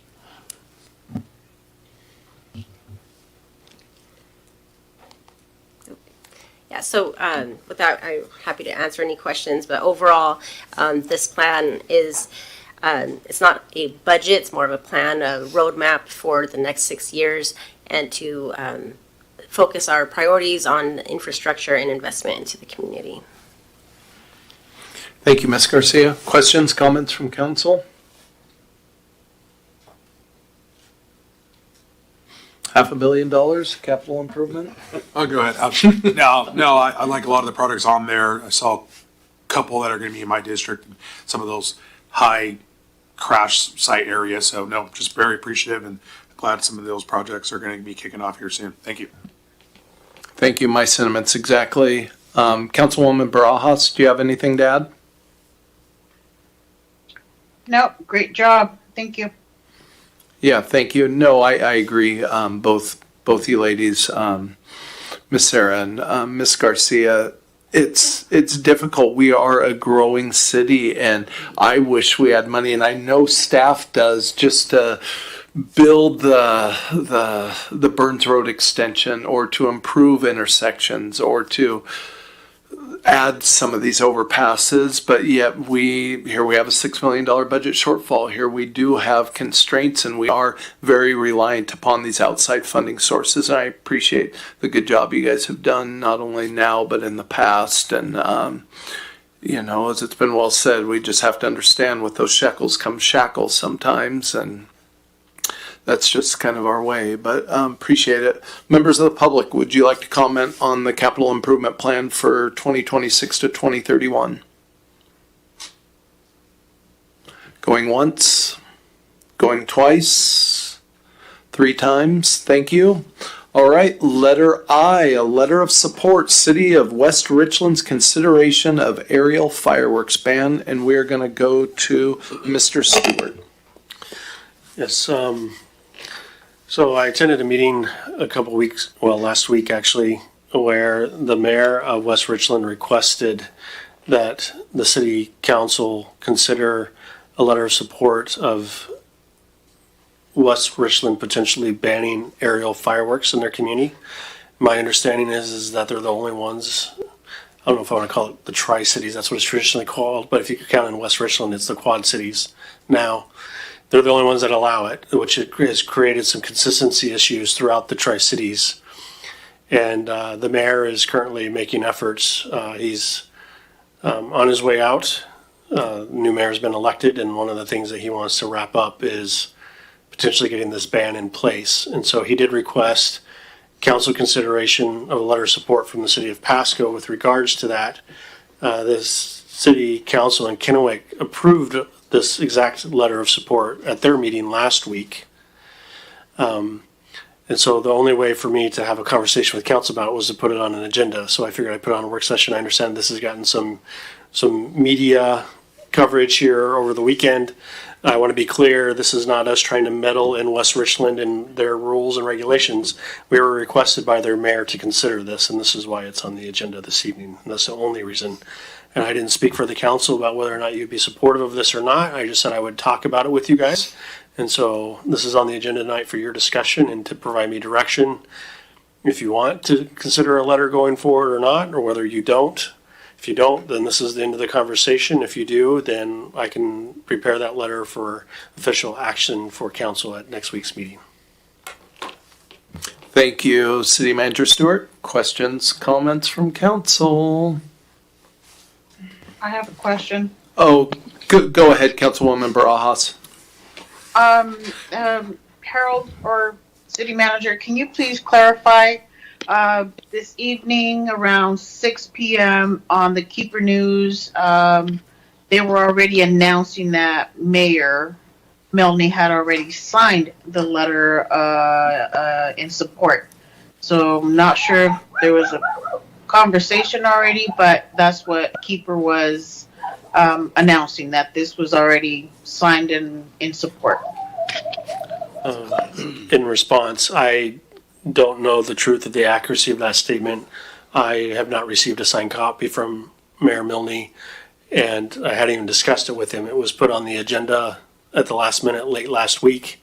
So as far as I know, no, the mayor has not signed this. He's not even in town right now. It's in the packet signed here.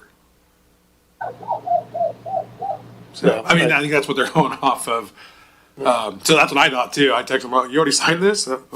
Okay. I guess we'll talk about it tomorrow. I don't know how that signed copy got in there because I did not ask the mayor to sign it. He said it was his auto pen. Not to make a joke about that, but yeah. Either way, I think I'll go ahead and make my comments. I'll support this, but I think at the end of the day, we need to figure out a way to really enforce what we have on the books, which is not possible from my understanding of talking with the Washington State Patrol. There's like a board that overlooks firework safety and policies and laws, and they pretty much said that it really comes down to that misdemeanor and how the investigation goes. And so I don't know. I almost think I was going to throw this on Brianna's plate to see what she can figure out at the state level to go into how police officers can essentially use some type of other evidence, video and stuff like that to enforce it. On these nights, the calls are just through the roof, but it's not really stopping anything. They're just going from fire to fire, and no one's really. It's not decreasing, and I can understand why West Richland is going towards this because that kid fell through the roof and all that stuff on that one property. It was kind of West Richland, and a lot of properties were just lost. So that is something over there, especially over there with the high winds, something they have to really maintain and change something over there. So I'd be in support of this, but I don't know. I think really it comes down to getting law enforcement, getting our state together to figure out ways to combat this with the wildfires, fireworks, and all that stuff. Thank you, Councilman Cotta.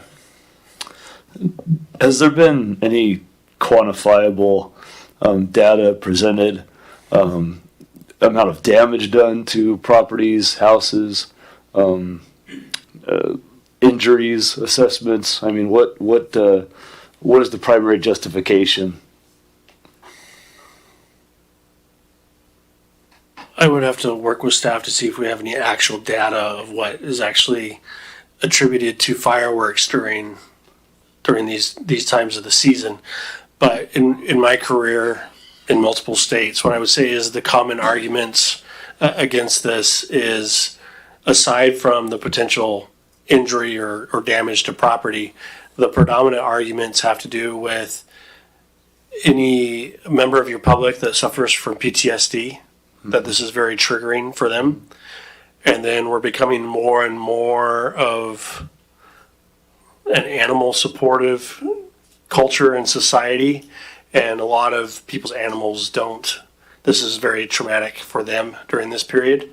And so most of the arguments usually revolve around those two things. You also have the issue of the trash that's left behind after that needs to be cleaned up. Because a lot of times people don't clean up this mess after they're done.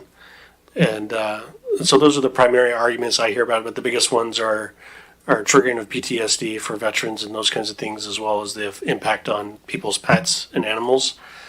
Those are the main arguments that I hear on it.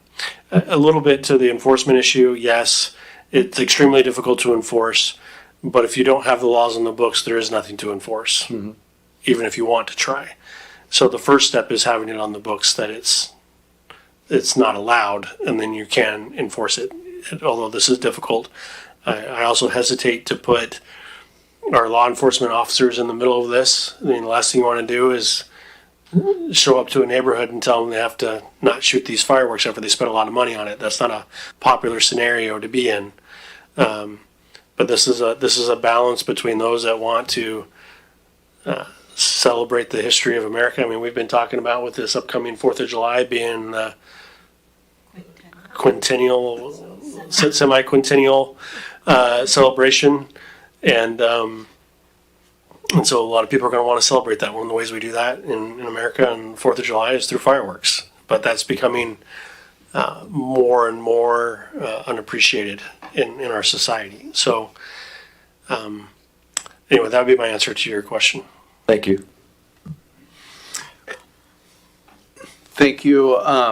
Thank you, City Manager Stewart. And I appreciate the couple of clarifications you made, because when I did read through this over the weekend, meddling was one of the exact words and phrases that came to my mind, and something I absolutely did not want to do. But that means a lot that they actually reached out and, welcomed that input and everything. And that does make a big difference in my mind. And of course, I respect Mayor Crawford and her letter of strong support given to her by her fellow council members also. I think is important, but at the same time, I agree with Councilmember Perales. It is, kind of frustrating that, our law enforcement, they don't have the manpower to go out there. And then, as they've told us before, they prioritize, these life and safety issues. And by the time there's just so much going on that night that it is hard to get tied up on, what is a misdemeanor at that point. So, yeah, I agree with you, Councilmember Perales, that, some other solutions are also in need. Councilwoman Blaisdell? I just have a really quick question. Walla Walla County, do they allow aerials in Burbank? Because I guess if people want to shoot off aerials, like, it's restricted here, but they still do it. So whether they're buying them from West Richland, whether they're buying them from Burbank or Toppenish, or they're still accessible. So yeah, and the challenge you also have is just the state of Oregon as well. I mean, you go 30 minutes south and buy them, and then you have your tribal nations. I understand that you can buy some pretty major fireworks on the tribal nation's property, which they're a sovereign nation, so right. The rules don't apply. So yes, it's easily accessible, which adds to the complexity of trying to enforce. But again, if it's not on the books, there is no enforcement at all. Well, okay, so I guess my point is we don't allow it here. We kind of have to police our own backyard type thing, but doing a ride along on 4th of July, they just can't keep up. There's just, people don't respect the ordinances that we put in place. So, I mean, it's a challenge no matter if we support West Richland or not. People just don't respect the speed limits. They don't respect the ordinances for fireworks. They don't, and I think when it comes down to it, that's the issue. Right. I would agree. We don't have the resources or the manpower to fully enforce this. And typically ordinances like this or typically it gives the law enforcement or the enforcing agency the ability to come and remind people that, hey, this is not allowed within our city limits. You need to quit. And if you know that you've had that conversation and they continue to do it, now you have recourse to be able to proceed further with enforcement. But typically, in a lot of these and a lot of communities I've been in, is we're usually just trying to educate and minimize that way. And it's only kind of in your worst case scenarios that you actually see enforcement or ticket writing or anything like that comes to fruition through enforcement of those ordinances. Thank you, Mr. Stewart. Just one more question before we turn it over to the public for a comment. Did you get an idea of why they are seeking these letters? I mean, why don't they just pass it? What are they hoping to gain from our support? My understanding is that this is one of the matters that is a regional issue. and they understand that they're contributing to a regional issue. It's a divisive issue within their community, and I think that they think that support from the other communities within the Tri-Cities, Quad Cities area may provide the support they need to make that difficult political decision. Okay, appreciate that. Thank you. Members of the public, should we send a letter to West Richland about aerial fireworks?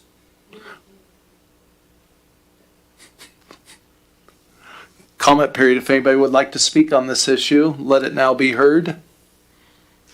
Going once, going, you're good, step right on up.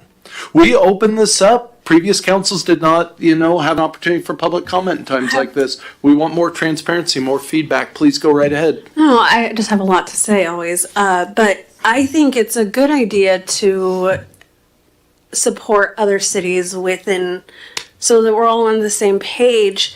Yeah, it is about not respecting other people's properties. There was a fire that started at the mobile home park because kids were playing. What do? We call the cops, but we need to be supportive of what Pasco's doing. Pasco needs to be supportive of Kennewick. We're all joined. So I think I guess my point would be like, what would be the harm in not supporting the letter where we all, I think most of us agree that fireworks are a big issue, and definitely my dogs work with anybody with a PTSD problem and shoot these fireworks off. I just think veterans and fireworks are just an oxymoron. But I don't see how that would be a negative impact on supporting another community and trying to get what they're trying to do. If this works, then maybe we could do it. Or I think speaking to each other's cities is very valuable on these kind of decisions. So I think supporting, and your comments, I don't see anything negative or wanting something positive happening with fireworks. So I think I like this idea where we're talking with different cities and what their works might not work for us, but I think backing each other would definitely be positive way to go through the next transition. Awesome. Thank you for your comments. And yeah, I think the more we can communicate with the neighboring municipalities, we can accomplish more together. Okay. So what do we think? I'm in favor.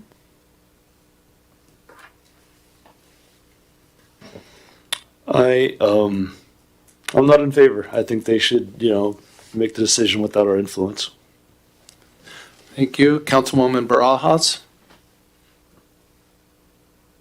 No. Okay, and I hear Eric Ferguson in the back of my mind saying we're not actually voting. I guess we're just recommending, yes. Councilman Perales? I mean, I would bring it back for a vote. That's what I would do. I'm thinking we're pretty split up here at this point. I mean, my gut is to kind of just play in our own backyard and not I guess be a part of the decisions made on other sides of the city. But I do understand at the same time this is one of those kind of regional issues, and it would be good to be on the same page in a lot of ways. But I guess I'm going to side with Councilmember Cotta, and I'd rather stay out of this.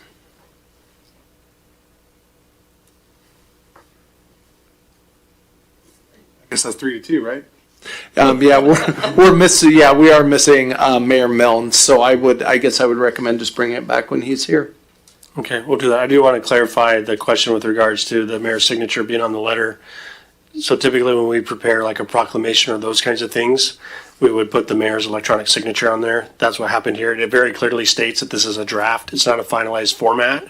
So that was prepared as a draft in anticipation that the council wanted to move forward. The mayor's electronic signature is already there. I will talk with staff to make sure that maybe that electronic signature is not added until council is actually approved and we're moving forward. So. Perfect. Thank you. I think, yeah, there's some wisdom in that. Thank you. Okay, moving on. Number 6, miscellaneous council discussion. Staff have anything before we? Yeah, a couple of things real quick. First and foremost, the long-awaited dome over the memorial pool has begun to be installed, going to be inflated today. The staff will work on some other finishing touches on it here over the next 7 to 10 days, but we're trying to get that open in time for swim meet season coming up in the coming weeks. Also look for an announcement for a ribbon cutting for that facility coming up in early December. And then just a reminder too that tomorrow's Veterans Day, so City Hall will be closed as well as all other city facilities, but we will have a public event at the Volunteer Park tomorrow at 3. So we invite all of the public to come join us and show our appreciation to the veterans within our community at that event tomorrow. Thank you. Councilmember Perales. I was just going to make, I just wanted to make an announcement that I was wondering if we could look into allowing us to name streets after people or parks. I know that's something that a couple of council members have, previous council members have talked about, and seeing that we're going to be funding Road 80, that Road 80 neighborhood park.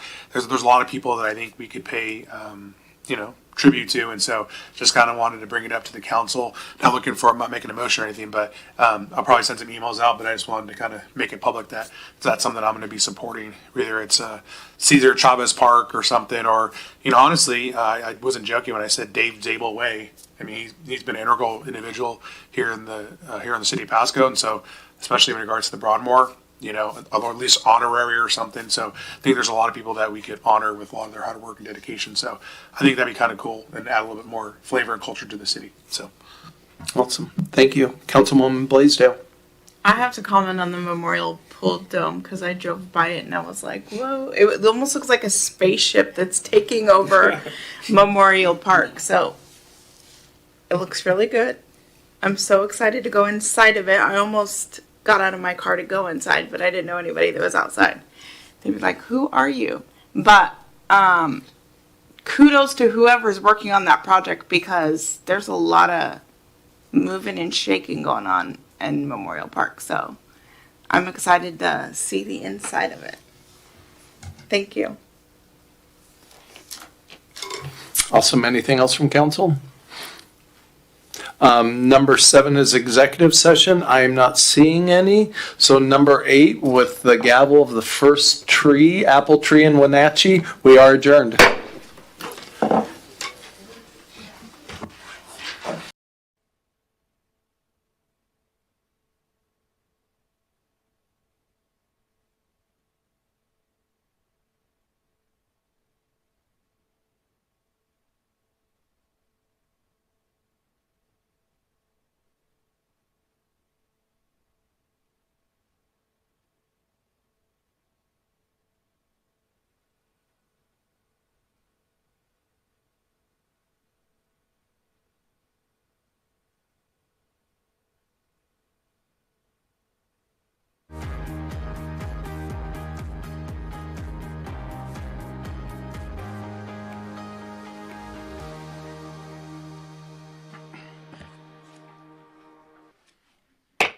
Good evening and good evening and welcome to the City of Pasco Council regular meeting of Monday, March 17th, 2025, and happy St. Patrick's Day.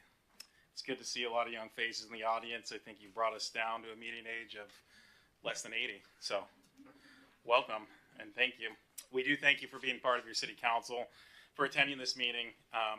The agenda packets are available on the small table to the right as you enter under the sign that says agenda. For anyone that's following along online in the ether, www.pasco-wa.gov/agenda. This meeting's televised on TV, PSC-TV, channel 191 in Pasco, in Richland on Spectrum Cable. It's also on the city's Facebook page, website, YouTube channel, and via Microsoft Teams. This and previous council meetings, videos available on the city's website. The public may submit their comments, other than outside of the comment time, via the Ask Pasco app, through the city clerk, or through the city manager. With that, Ms. Clerk, if you'll read the roll call. Certainly. Council members: Barajas, Blaisdell, Grimm, Harpster, Present. Perales, Mayor Pro Tem Milne, and Mayor Serrano. I am present. Thank you. Leaves us all here. If you'll please join me and stand and join me in the Pledge of Allegiance. pledge allegiance to the flag of the United States of America and to the republic for which it stands, one nation, under God, indivisible, with liberty and justice for all. Thank you. So with that, we do have a consent agenda. That's item number 4 for anyone following along. The consent agenda, all items listed on the consent agenda are considered to be routine. They're adopted by the City Council in one roll call motion. There will be no separate discussion for any of these items unless a council member desires to remove and place further along in the agenda. So with that, we have a handful of items on the consent agenda. Item A, approval of meeting minutes for February 28th, March 3rd, and March 7th, and March 10th. Item B, bills and communications, approving claims in the total amount of $3,743,876.74. Item C, resolution number 4575, change order number 3 for wastewater treatment plant phase 2A construction with Apollo. Item D, resolution number 4576, memorandum of understanding between the Bureau of Alcohol, Tobacco, Firearms, and Explosives, the ATF, and the City of Pasco.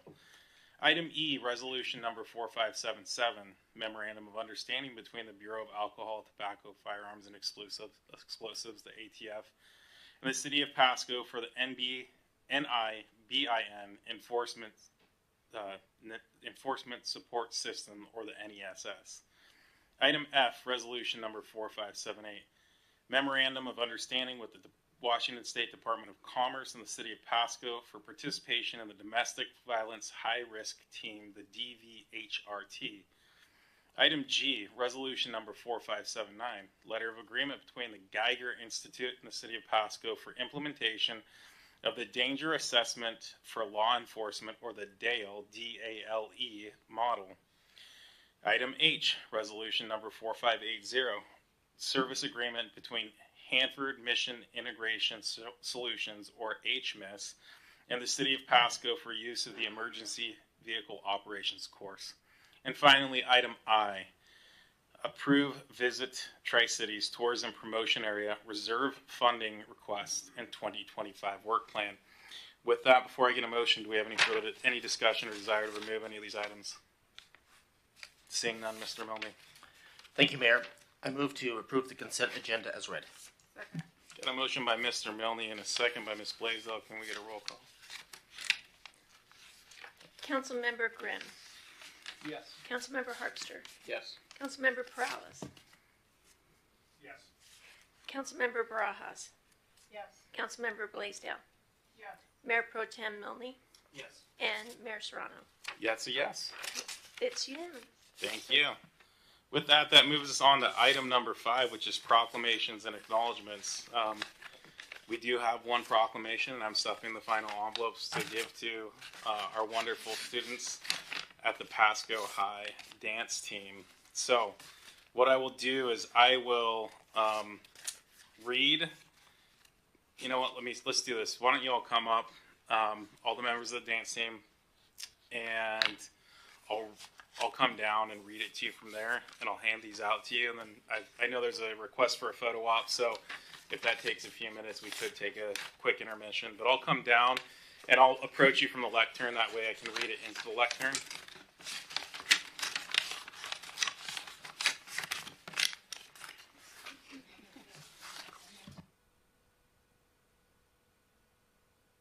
I'll stay here, and then I'll hand it over to you. So on behalf of the City of Pasco, I want to extend my heartfelt congratulations to the Pasco High Schwana. That's the right Schwana? Okay. I just want to make sure it's a different word.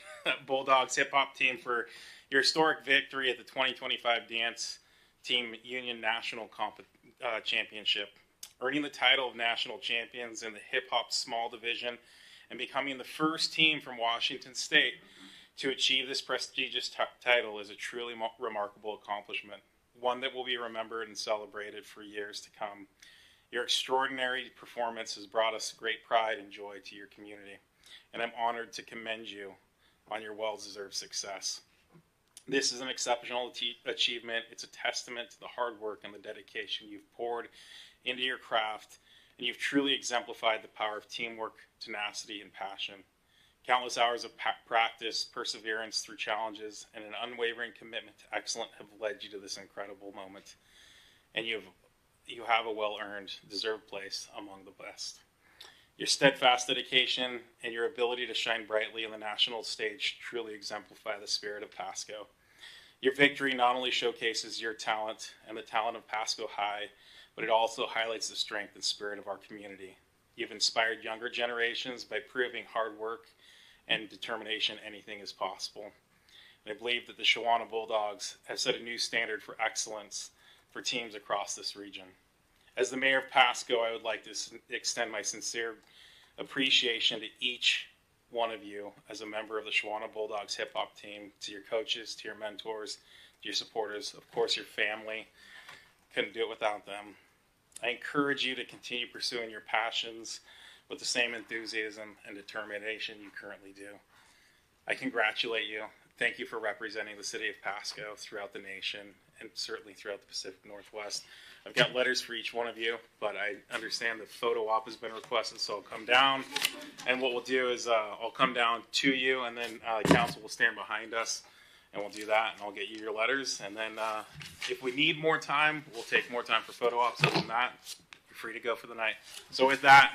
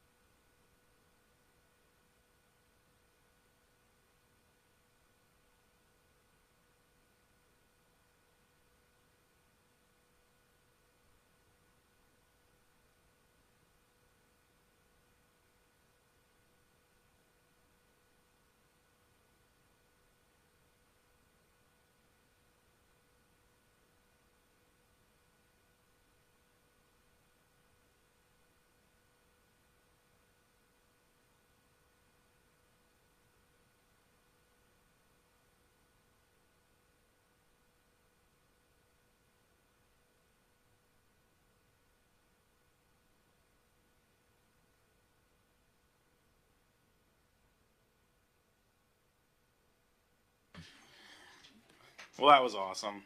It's great to see young people, and as I've always said, it's nice to celebrate success in our community, especially when we get to do it with the youth. So we appreciate them representing us, and we wish them the best over the next few weeks at the state competition. With that, that rolls us into item number 6, which is public comments. The public may address council on any item unless it relates to a scheduled public hearing. This item is provided to allow the opportunity to bring items to the attention of city council, or to express an issue on an opinion. Its purpose is not to provide a forum for debate. Some questions may require consideration by council, or may require some additional input from staff. So there's no expectation to have an immediate response. Citizen comments are limited to 3 minutes by myself. You got a timer here to my right. And as you run kind of low, we ask you to summarize your comment. Certainly you can submit a written comment subsequently. So with that, do we have any public comment?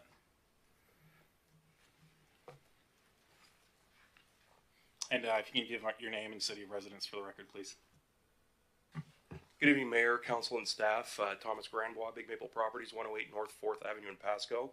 I wanted to highlight a couple of things tonight. I wanted to highlight some positive things, some positive staff interactions that I've had that I know you guys probably get a lot of, you don't always get a chance to hear positive things. So I wanted to highlight Chad from the graffiti abatement program. The other day there was some graffiti in our alley, and we got a hair up our, you know what, and we decided to go through the Ask Pasco app, which is amazing, and we tagged, I believe, 30 pieces of graffiti within our immediate area, and within 3 to 4 days, Chad had knocked them all out. So I really want to recommend everybody, to all the people watching at home, if you do have graffiti, please just use the Ask Pasco app. It's fantastic, and the turnaround time is incredible. The other person is Park Ranger Steve. He's one man, and he does a great job covering our parks in the downtown. I don't know what we did without him there. His presence is really, really vital to our success. And then the final thing, I know there have been some requests for public records in the past from folks here, and I went and I submitted a public record request for what was provided to them. So Ms. Mahoney, I just wanted to give this to you. This is a print up of what was provided to you, so you don't have to worry about that. So I'll just leave this here for her to pick up in case she has any other comments. So thank you all very much.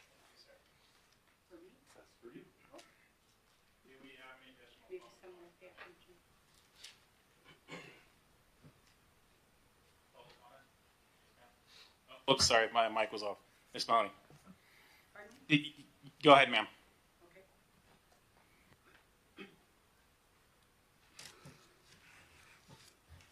Mary Mahoney, Pasco resident, to Pasco via RCW 42.56, provide permits for Pasco and Hayden Homes to kill our 8 floodplain American bald eagles, provide a 404 permit for Pasco's floodplain sewer station, give a start date for the floodplain Road 48 Park and for the floodplain LID on Pearl Street, indicate which plan, LID plan or design.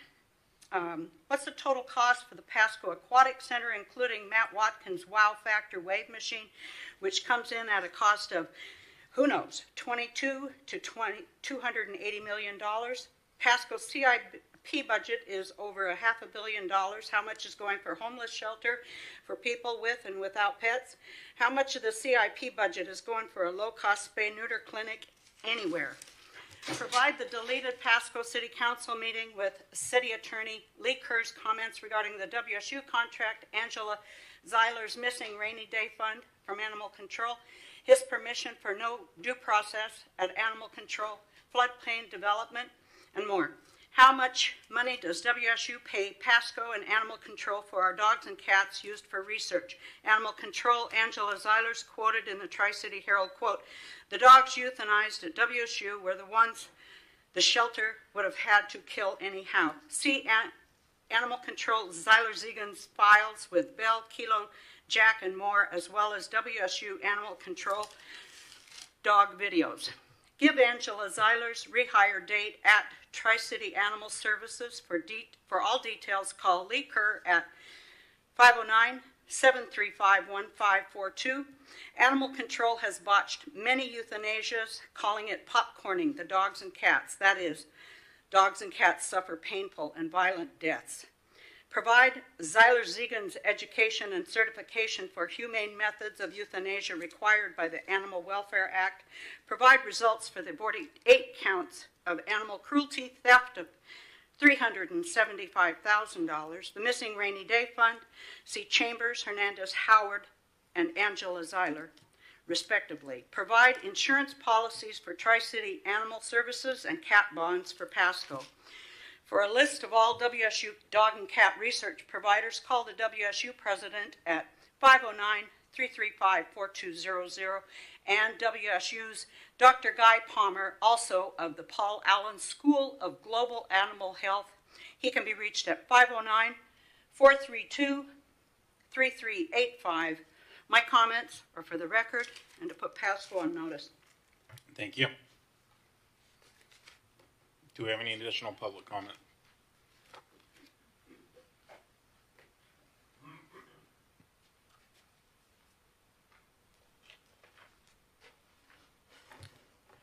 City Council members, my name is Amber Wade, and I have lived in this community since 2001. I'm here today to again address the ongoing water issues in our mobile home park at the Sands Mobile Home Park located on 1st and Court Street. Recently, it took me 30 minutes to fill my bathtub. That is completely unacceptable, and it is not just me. Other residents have experienced low and inconsistent water pressures, and we have taken measurements to confirm this issue in multiple homes. Instead of fixing the problem, management is now threatening me with another cease and desist letter for speaking up. I already received one, and when I reached out to their attorney for a response, they never even acknowledged my email. And I am not the only one. Other residents are afraid to speak up because they fear retaliation. Local politicians have come to the park, spoken directly with residents, heard their fear firsthand. They acknowledge that what is happening is not right, and something needs to be done about it. On top of all of this, this ongoing fight is affecting my mental health, which I have spoken before. I have worked hard to regain my stability, but the constant stress, intimidation, and fear of losing my home are taking a serious toll. This is not just about water, this is about our well-being. No one should have to fight this hard just to be in a livable home. So I am formally requesting that the city step up and send an independent third party to contractor to measure the PSI levels multiple times at different locations with both myself and Bruce Schnabel, the owner of the mobile home park. So we need transparency, fairness, and a real solution. This is not just about me. This is about holding mobile home park management accountable and protecting all residents who live under these conditions. What steps will the city take to ensure that we have consistent water pressure and that the residents like me are not threatened for speaking up? It should not take somebody 30 minutes to fill up their bathtub on any day. Thank you, ma'am. Do we have any additional public comments? Going once, going twice, third time. With that, we'll move on to item number 7, which is our reports from committees or officers. Do we have any reports from our council members? I think Mr. Grimm, I see a flashing green. We'll see what that does. I was wondering the same thing.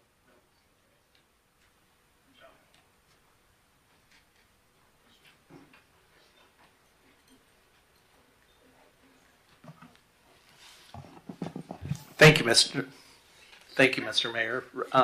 Just real briefly, Thursday night I attended the Benton Franklin Transit meeting and just really heard a report from our CEO, Thomas Droist, about the key performance indicators, and it was a real brief meeting, but I appreciated him challenging himself, his team, to standards there that are measurable and that they can follow up on and just really have some accountability in trying to better the organization.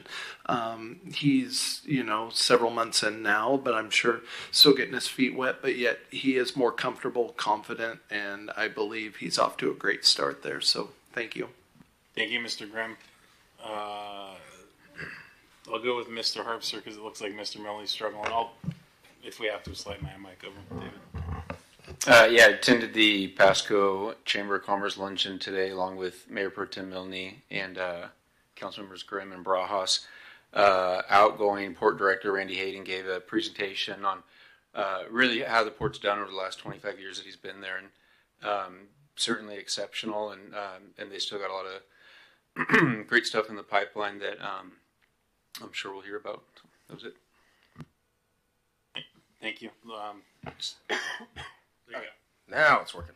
Okay, yes, last Thursday I did attend the Park and Recreation Advisory Board, and it was a great report, but the highlight for me was the Highland Park. I was a Pasco youth football coach for a while there. So they talked about installing sidewalks, possible walking paths in the future, and then of course a little bit updating some of the landscaping. So yeah, it's just good to see that our youth are being well taken care of, and some of the fields that have been around for a number of years are improving and making them better and better. So glad to be part of that. Thank you. Thank you, Mr. Milne. All right, I just know I saw some flashes with mics that weren't working at one point. So with that, it looks like that's what we've got for item number 7. We'll move on to item 8, which is hearings and council action on ordinances and resolutions relating thereto. None are listed tonight. That moves us on to item number 9, which is ordinances and resolutions not relating to hearings. We've got item A, which is ordinance number 4764, Columbia Riverwalk Apartments West rezone from I-1 to R4. This is zoning matter Z2024009, and it looks like Mr. Raymond's going to kick us off. Thank you very much, Your Honor and council members. Good evening. The owners of the property addressed as 2326 West A Street have requested to rezone parcel number 119740115 in Pasco from I-1 light industrial to R4 high density residential. The subject property is approximately 1.38 acres in size. And as you can see from the aerial map, the surrounding area contains a mix of high density multifamily residential along with some commercial and even some single family residential uses. Next slide, please. The comp plan land use designation is mixed residential commercial. As such, the requested R4 designation is allowable and fitting in this location. Under the mixed residential commercial land use designation, the applicant has the ability to develop a residential use in the 5 to 29 units per acre category. Next slide. The surrounding zoning designations vary from R1A2 low density residential alternative district to the north, C1 retail business district to the west, and R4 high density residential to the east. Given this, R4 is a fitting continuation of recent development trends in the area. Next slide. This slide speaks to the requirements on how to evaluate zoning petitions like this. And in consideration of all the criteria, application package, and public comment, staff finds consistency with this criteria. Additionally, the hearing examiners held a public hearing on January 8, 2025, and subsequently recommended approval of the requested zone change. Next slide. At this time, staff is requesting that the City Council adopt Ordinance 4764, amending the zoning designation of the subject property from I-1 light industrial to R4 high density residential district. Thank you. Thank you. Do we have any questions or comments? This hearing? Sorry, Mr. Ferguson. Yeah, I just need to go through the script real quick for quasi-judicial. So this is a quasi-judicial hearing or proceeding to render a final decision on materials that are presented. It's defined as a proceeding in which the council defines the legal rights, duties, or privileges of specific parties in a hearing, proceeding, or other contested proceeding. The appearance of fairness doctrine applies. The hearing must be fair in 3 respects: form, substance, and appearance. All council members should consider whether they have potential conflicts as follows: A, a demonstrated bias for or against any of the parties; B, any direct or indirect financial interest in the outcome of the proceeding which would affect the council members personally; whether there has been any prejudgment of the issues prior to hearing the facts; whether there has been any ex parte contact with anyone other than staff prior to this hearing; and finally, any other conflict which a council member believes would prevent them from hearing this matter fairly and impartially. If any council member has any of these concerns or disclosures, now would be the time to make those known. Seeing none, any member of the public wishing to seeking to disqualify a member of council from participating in these proceedings? Seeing none, please proceed. Thank you for that. Do we have any questions or comments of staff from by council? Seeing none, can I go ahead and get a motion? Yes. Yeah, Mayor, I'd like to make a motion. I move to adopt ordinance number 4764, amending the zoning classification of certain real property located at 2326 West A Street on the south side of West A Street at the intersection of West A Street and South 23rd Avenue in Pasco, Franklin County, Washington, from I-1 light industrial to R4 high density residential, and further authorized publication by summary only. Get a motion by Mr. Sorry. I got a motion by Mr. Milne and a second by Ms. Blaisdell. All in favor, say aye. Aye. Aye. Any opposed, say nay. Hearing none, that passes unanimously. We'll move on to item B, which is resolution number 4581, fourth amended and restated interlocal agreement with Benton County Emergency Services, BECS. Mr. Ferguson. Great, thank you, Mr. Mayor. So essentially, first of all, I must say I'm very disappointed. I worked very hard on trying to get multiple colors in this document to show you the differences, and they were there, but then they got lost in translation. So anyway, I was. Do you ever? Okay, good. At least on I had it up to 3 colors at one point, but anyway, long and short of it is I won't drag you through it. I'll just show you the things I really wanted you to focus on that were different from last time. Were on page 14 of the document. I guess it's page 330. Well, gosh, I guess mine may be off now, but it's page 14 of the fourth amended document talking about. The public records. Essentially, the first section describes ownership of the records. Now that all the member agencies will be, or participating agencies will be members of they'll have ownership of their own records. The second part really talks about retention and that the BCS will be solely responsible for retention values, but it will not go below what the state law minimum is. So that's a significant concern that we would have, and it's ameliorated by that. That provision. Next part that really is focus is that the member agency will be the ones who are responsible for processing their request. And further down in that section C and D, you can see that BCS, because even though the records are created by each jurisdiction and they quote own them, they don't actually possess them because BCS has a lot of these records in their bank. So what is, and the big key, or I guess the big not bone of contention, but the big concern was how then, if they have the records and we're responsible for providing the records to make sure that it's compliant with the Public Records Act, how do we know that the search was adequate? So the part that you see in D where it talks, you see the 1 and the 2 there, that is really the part that came in after a lot of discussions, because what it said is that if BCS does the search, they essentially are indemnifying the agencies for the adequacy of that search. Now, there's pretty strict requirements to get to that point. It has to be the only portion that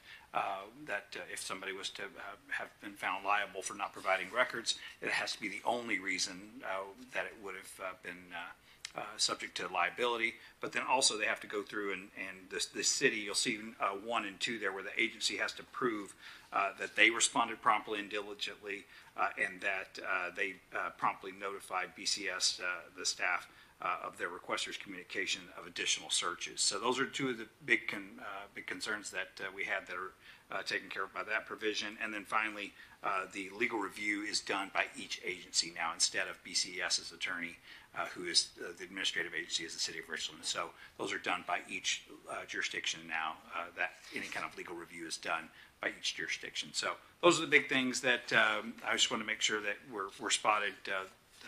A lot of work went into making sure that got written correctly and that everybody could live with it. So yeah, if you have any questions, happy to try to answer them. But sounds good. Thank you, Mr. Ferguson. Do we have any questions or Mr. Perales? It looks like you're making an attempt. Oh, right again. There you go. I was just going to ask. So BCES is as approved our changes. So what we're approving here, I mean, it's not going to get changed. Okay, thank you. that's correct. Yeah, everybody's gone through, and I think we are one of the last 2 to go. So everybody else has already approved it, so it won't have any changes. Thank you. Do we have any other questions or comments from council? Seeing none, Mr. Milne. Thank you, Mayor. I move to approve resolution number 4581, authorizing the interim city manager to execute a fourth amended and restated interlocal agreement for the Benton County Emergency Services. Second. Motion by Mr. Milne, second by Ms. Blaisdell. All in favor say aye. Aye. Any opposed say nay. Hearing none, that passes unanimously. Moves us along to item number C, and I'll read it and then kind of talk about why we have 2 distinct motions here. Ordinance number 4765, amending Pasco Municipal Code section 3.35.220 and 3.65.150, and creating one 13 or 13.85.095 with regard to irrigation utility rates. And as I mentioned, there are two options that we talked about. I know Ms. Sarah will get into detail, but that's why anyone following along sees the or in the motions. Good evening, Mayor and Council members. We are going to be talking about irrigation updates to rates and connection fees. And we have discussed this item several times in the recent past, starting in October of 2024 and through most recently in the beginning of March of this year. So this slide is familiar to you as all the things we have discussed in prior meetings, so I'm not going to go into detail here. The service area shown in light purple. And then there are two proposed ordinances. The ordinances are very similar. The only distinction is the rates and connection fee established in each of them. And we'll get into the detail of that. But what do these ordinances do? Each of them, regardless of which one you were to act on, they both update rates for the next 6 years, so between 2025 and 2030. They both create a section in the code that addresses the connection fees, which was not established prior for this utility. And they both expand the program of low-income senior discounts to the irrigation utility. So that is common for all options provided to you today. And so what is the difference between the two alternatives? So alternative A, which coincides with ordinance alternative A, provides a connection fee established at the maximum calculated by the cost of service analysis, and that is the $1,468 in connection fee, and then establishes the rate increases at the lower alternative of the two. So that is 17% for the first 3 years, and you're seeing annual cost for the utility in the screen, and then the following 3 years at 3%. Alternative B has a lower connection fee, which is proposed at $1,000 for connection fee, and then the increases to rates is a little bit higher than the option A. So in this case, is the first 3 years is 17.75%. So that is just under 18% for the first 3 years, and then the last 3 years in the schedule is a 3% update each year. So that is all I have to present tonight, but I'm happy to address questions. Thank you. Do we have any questions or comments from council staff? I know we wrestled with this for quite a bit of time, and we narrowed it from 3 options down to 2 options. Now we have 2 before us, and we'll take action on one tonight. Mr. Harpster, and I can circle back with some thoughts. Yeah, no questions for staff. Appreciate the presentation. I did just want to point out to the rest of council that in the staff report that was prepared, it does a good job of breaking down the 3 reasons for the need for this fee. One being the upgrades that are needed to the existing system because of existing use, and then 2, to support future growth. And so the way that and then 3, to cover rising operational costs. So the way that I would look at that is the first reason needing upgrades to fix existing issues is because of existing users, and that, so then the existing users should pay some share in a raised fee. And then the second reason, to support future growth, would tell me then developers need to also be paying a fee to support the growth of the system. And so just based on that, I'd be in favor of option A. Wanted to share some math that I did. So option B, at a connection fee of $1,000 per dwelling unit and a total rate increase of $173.69 by 2030, is a 475% difference. So it's not necessarily fair, but I do think it's the best case that we've got of the options, right? And there's a definite need. With option A, those numbers are very different. So a connection fee of $14.98, total rate increase of $166.19. By 2030 is a difference of 801%. And so just another reason that I'd be in favor of option B. And then lastly, again, this is a need that I think can easily be explained. But as Ms. Copeland from Tri-City Association of Realtors mentioned a couple weeks ago, this does effectively end up as a tax on new homes. And so there, just that again is a third reason for why I'd be voting for option B. Knowing that this is necessary, but giving us the option to keep it a little bit lower. So those are my thoughts. Thank you, Mr. Harpster. Yeah, when we talked about this, I think I was in kind of somewhere between like a B plus, somewhere in the middle of A and B.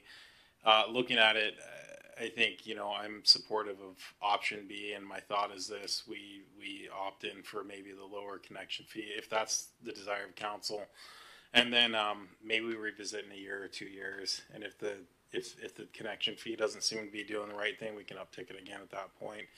But I do agree with your sentiments there that we're assessing a cost to growth, paying for growth, but we're also assessing a cost to users paying for historical users, which new growth can't account for any wear and tear, if you will. They're just adopting the system as they get it. So, yeah, I'd be in support of B. Certainly, if we lean towards A, I think it is what it is, and we've, at a minimum, we're getting the opportunity to make sure that our system's going to have longevity.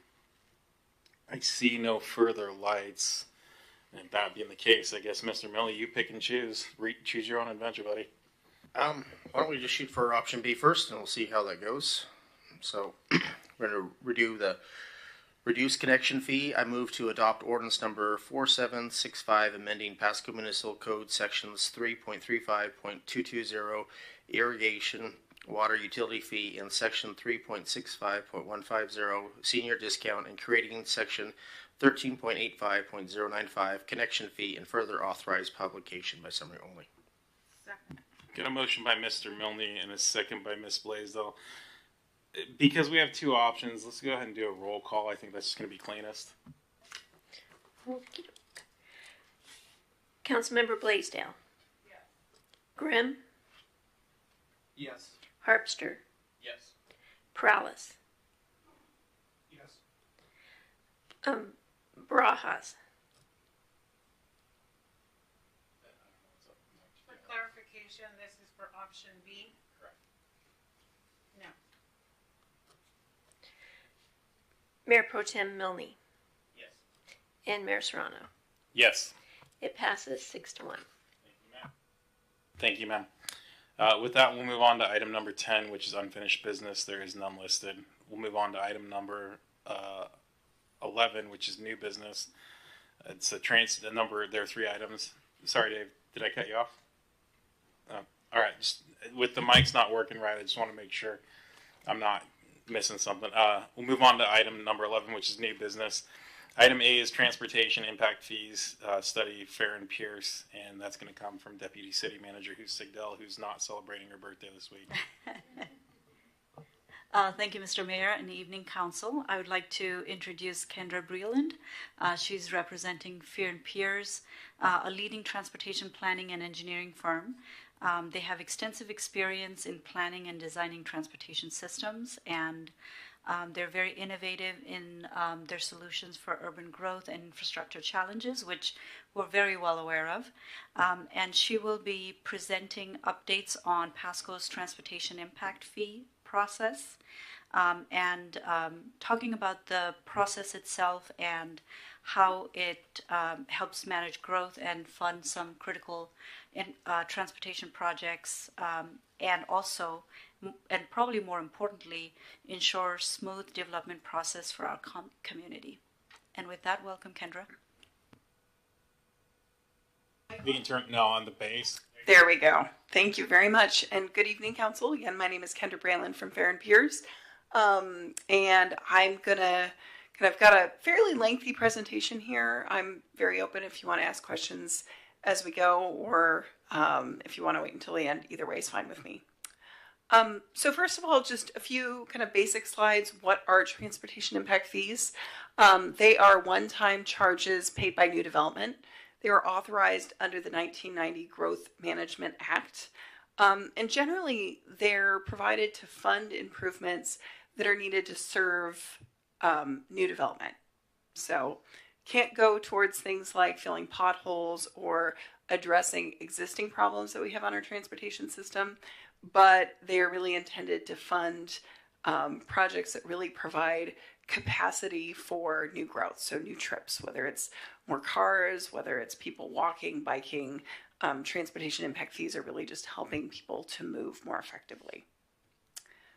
So a few other kind of details about transportation impact fees. One, and this is a requirement of state law, once you collect them, the time clock is there to encumber those funds. So once you collect them, you do need to encumber them to a project within 10 years, or you need to pay back development. Also, they need to go towards projects, first of all, that's on a transportation impact fee project list, and we'll talk about that later, but those projects need to be a part of your capital facilities element. So they need to have, the way I like to say is they're projects with status. They're projects that are in your plans, projects that the city is very serious about. And what are those types of projects? State law allows them to be anything from streets and roads to bike and ped facilities that provide kind of some capacity for multimodal commuting, so that could include trails under state law. Generally, what we're seeing communities fund impact fees for are really just kind of what we put in that umbrella of complete streets. So those are intersection improvements, whether it's adding a signal or a roundabout, whether it's adding sidewalk, curb, and gutter to a street, or adding a median treatment, or adding additional lanes. So a lot of need on your guys' capital list, we know. So they're a good funding source to kind of help move some of those projects forward. I wanted to just quickly go over a few important terms that relate to kind of plans that the city of Pasco has developed. First of all, the Transportation System Management Plan. So this is a long-range plan that outlines the vision, goals, and strategies for the city's transportation network. So this is really a kind of a long-ranging plan that really attempts to describe kind of the universe of your transportation needs over a long-term horizon. The Transportation System Management Plan, master plan, important to note, it is not fiscally constrained. So it really is kind of the starting point for transportation planning for the city. The next plan that I wanted to quickly summarize is the comprehensive plan, and in particular the capital facilities element. As I noted, this is an important plan to have in place and important for transportation impact fees. This is the city's long-range capital plan, but it is more fiscally constrained.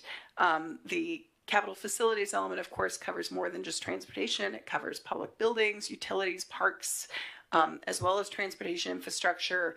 But it's important to look to this plan as a source of projects for funding transportation impact fees. And then the one other plan that I wanted to discuss was just the Transportation Improvement Program. This plan is a 6-year plan. City adopts it pretty regularly. I'm sure this council has seen it a number of times. And this plan looks out to kind of needs that you have in your transportation system over the next 6 years. It can include capital projects, but it can also include safety, maintenance, and congestion relief projects. And then last but not least, of course, is what we're here to talk about tonight, which is transportation impact fees.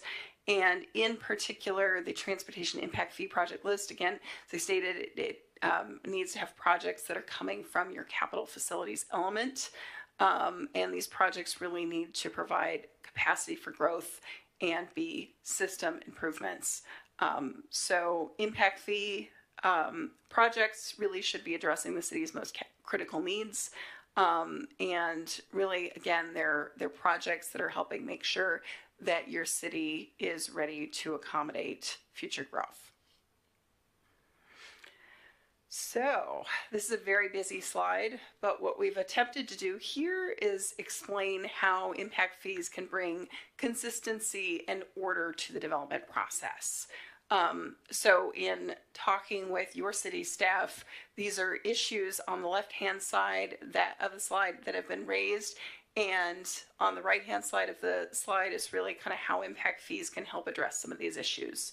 So current structure of your kind of development review process requires extensive analysis and weighing of impacts against nexus and proportionality on a project by project basis. Impact fees help to establish that nexus and proportionality in advance, streamlining analysis so you're not having to do that process over and over again. You have a lot of one-off analyses that are being done for every project, which can result in mitigations that don't align with other city plans. And the kind of benefit of impact fees is that they are minimizing that one-off analysis, and they're generating revenues that go towards a project list that has importantly been council approved, because council would be adopting this program. Current system leads to drawn out negotiations, long process, pretty expensive, requiring a lot of outside expertise.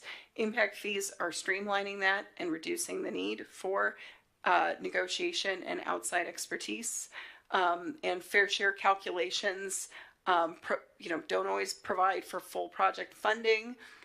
Impact fees, once they're generated, can be spent on any project on the list. And kind of the last kind of issue and benefit I wanted to raise is that while many impact fill projects today don't result in any off-site mitigation, that's resulting cumulatively in issues, a more congested, a more impacted transportation system over time. Impact fees apply to all development, so every development would be paying in and generating revenue for expanding your system. So generally, when we think about impact fees and how can they address Pasco's challenges, one, you have a gap of funding for transportation that impact fees can help to fix.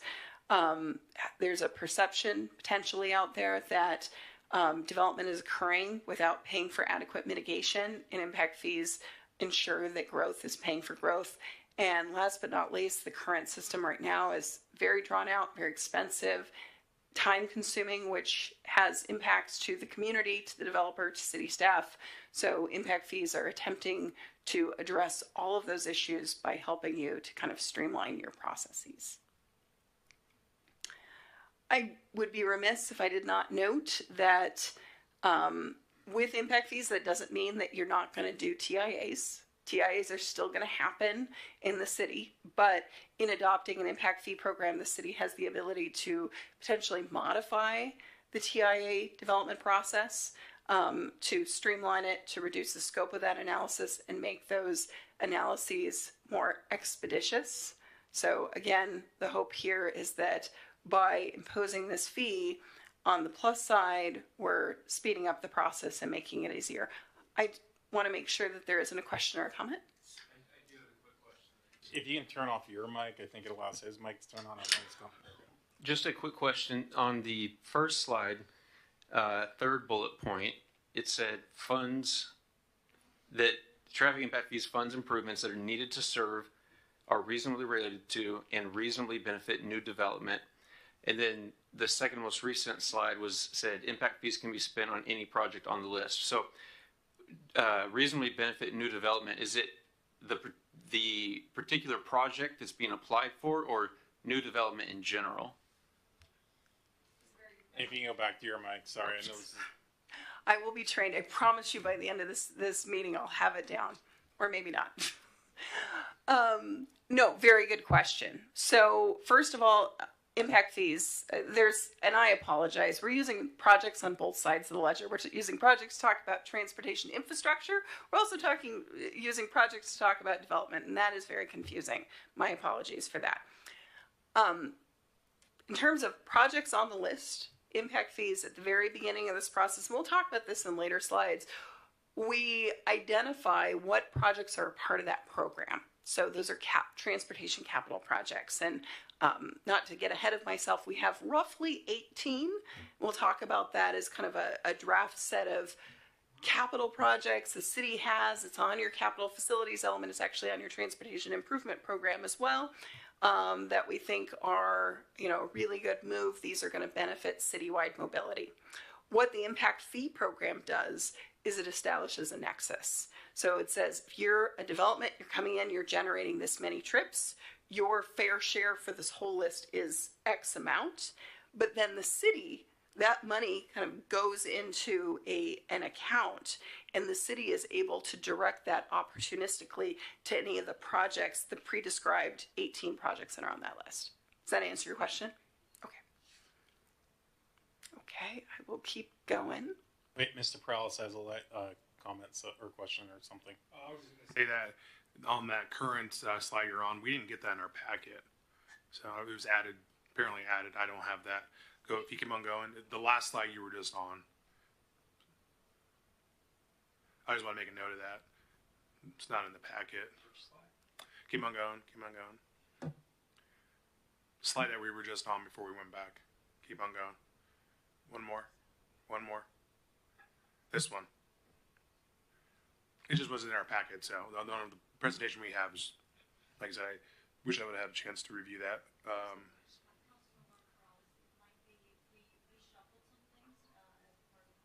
It's the last slide. Yeah, it's the last slide. Oh, okay. Never mind. It's on the very last one.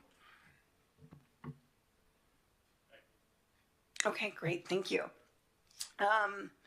And yes, we thought it would make more sense to bring this slide in at this part of the presentation. So apologies for that confusion. I'm just making sure we're here. Okay, yes. And we already went through this slide, so I'm going to keep going. So state law provides a pretty clear path for how impact fees programs should be constructed, and should Pasco move forward with developing an impact fee program, we would absolutely be following kind of that state prescribed process. So again, you start with a list of eligible projects that again have status. They're on kind of either your capital facilities element, that's kind of the general source. Transportation impact, transportation improvement program is also a great source. Then for each of the projects that were added to the list, we'd be kind of assessing their eligibility first, making sure, taking out any elements that are addressing existing deficiencies, and then also using the travel model to understand who's using those projects, because that also helps us to assess the eligibility.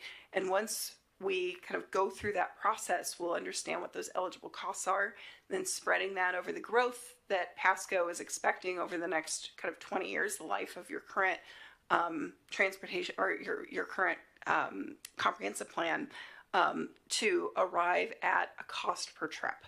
And it's really that cost per trip that then is assigned to a fee schedule, which is related to the vehicle trip generation characteristics of development. So really, just put simply, this process allows us to figure out if you're developing a single family home or you're developing a certain amount of commercial square footage, how much should development pay into this program that Pasco can then use to help develop projects that are providing capacity for all this growth. So I would be remiss if I did not note that Pasco does have a transportation impact fee program on the books today. It's very old. It's first established 20 years ago and last updated in 2009. So it's been around for a while. And the rates, as you can see on the screen, are quite low. The fee is $709 for a single family home. It is $435 for each multi-family dwelling unit. And it is $43 per daily trip for commercial development. And so these rates were established quite a long time ago based on a different list of projects, based on different growth projections. So they're out of date. Also, they're not generating significant revenues for the city. So a scan of kind of Washington State and kind of what the context that you would be walking into, we looked at, there are more than, first of all, there's I would say there's even more than 74 cities in the state. There's large number of cities in the state and counties that have transportation impact fees. Citywide rates generally range from $907 to over $15,000 per PM peak hour trip. So there's huge variation across the state, as you can imagine, across geographies, across different preferences of different communities. And on the average, when you look across the state, the average is $5,700 per kind of PM peak hour trip. So that just kind of gives you a sense of kind of that variation. When we look at your neighbors within the Tri-Cities, you can see the rates on the screen.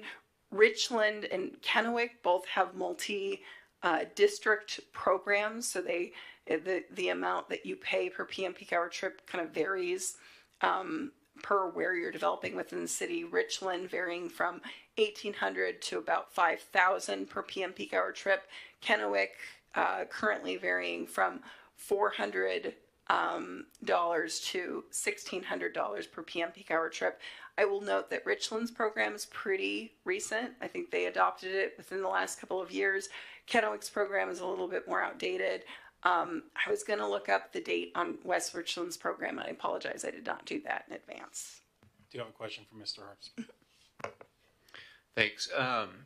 So I just want to make sure I'm understanding this right. If the previous slide that detailed the state's required methodology says on that fourth bullet point, remaining eligible program costs divided by Pasco's expected growth in PM peak hour trips for next 20 years gives us the TIF rate? And if so, why on some of these cities or all of them does it range so much? And what other data kind of gives us that rate?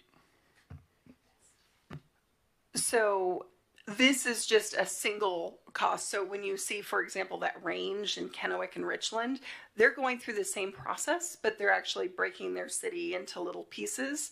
And so it's having just a different rate based on where you're developing and what that nexus is with the infrastructure in their program.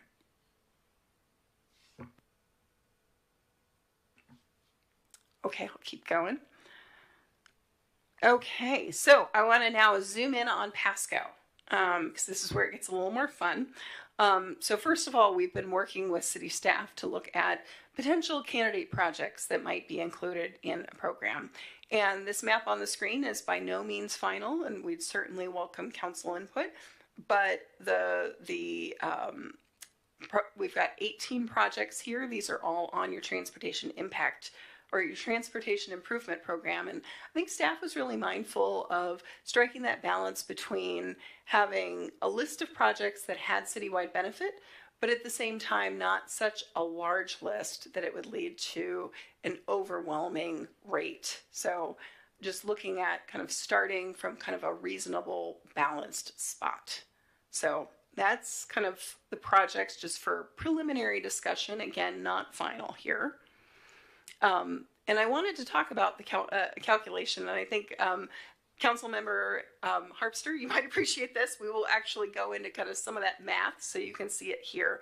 But first of all, at an abstract level, we start with, kind of the cost of the project. And I will note in particular, I'm going to go back quickly to this slide. When we look at the projects that are on this slide, if you really kind of squint at them and you see them, some of these are really large projects. We've got some overpasses in here. And I want to note that we don't have to put 100% of the overpasses costs into the program, and we probably wouldn't. It's not reasonable to assume that Pasco would be funding 100% of that. We recognize there's a shared cost. So for these projects, as we're bringing them onto the list, we're certainly recognizing that the city pays a portion of those costs, sometimes most of it, but in other cases, a lesser portion. So again, we start with the project costs. So again, we have 18 projects. So we look at that. And then for each of those projects, we assess whether there's an existing deficiency. So we need to extract that from the eligible costs in the program. And then again, we run the model to understand who's using them. Trips that are starting outside of the city or ending outside of the city, we have to actually give haircuts because we can't charge for growth that's occurring outside of Pasco. And after we do that math, we arrive at an eligible impact fee cost. So I think it's probably a little bit more concrete if I give this an example. So we picked one of the projects on the list, the Burden and Madison Avenue intersection improvements. This is a project that's on your transportation improvement program. Its cost on that program is $2.17 million. And kind of the haircuts as we go through this process that we would take. First, we recognize that intersection is not operating great today. It's side street stop controlled, so folks are stopping at a stop sign. We've got kind of lengthy queues today. The intersection certainly could benefit from additional capacity, even in the absence of development. So given that reality, we take a deficiency kind of haircut out of that project. Then the next step is that we use the travel model to understand, you know, who's kind of traveling through that intersection, where are they going, where are they coming from, and we arrive at 81% of those remaining costs are left.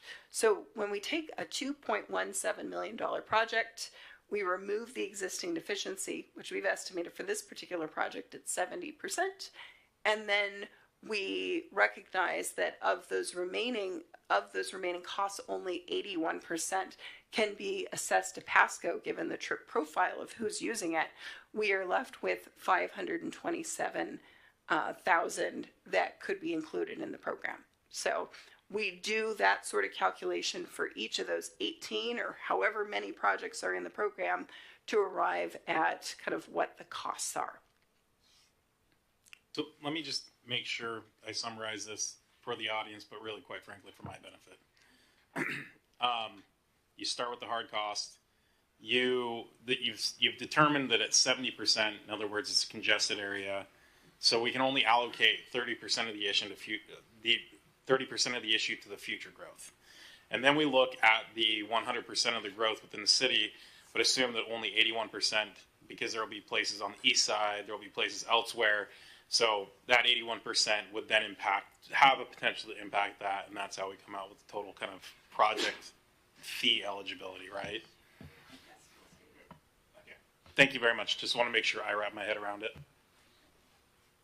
You may have to re-hit your mic. I just had a question real quick. So that means out of the fees that we can collect, only $527,000 can go towards that?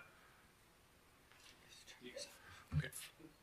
$527,000 of that project contributes to kind of getting to a cost per trip fee. So it actually doesn't mean you can only put that amount in.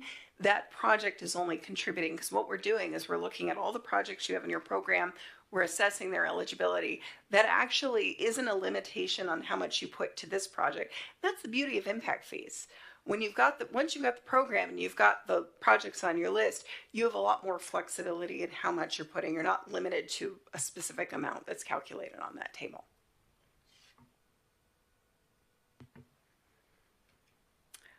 Okay, one other piece, and I'm not going to go into a ton of detail on it, but I think it's an important one to consider is TIF districts. So one of the questions that I received here was, why do some cities have a range? And that's because they have multiple districts. That is something that we could certainly look to for Pasco. We could look to having many districts. We could look to just having a few, but it allows us to look at kind of, the nexus between development where it's occurring, what the infrastructure needs, and making sure that the fees make sense in the city. Certainly no requirement that you have multiple districts, but it is something that we could consider. And, you know, if we did consider different districts, we just want to make sure that they're logically set up. We're using, highways, railroads, topography features or land use and zoning classifications to really make sure that, kind of those edge issues are as logical as possible. And the reason why I bring it up is just it does seem like a regional norm here to have multiple districts. So here's Kennewick's program. You can see they have 4 districts, and you can see kind of how the fees vary by those districts. Similarly, Richland, with their kind of newer program, here's how their fees vary by district. So I think this is my last kind of content slide. Just wanted to share with you where we are in our process before collecting any more feedback that you have. As you know, we've been kind of working on this analysis since kind of the beginning of the year. We are here today kind of to seek your initial feedback. Our next step would be ideally to kind of come back to this, first of all, to get your feedback tonight, and then kind of work on kind of developing a program that's responsive to kind of what we're hearing from you. Hopefully kind of coming back to you in April. And once we have a program that I think we feel is a good representation of meeting the city's needs, we'd also want to go out and speak to both the community and the development community to make sure they understand how this is moving forward and to seek their feedback. The end goal would be to have an impact fee program adopted in June. So I think that's it for me. Happy to take any feedback you have. Great. Thank you very much for the presentation. Very helpful. Mr. Perales. Thank you, Mayor. I'll go ahead and just start it off. I think the only two notes that I made was that I wanted to see if you can provide a recommendation to the city in regards to updating our TIF fees every so often. I think you made a comment earlier that like the city of Kennewick looks like they haven't updated it in some time. The city of Richland has recently done it. So, and according to our staff report, we hadn't done anything since 2009. So if you guys could look into that and see, probably around 3 years, 4 years, probably look into updating it. We can hire a firm, update our values and go from there. So that would be my ask or feedback. And the second one would be, I would like to see perhaps a draft for districts and what that would look like across the city, whether it's 2 districts, 3 districts, 4 districts. Obviously, you guys have the data. You see certain parts of the city aren't as developing as other ones, and we're more focused on the west side of Pasco. So I would just like to see what a district kind of rate fee structure would look like. Thank you. Thank you, Mr. Perales. Mr. Grimm. Thank you, Mr. Mayor. My sentiment's similar to Councilmember Perales that I think districting would be an important part of this. I think that having the same fee all across the city makes no sense at all, and would love to see it broken down into districts. But I think we should be very careful when we do draw those lines, even as an example or sampling, or because I think the second those lines are drawn, there's going to be a lot of eyes focusing on it.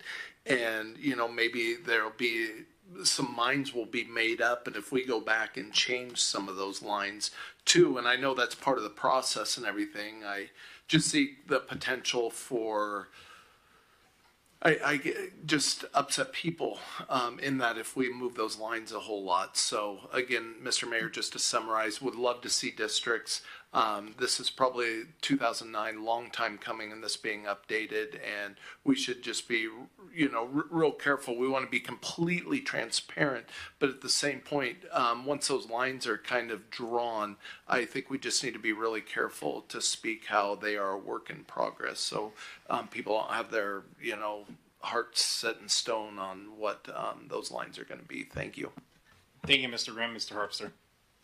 Yeah, one question for you is if you look at the Richland Kennewick zones, the zones with the highest fees are where the most development is occurring. So what kind of a process informs where the boundaries are proposed to be? Is it based on the amount of projected development? It is really city by city how we approach it. So I think the level of development, the travel sheds is important.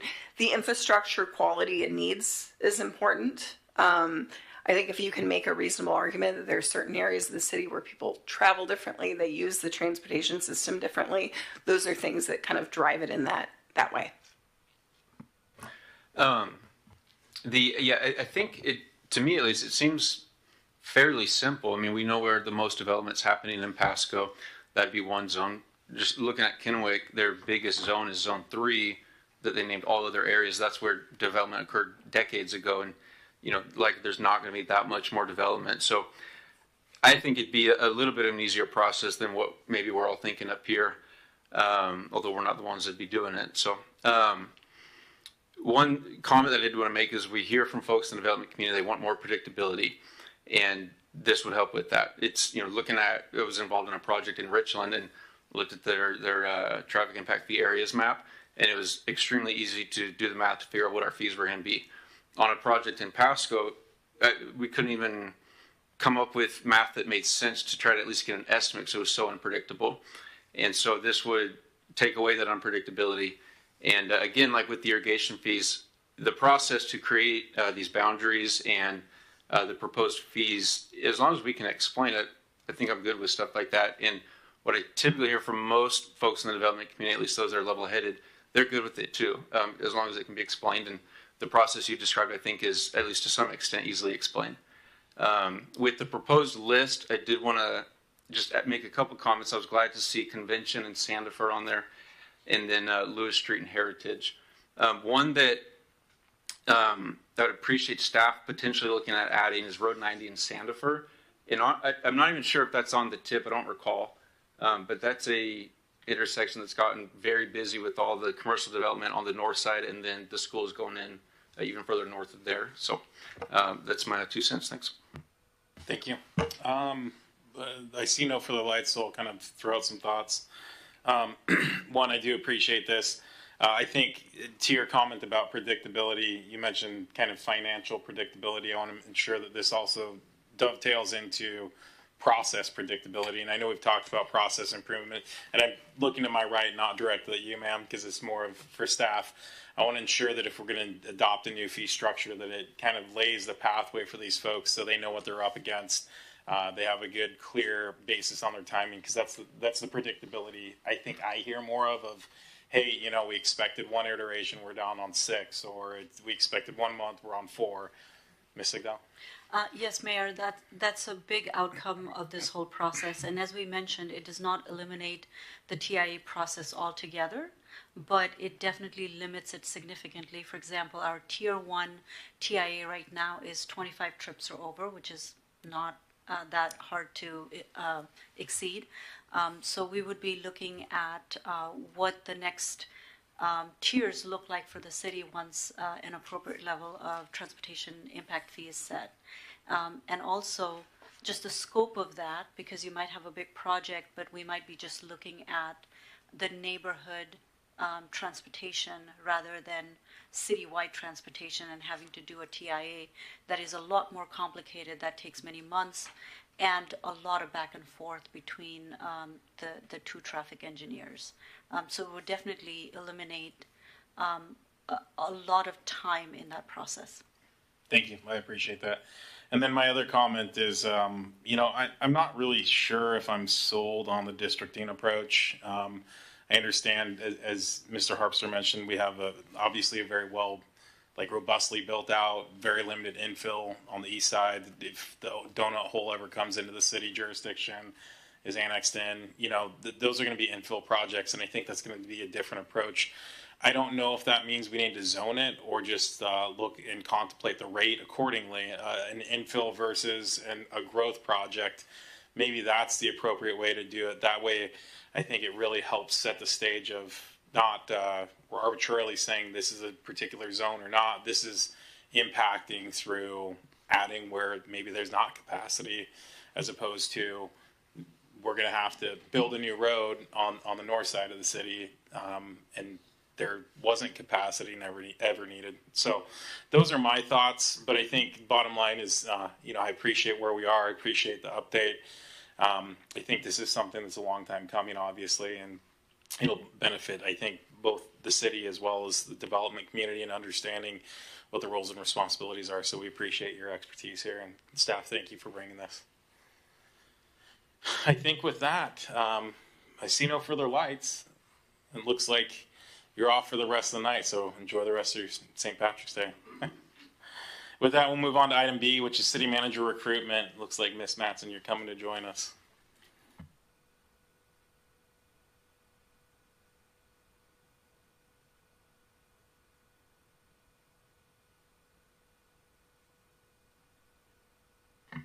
Do I just use the arrow?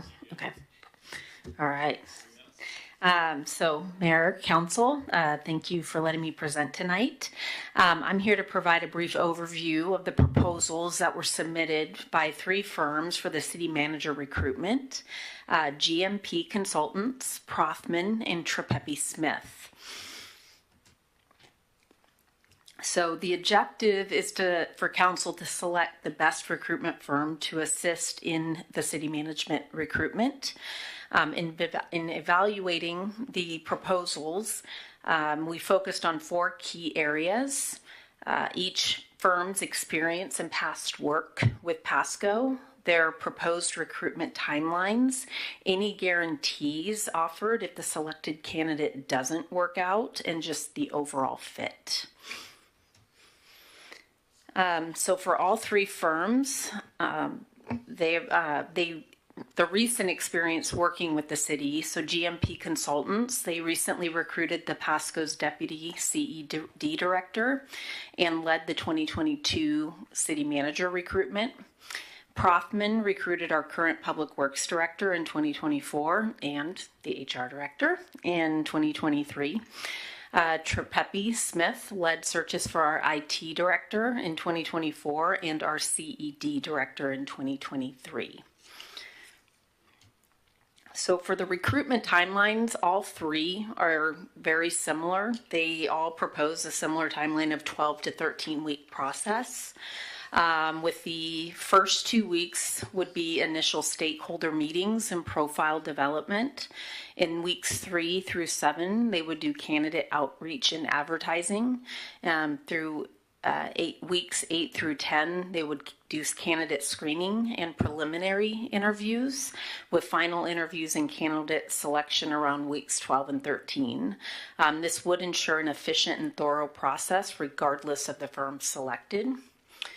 So next steps, council has 3 options to choose tonight. Option 1 would be to make a selection based on the submitted proposals that are in your packets. Request presentations from 1 or more of the firms that have submitted proposals. Or solicit additional proposals if desired. If a firm is selected tonight, we can move quickly to finalize the contract and begin the recruitment within the next 2 weeks. That concludes my presentation. You made it under 3 minutes as promised. But as also promised, there may be some back-end questions. So we have 3 options. I will tell you this, I think we can, let's just start here. Can we scratch number 3, solicit additional proposal from other firms off? Can I get a head nod from council on that? Okay, so we're down to 2 options now. I mean, I think I could personally probably make a decision tonight, but let's talk this through.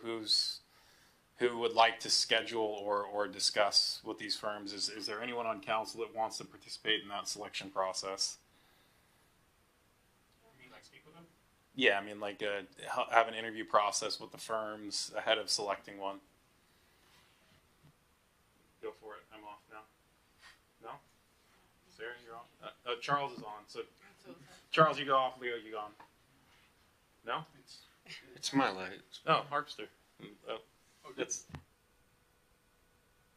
There we go. I was just going to say I would go with GMP, but I think I kind of want to go with a firm that hasn't chosen this position before for our city. So I'm going to go with TSTS. That would be my recommendation. And then I'll make it easy. If they're not on the table, then I will just go with GMP. Thank you, Mr. Prowse. So, Mr. Harpster. Yeah, I would agree with your take, Mr. Ronald, that we make a decision tonight based on the materials submitted. I would think that any presentation is just going to be a repeat of the information that was already provided to us that we all should have reviewed in depth. And so then with that, I'd be in favor of selecting GMP based on their history with the city and also especially based on their very recent history with the city of Kennewick. Out of all the 3 firms listed, they have the most local recent experience. And I think that would be helpful. You know, there's a number of candidates for the city of Kennewick job. One got it. There's obviously potentially still some candidates out there that they've already made contact with. Thanks. Thank you, Mr. Harpster. Mr. Grimm, you had your life. Yes, thank you, Mr. Mayor. I'm in agreement with Councilmember Harpster. We should make this tonight. I mean, I have a little more, GMP or Prothman, either one would be fine with me. But yes, I don't think there's any reason to further interview. The information submitted is great, and we need to get moving on this. Thank you. Thank you. Go ahead, Ms. Ross, you can go. Try that one. It's working. Wow. Okay. I don't think we need any further information from any of the three that we have there. I would personally go with Prothman. I'm looking through their paperwork submitted, and I like their placements. We have worked with GMP. If I'm not mistaken, Mr. Zabel is here through GMP. So for that, I would like to go through Prothman. Okay. Like with that, you know, either Mr. Zabel or Mr. Ferguson, do we have any concerns if we were to select the firm that, if you can just put that on the record for us? I'm sure. I'm sorry. What's the question? That there's any concerns that if you went with a firm that you're currently already contracted to for a different service? Well, there's that, and Mr. Zabel, you still work with them, correct? Well, albeit not. Can you explain your status, and let's just have Mr. Ferguson speak to it? Yeah, the city has an agreement with GMP Consulting to provide city manager services. I was the selected city manager to assist the city here. Okay. Do we have any concerns with that, Mr. Ferguson? I'm not aware any. There is no ethical relationship in terms of like a reason to particularly cordon anyone off or keep any kind of. I mean, obviously, Mr. Zabel could be involved in that or not, depending on what your preference would be. But yeah, I don't think there's any ethical issue there. Okay, thank you, Ms. Barajas. I see you're on. Yes, one quick question. On that note, Mr. Zabel, are you still a consultant, considered a consultant with GMP? I'm a consultant acting as the interim city manager. Yes. Okay. Mr. Milne or Ms. Blaisdell, do you have any input here? Yeah, basically. Hold on, dude. Oh, sorry. You spoke once. You're great. Okay. Yeah, I like GMP as far as what they had to say in their packet, so that's where I was going on that. Okay. I don't have a preference. I was just going to ask Mr. Ferguson that because it appears we're a little bit split, would we need to make a motion to select a firm and make it official? Yeah, I think we'll do that. It does sound like the GMC is leading. Mr. Milne, do you want to make a motion? That's what did I say? I don't know. I drive a Ford, so I can't be GMC. I promise. Yeah, let's start there and let's go from there because I only heard one for TSTS, Mr. Press. Anyway, go ahead, Mr. Milne. Okay, I make a motion that we use GMP Consultants as our search for the next city manager. Second. Got a motion by Mr. Milne, second by Ms. Blaisdell. Any further discussion? Hearing none, all in favor say aye. Aye. Any opposed, nay. Hearing none, it passes unanimously. So, it sounds like you will, Ms. Mattson, contact GMP, let them know, and roll this out. Yes. Thank you. Mr. Zabel can start breathing into retirement soon. With that, we got item C, which is a request for zoning code text amendment. Mr. Zabel, go ahead and kick this off for us. Hey, great, thank you, and good evening, Mayor, Council. So we're discussing this item as a result of a resident or property owner initiated text amendment to the city zoning code. This particular item pertains to a proposal on a parcel located at Outlet Drive in Sandifer Parkway, and that proposal includes a car wash. The property is zoned C1, which does allow car washes. However, it requires that a car wash in a C1 zone be located more than 300 feet from a residential district. And the property itself is not large enough to accommodate a car wash and meet the 300-foot separation from the residential district that it is near. And that includes the right of way of the street as well to the east of the property. So property owner, or at least interest, Mr. Mario Borshowski submitted a request for a zoning text amendment to reduce that 300-foot distance requirement contingent upon installation of noise mitigations or the ability to demonstrate noise levels that were equivalent to that 300-foot separation, that there's measures that potentially they could take to give that equivalency. Provided for you the PMC section 25.210.020 subsection 2 subsection Z, which allows those processes. And so for council on a resident or property owner initiated text amendment, the PMC provides that such a petition does not obligate the council to follow through with the petition amendment. City attorney and I had some discussion about what does that mean. Well, it means you don't have to necessarily agree with it, but you do probably have to hold a hearing. So tonight is just staff recommendation that council hold a public hearing at your earliest opportunity. Probably is going to be April 7th when you won't want to do some advertising and so forth, and then get that back in front of you along with the petitioner. Thank you, Mr. Zabel. I'll note that I attended that meeting with you as well, and what I expressed that same concern. If 300 feet is kind of an arbitrary carryover, and we just talked about 15-year-old traffic fees that we're updating, it seems that there may be basis to look at whether or not a true noise ordinance, that being the case, or if it's a traffic issue, that we're able to mitigate whatever the concerns would be of those adjacent residents. So, I would be in favor of conducting the hearing, and I'd be interested in hearing the issues of whether or not this is truly a distance issue or if it's an audio issue. In other words, the sound emanation. Yeah, if I could, Mayor, I think instructive, and I don't mean to second guess past land use decisions, but if you think about Court Street and car washes on Court Street, right up across the alley from residential uses, that's my guess, just, knowing the city a little bit and land use and how these things happen, I would think that's probably why you have this ordinance requirement. Yeah, I would anticipate so. And just knowing the area, there's a brick wall. I mean, there's stuff that could actually already mitigate some of the concerns. So, again, I'm in favor of hosting the hearing. Whether or not August or April 7th is the right date, I can't speak to that, but I think soon is wise. Mr. Harpster. Yeah, I agree with your sentiment 100%.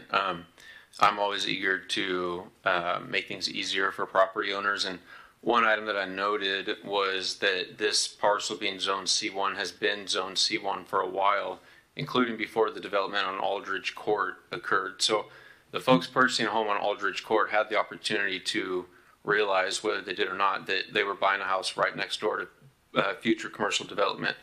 And then I think the applicant noted this, that car washes that are built today are much quieter than they were 20 years ago. And so exactly what you said, I'd like to hold the public hearing and, let the 0 people that'll come out share their opinion. So. Thank you.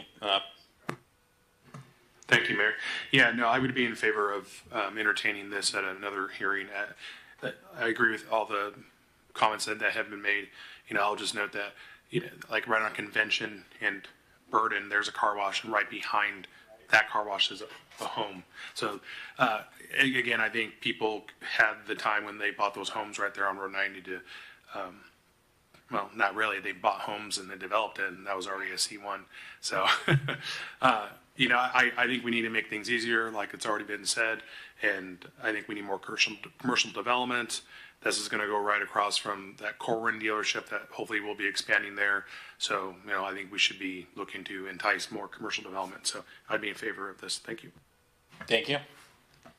Mr. Ferguson. Yeah, just real quick, I want to clarify, this is one of these weird curveballs. So this is a petitioner, not an applicant. So it's a petitioner for a text amendment, which, to your zoning code, which means it's a legislative act.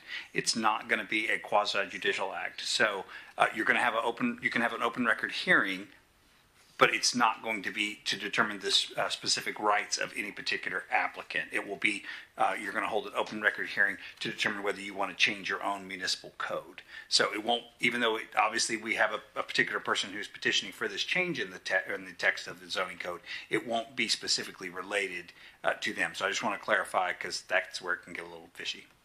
Right, so just a summary, this is a blanket change to the code, not specific. It's initiated by a property owner, but it's not specific to the property. Excellent. I'm still good with that. I don't think that changes my analysis. Any difference for anyone? Good. It doesn't change for me either. I was just going to add that that's why it was okay for you to meet with them, because it's legislative. And tonight reminded me that I have a voicemail from him I forgot to return. So, yeah. Sounds good. Seeing no further lights on this issue, it sounds like staff has direction. Mr. Zabel? We're good? Okay. With that, moves on to miscellaneous discussion number 12. Mr. Zabel. Oops. A couple different items. So, one, just a reminder for council, the police department's conducting a business watch meeting at 1 p.m. tomorrow at HAPA. So, business community is invited to attend. Second, just a couple of transitions I want to discuss, and I did send you emails about them, but I want to share that our finance director, Darcy Buckley, is transitioning to a new role with the city as, and that is finance training and compliance lead. And it's a really great opportunity for Darcy to be able to continue to provide leadership in the department and mentor and work with our professional staff. And also is a great opportunity for the city as it is. We have a really strong leadership team in the department. Obviously, this will vacate the director position, and we'll be recruiting for a new director in the next start that recruitment in the next couple of weeks. But going through this process I will share, it wasn't super easy for Darcy, because she wants to make Pasco the best it can be. And I think we hired Darcy, 11 years ago? No, not 11, 8 years ago. 2016. So about 8-9 years ago, and came to us and has just done an amazing job. And Richa was here at the time as the finance director, and that department has just transitioned so far from where they were back at that period of time. I could go on. If I do, it makes the people that were here earlier than that bad. So I'm not going to. But it's an incredibly well-run department, and the reliability of the information and so forth, and the sophistication that Darcy and her staff have brought to it are just nothing short of amazing. So as the city manager that hired her, I have maybe a little bit mixed feelings. I'm super excited for her because this fits to where she wants to be professionally and personally. And we are lucky to be able to hang on to her in this position. Her family's lucky to get more of her, and it's kind of the perfect balance. So it's an exciting, a little strange. I've never given a presentation like this, but it's I don't know. I think it's super exciting for Darcy, and it is for the city too. Secondly, I also wanted to announce a second departure of sorts. So Richa Sigdal soon will be relinquishing her second title. Huh? Pretty good, huh? Yeah. So she'll be relinquishing her title as interim CED director, and will be going back to full-time duty as the deputy city manager. So happy to announce the appointment of Haley Miller as community and economic development director. Haley brings about 15 years of professional experience in community development planning, worked her way up through that system, has spent several years, I think about half a dozen years, as a director in 2 different cities, and I think it's Ferndale and currently Marysville. So she'll be starting here on the week of April 28th, and we're really looking forward to her her arrival, and probably nobody more so than Richa and Craig. So, yeah. So with that, that's all I had for this evening. Thank you, Mr. Zabel. Ms. Buckley, sounds like we're excited for you. I'm really grateful that we get to keep you, and grateful that we get to keep half of Miss Sigdell, or maybe all of her in one role instead of half her in two roles. Thank you very much. It's been my pleasure, and I am very happy to continue to work with everyone here at the city. So thank you. Well, we're very grateful for the work that you've done. Watched your countless hours and effort, so appreciate it. And see, anyone that's not paying attention online or wherever, the city of Pasco really is welcoming. We try to keep our people around. So, I see no lights from council. Mr. Graham, of course. Thank you, Mr. Mayor. I just wanted to piggyback on a comment earlier about Mr. Redfield of our abatement program. And I too have had interactions with him, and it is worthy of his name being mentioned and how good of a job he is doing for the city. Mr. Mayor, I commend him to you. And also, I want to call out a couple of my council members there at the far end. Maybe not the way my tone suggests, but somebody brought a website to my attention recently, and Councilmember Perales and Councilmember Blaisdell were the only two Tri-Cities council members with perfect attendance last year, Mr. Mayor. You were always quick to thank us for our involvement in the community and how, we go above and beyond at events, but I know some of us had to attend remotely or perhaps even miss a meeting last year, Mr. Mayor, but to your left are the only two Tri-Cities area city council members with perfect attendance last year, and I think that's worth noting, Mr. Mayor. Thank you. Well, it's nice to know that at least a portion of Pasco achieves perfection as well, so thank you. Maybe we'll have to present some banner for you guys. With that, we do have need for an executive session. It's slated for 7 minutes. It is a single item to consider site selection or acquisition of real estate purchase or lease if likelihood the disclosure would increase price under Revised Code of Washington, Section 42.30, 0.110, subsection 1, subsection B. Again, for 7 minutes, it's 8:38. We're going to go at 8 till 8:45. I'm guessing city manager, deputy city manager, city attorney, anyone else? All right, with that, we'll see you at 8:45.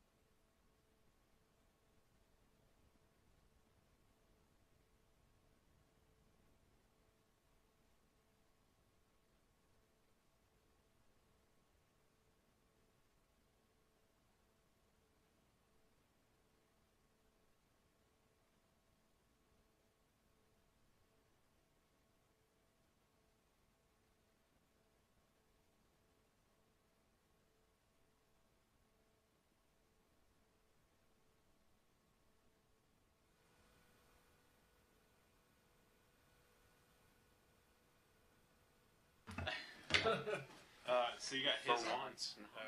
Okay. Okay, I think maybe.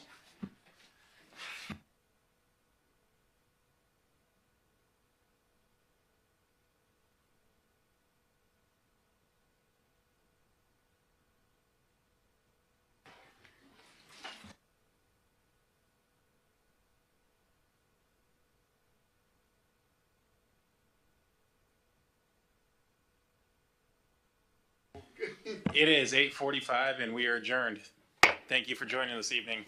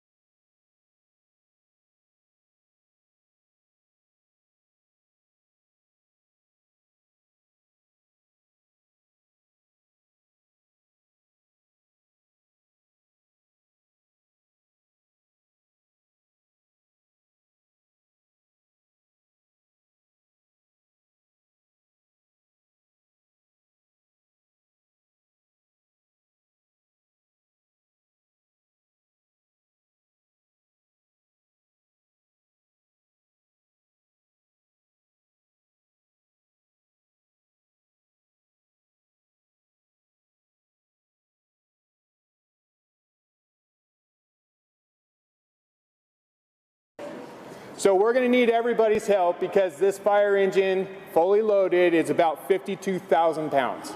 So a big effort, a big push will be greatly appreciated. So in the early 19th century, when we had horse-drawn wagons that would respond to fires, when they came back, they would unhitch the horses from the wagons and they would manually push the wagon back into the firehouse. And so it became a push-in effort to get that in. Now, as the fire apparatus became motorized, that tradition continued in order to honor those who came before us and continue the traditions that we respect within the service itself. The ceremony isn't just about a fire truck, it's about all of us, firefighters and the community, coming together to strengthen our bond and ensure our recognition of public safety.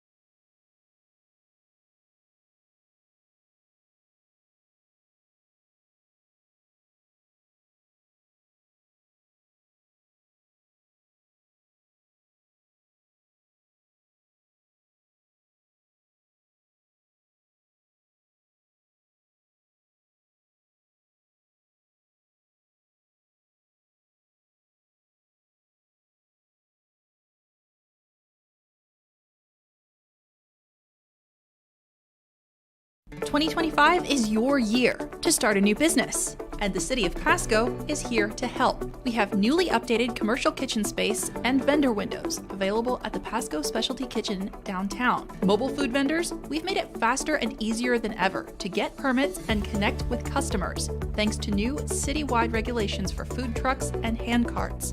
Visit pasco-wa.gov for more information and join the thriving Pasco community. Naturally transformative.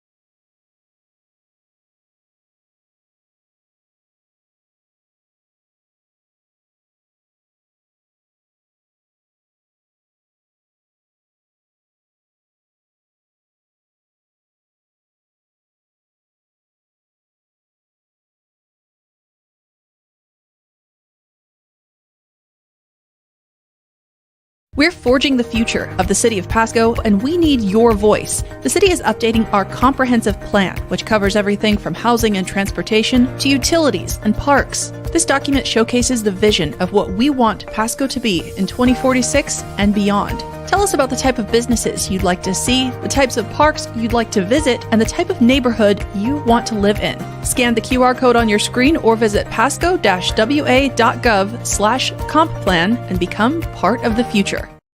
Want to help wildlife? Don't feed them.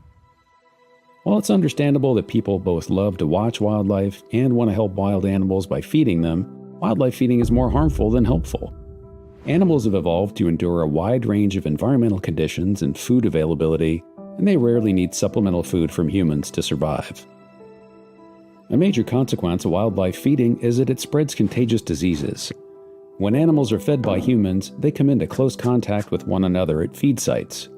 If there's a sick animal in the area, these unnatural concentrations of animals can result in spreading disease more rapidly than if feeding wasn't happening. One of the most impactful diseases to deer, elk, and moose is chronic wasting disease, or CWD for short, which is always fatal. It's caused by proteins called prions that act as an infectious agent and spread through direct contact between animals, as well as indirect contact through exposure to contaminated environments. Once prions are deposited into soil, water, or even plant tissue from infected animals, they're extremely difficult to remove and can remain in the environment for years. The first detection of CWD in Washington was near Spokane in 2024. As a result of the disease being present in our state, the Washington Department of Fish and Wildlife enacted a statewide ban on feeding deer, elk, and moose in an effort to minimize transmission of CWD. Feeding any kind of wildlife, including the use of salt or mineral licks that encourages these species to gather together, is illegal. Most animals with CWD appear normal until the end stages of the disease, when they could show signs of weight loss, lethargy, drooping ears, excessive salivation and urination, and loss of fear of people. Even when infected animals look healthy, they're spreading CWD. Ultimately, this disease can cause serious threats to the long-term conservation of deer, elk, and moose populations. In addition to the ban on feeding deer, elk, and moose, WDFW has adopted several other rules to prevent the spread of CWD. Go to wdfw.wa.gov/CWD for additional information on CWD, how it's being managed in Washington, and more ways you can help prevent the spread of this disease. Most important, though, leave wild species alone and let them be wild. Welcome to Pasco, where we are building a community rooted in culture. Check out the Farmers Market downtown at Peanuts Park, Saturdays from May through October. Taste something new at one of our diverse local restaurants, the Pasco Specialty Kitchen vendor windows, or our growing food truck scene. And enjoy the natural beauty of our waterfront parks and the Sacagawea Heritage Trail. Shop small, explore local, and experience the spirit of Pasco. Naturally transformative.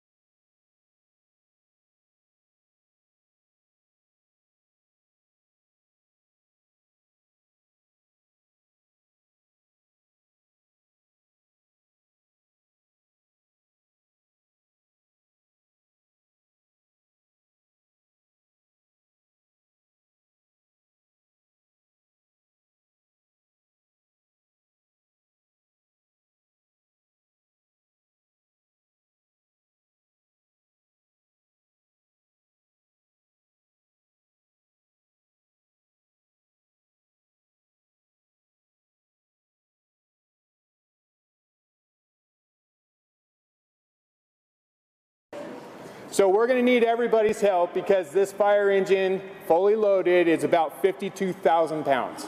So a big effort, a big push will be greatly appreciated. So in the early 19th century, when we had horse-drawn wagons that would respond to fires, when they came back, they would unhitch the horses from the wagons and they would manually push the wagon back into the firehouse. And so it became a push-in effort to get that in.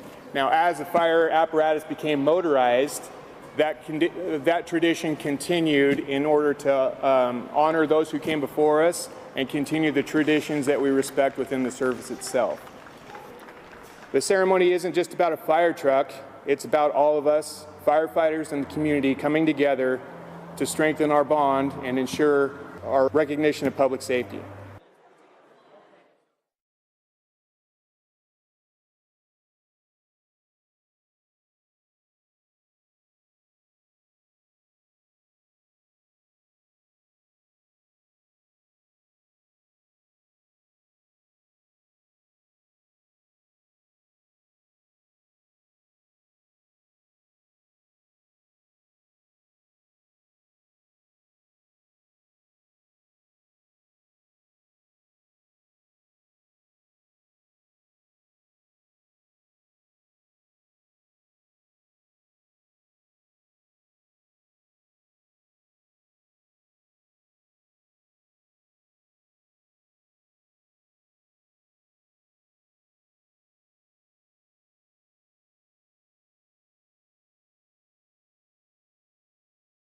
"2025 is your year to start a new business, and the City of Pasco is here to help. We have newly updated commercial kitchen space and vendor windows available at the Pasco Specialty Kitchen downtown. Mobile food vendors, we've made it faster and easier than ever to get permits and connect with customers, thanks to new citywide regulations for food trucks and hand carts. Visit pasco-wa.gov for more information and join the thriving Pasco community. Naturally transformative.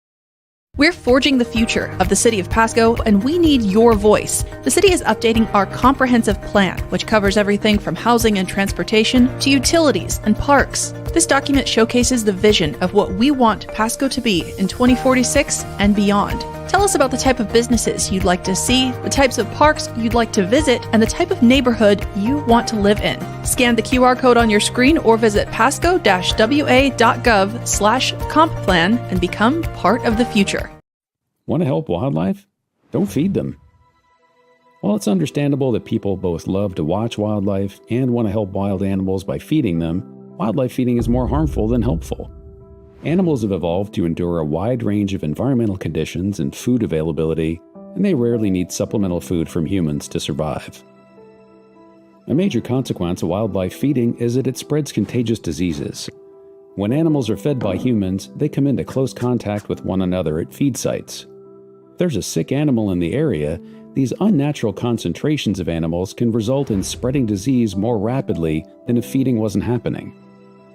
One of the most impactful diseases to deer, elk, and moose is chronic wasting disease, or CWD for short, which is always fatal. It's caused by proteins called prions that act as an infectious agent and spread through direct contact between animals, as well as indirect contact through exposure to contaminated environments. Once prions are deposited into soil, water, or even plant tissue from infected animals, they're extremely difficult to remove and can remain in the environment for years. The first detection of CWD in Washington was near Spokane in 2024. As a result of the disease being present in our state, the Washington Department of Fish and Wildlife enacted a statewide ban on feeding deer, elk, and moose in an effort to minimize transmission of CWD. Feeding any kind of wildlife, including the use of salt or mineral licks that encourages these species to gather together, is illegal. Most animals with CWD appear normal until the end stages of the disease, when they could show signs of weight loss, lethargy, drooping ears, excessive salivation and urination, and loss of fear of people. Even when infected animals look healthy, they're spreading CWD. Ultimately, this disease can cause serious threats to the long-term conservation of deer, elk, and moose populations. In addition to the ban on feeding deer, elk, and moose, WDFW has adopted several other rules to prevent the spread of CWD. Go to wdfw.wa.gov/CWD for additional information on CWD, how it's being managed in Washington, and more ways you can help prevent the spread of this disease. Most important, though, leave wild species alone and let them be wild. Welcome to Pasco, where we are building a community rooted in culture. Check out the Farmers Market downtown at Peanuts Park, Saturdays from May through October. Taste something new at one of our diverse local restaurants, the Pasco Specialty Kitchen vendor windows, or our growing food truck scene. And enjoy the natural beauty of our waterfront parks and the Sacagawea Heritage Trail. Shop small, explore local, and experience the spirit of Pasco. Naturally transformative.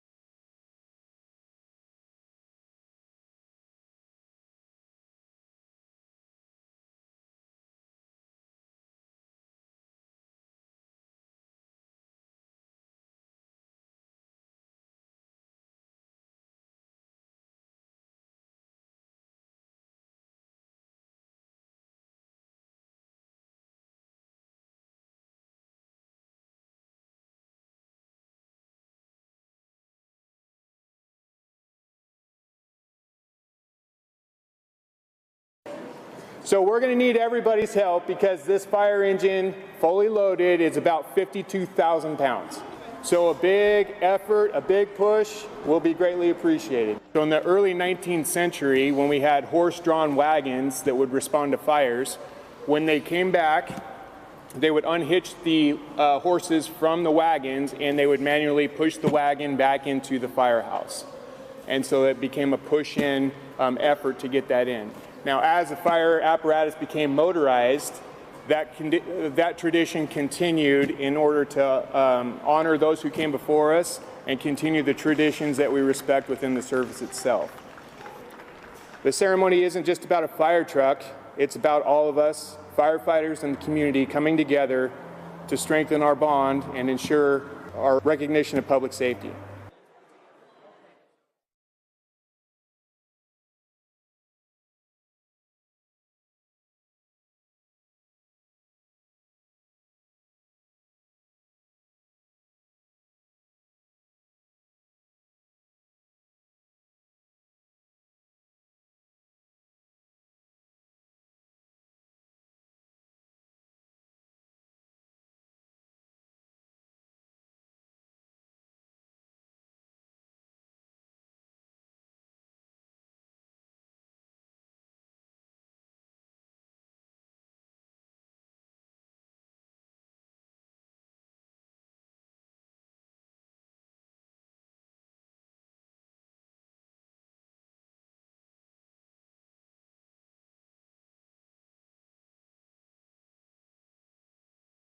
"2025 is your year to start a new business, and the City of Pasco is here to help. We have newly updated commercial kitchen space and vendor windows available at the Pasco Specialty Kitchen downtown. Mobile food vendors, we've made it faster and easier than ever to get permits and connect with customers, thanks to new citywide regulations for food trucks and hand carts.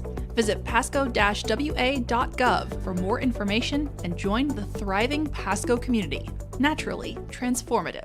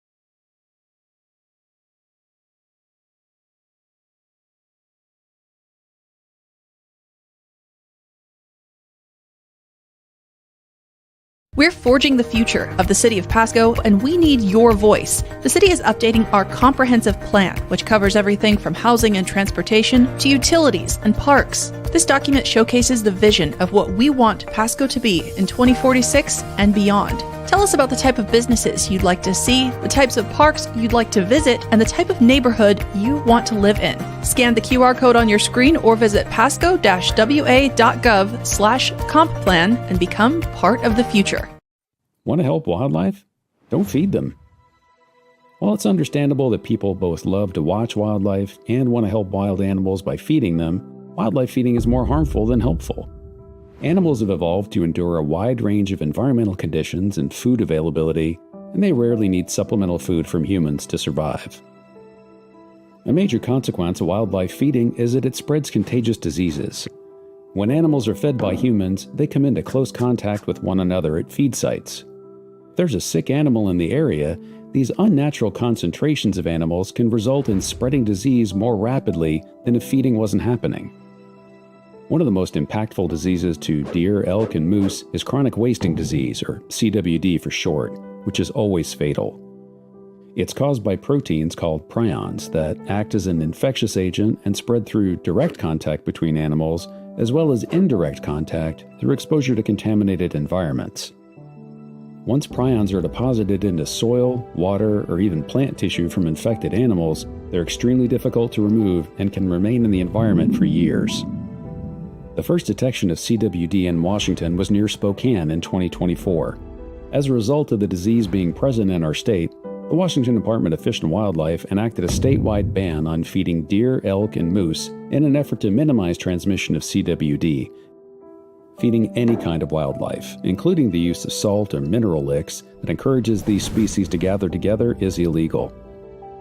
Most animals with CWD appear normal until the end stages of the disease, when they could show signs of weight loss, lethargy, drooping ears, excessive salivation and urination, and loss of fear of people. Even when infected animals look healthy, they're spreading CWD. Ultimately, this disease can cause serious threats to the long-term conservation of deer, elk, and moose populations. In addition to the ban on feeding deer, elk, and moose, WDFW has adopted several other rules to prevent the spread of CWD. Go to wdfw.wa.gov/CWD for additional information on CWD, how it's being managed in Washington, and more ways you can help prevent the spread of this disease. Most important, though, leave wild species alone and let them be wild. Welcome to Pasco, where we are building a community rooted in culture. Check out the Farmers Market downtown at Peanuts Park, Saturdays from May through October. Taste something new at one of our diverse local restaurants, the Pasco Specialty Kitchen vendor windows, or our growing food truck scene. And enjoy the natural beauty of our waterfront parks and the Sacagawea Heritage Trail. Shop small, explore local, and experience the spirit of Pasco. Naturally transformative.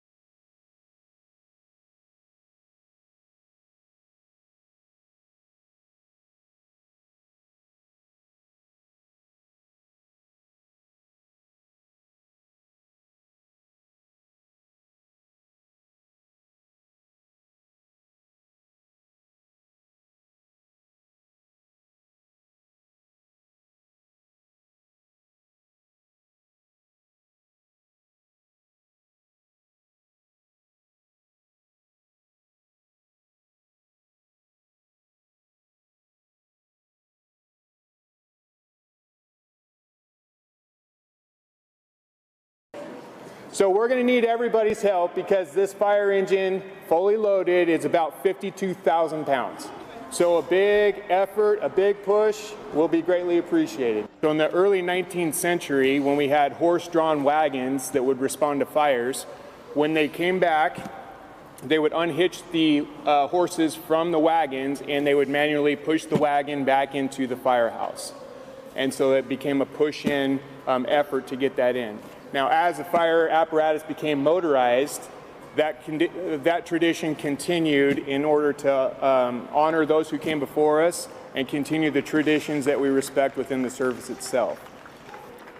The ceremony isn't just about a fire truck, it's about all of us, firefighters and the community, coming together to strengthen our bond and ensure our recognition of public safety.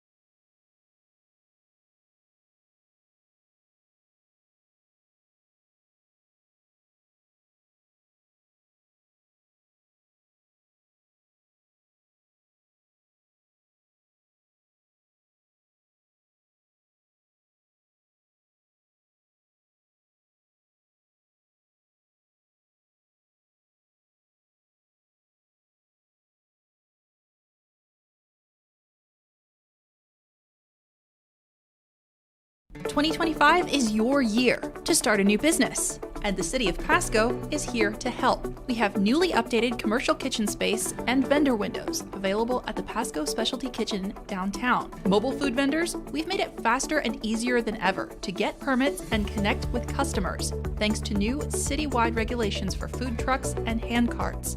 Visit pasco-wa.gov for more information and join the thriving Pasco community. Naturally transformative.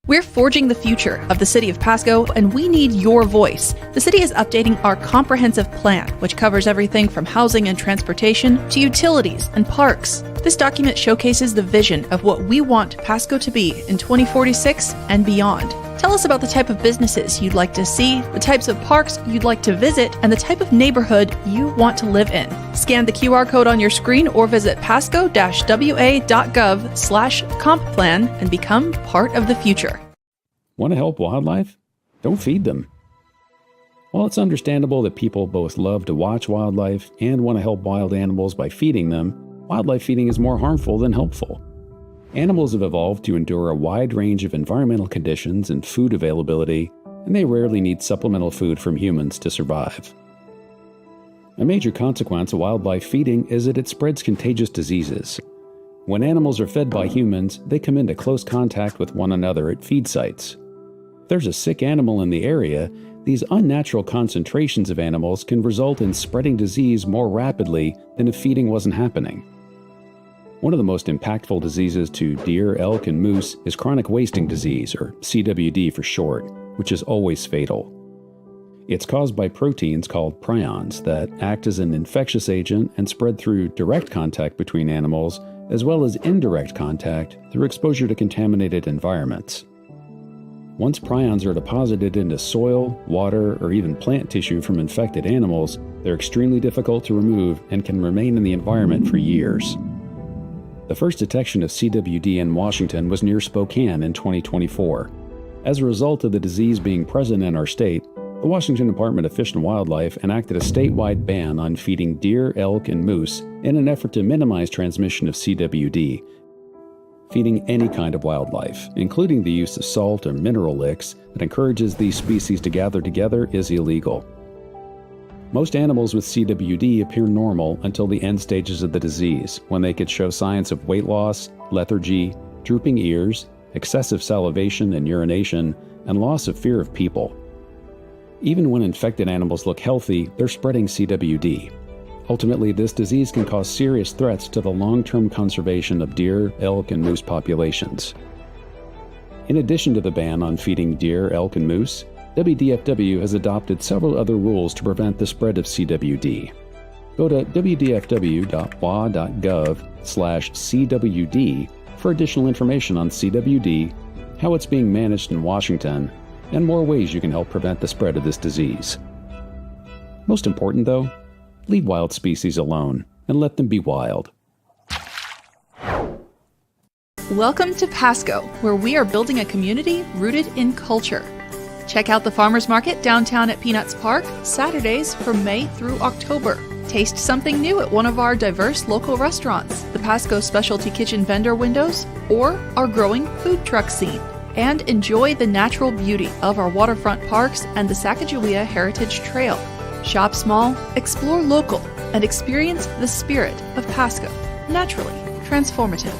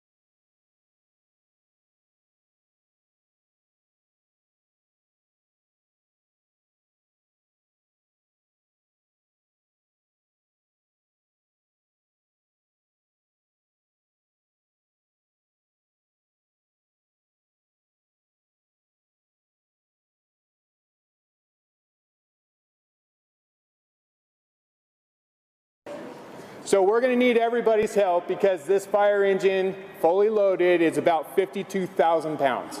So a big effort, a big push will be greatly appreciated. So in the early 19th century, when we had horse-drawn wagons that would respond to fires, when they came back, they would unhitch the horses from the wagons and they would manually push the wagon back into the firehouse.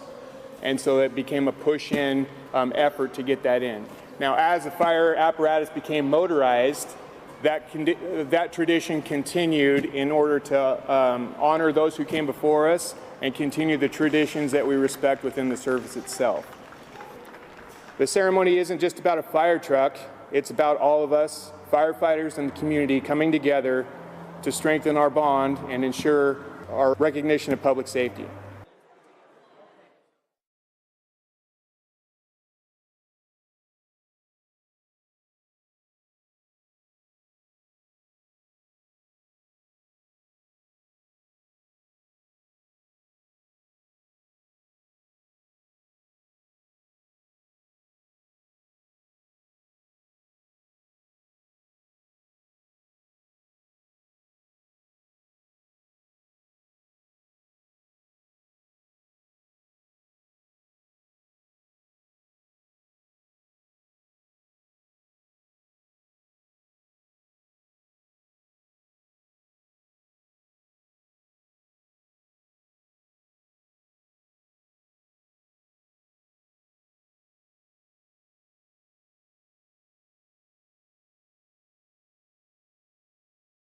"2025 is your year to start a new business, and the City of Pasco is here to help. We have newly updated commercial kitchen space and vendor windows available at the Pasco Specialty Kitchen downtown. Mobile food vendors, we've made it faster and easier than ever to get permits and connect with customers, thanks to new citywide regulations for food trucks and hand carts.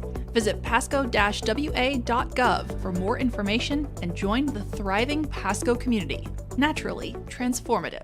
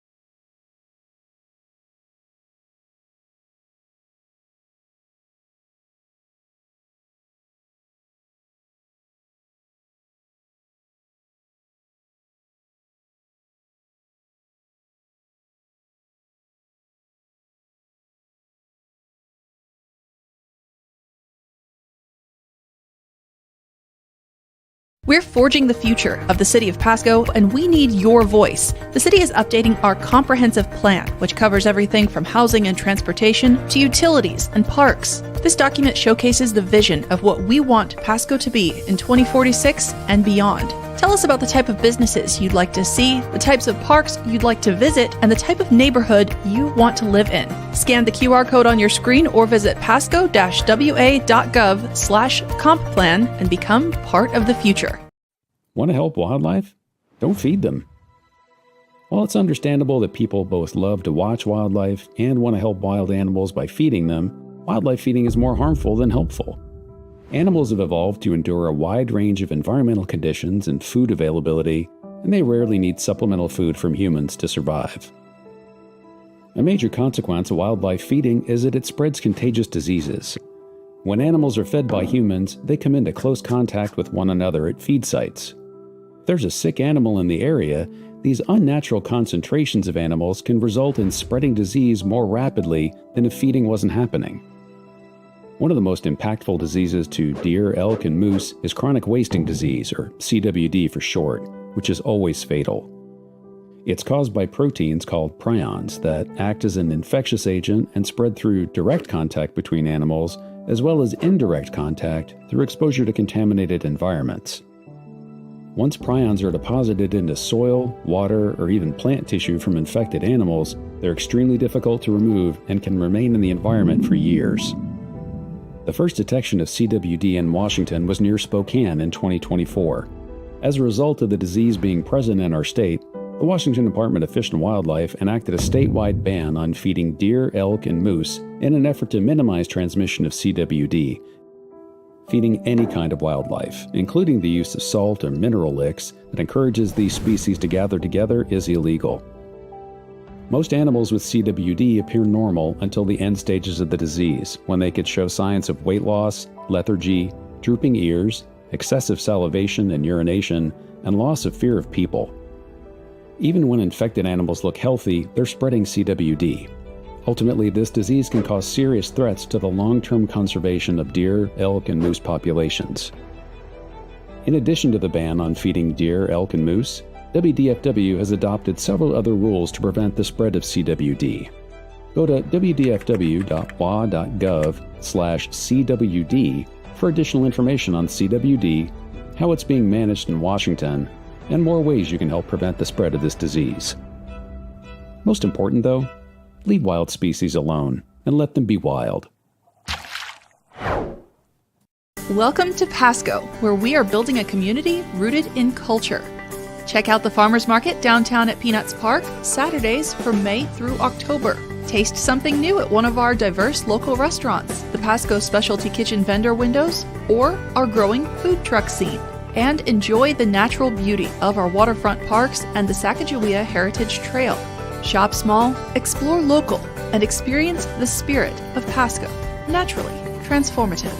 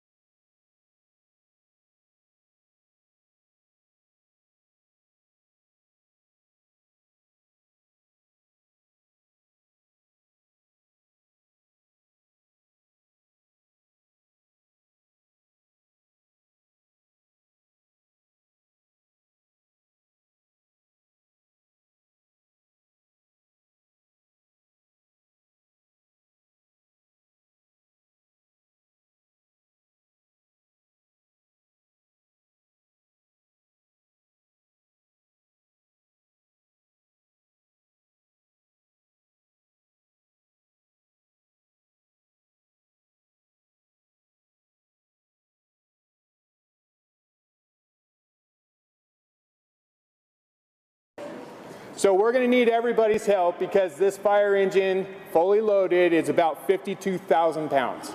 So a big effort, a big push will be greatly appreciated. So in the early 19th century, when we had horse-drawn wagons that would respond to fires, when they came back, they would unhitch the horses from the wagons and they would manually push the wagon back into the firehouse. And so it became a push-in effort to get that in. Now, as the fire apparatus became motorized, that tradition continued in order to honor those who came before us and continue the traditions that we respect within the service itself. The ceremony isn't just about a fire truck, it's about all of us, firefighters and the community, coming together to strengthen our bond and ensure our recognition of public safety.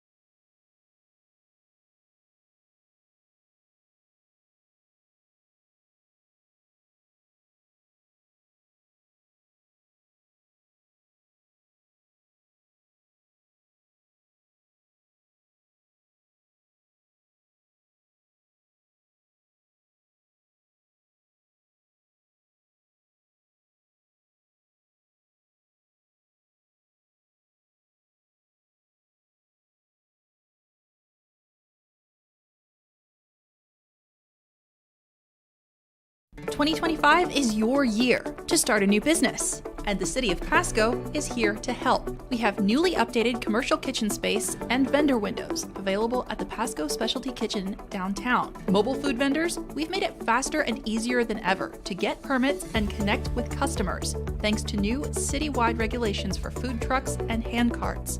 Visit pasco-wa.gov for more information and join the thriving Pasco community. Naturally transformative.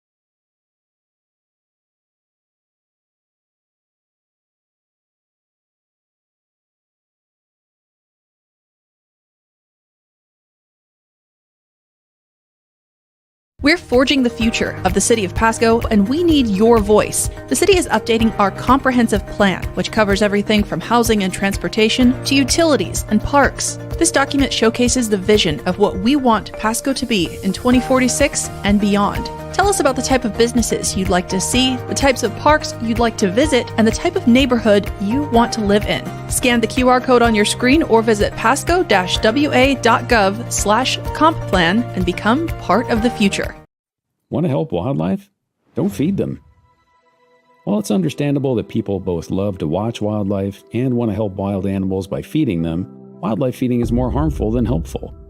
Animals have evolved to endure a wide range of environmental conditions and food availability, and they rarely need supplemental food from humans to survive. A major consequence of wildlife feeding is that it spreads contagious diseases. When animals are fed by humans, they come into close contact with one another at feed sites. If there's a sick animal in the area, these unnatural concentrations of animals can result in spreading disease more rapidly than if feeding wasn't happening. One of the most impactful diseases to deer, elk, and moose is chronic wasting disease, or CWD for short, which is always fatal. It's caused by proteins called prions that act as an infectious agent and spread through direct contact between animals, as well as indirect contact through exposure to contaminated environments. Once prions are deposited into soil, water, or even plant tissue from infected animals, they're extremely difficult to remove and can remain in the environment for years. The first detection of CWD in Washington was near Spokane in 2024. As a result of the disease being present in our state, the Washington Department of Fish and Wildlife enacted a statewide ban on feeding deer, elk, and moose in an effort to minimize transmission of CWD. Feeding any kind of wildlife, including the use of salt or mineral licks that encourages these species to gather together, is illegal. Most animals with CWD appear normal until the end stages of the disease, when they could show signs of weight loss, lethargy, drooping ears, excessive salivation and urination, and loss of fear of people. Even when infected animals look healthy, they're spreading CWD. Ultimately, this disease can cause serious threats to the long-term conservation of deer, elk, and moose populations. In addition to the ban on feeding deer, elk, and moose, WDFW has adopted several other rules to prevent the spread of CWD. Go to wdfw.wa.gov/CWD for additional information on CWD, how it's being managed in Washington, and more ways you can help prevent the spread of this disease. Most important, though, leave wild species alone and let them be wild. Welcome to Pasco, where we are building a community rooted in culture. Check out the Farmers Market downtown at Peanuts Park, Saturdays from May through October. Taste something new at one of our diverse local restaurants, the Pasco Specialty Kitchen vendor windows, or our growing food truck scene.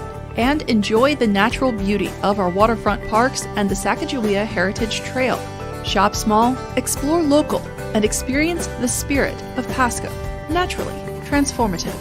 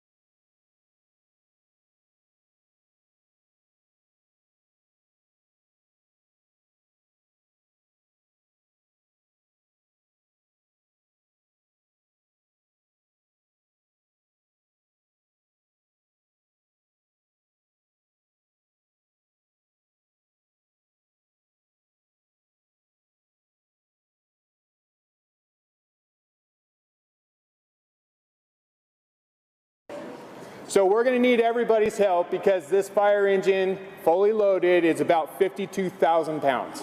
So a big effort, a big push will be greatly appreciated. So in the early 19th century, when we had horse-drawn wagons that would respond to fires, when they came back, they would unhitch the horses from the wagons and they would manually push the wagon back into the firehouse. And so it became a push-in effort to get that in. Now, as the fire apparatus became motorized, that tradition continued in order to honor those who came before us and continue the traditions that we respect within the service itself. The ceremony isn't just about a fire truck, it's about all of us, firefighters and the community, coming together to strengthen our bond and ensure our recognition of public safety.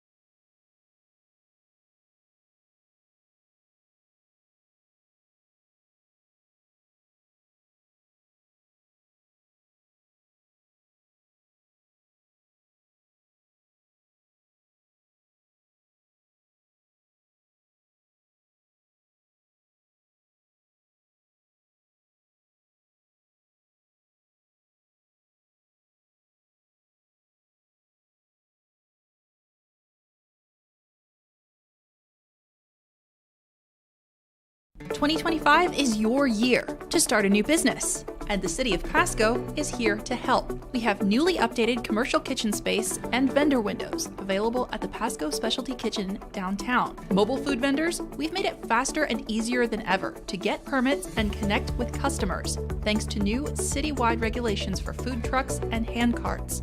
Visit pasco-wa.gov for more information and join the thriving Pasco community. Naturally transformative.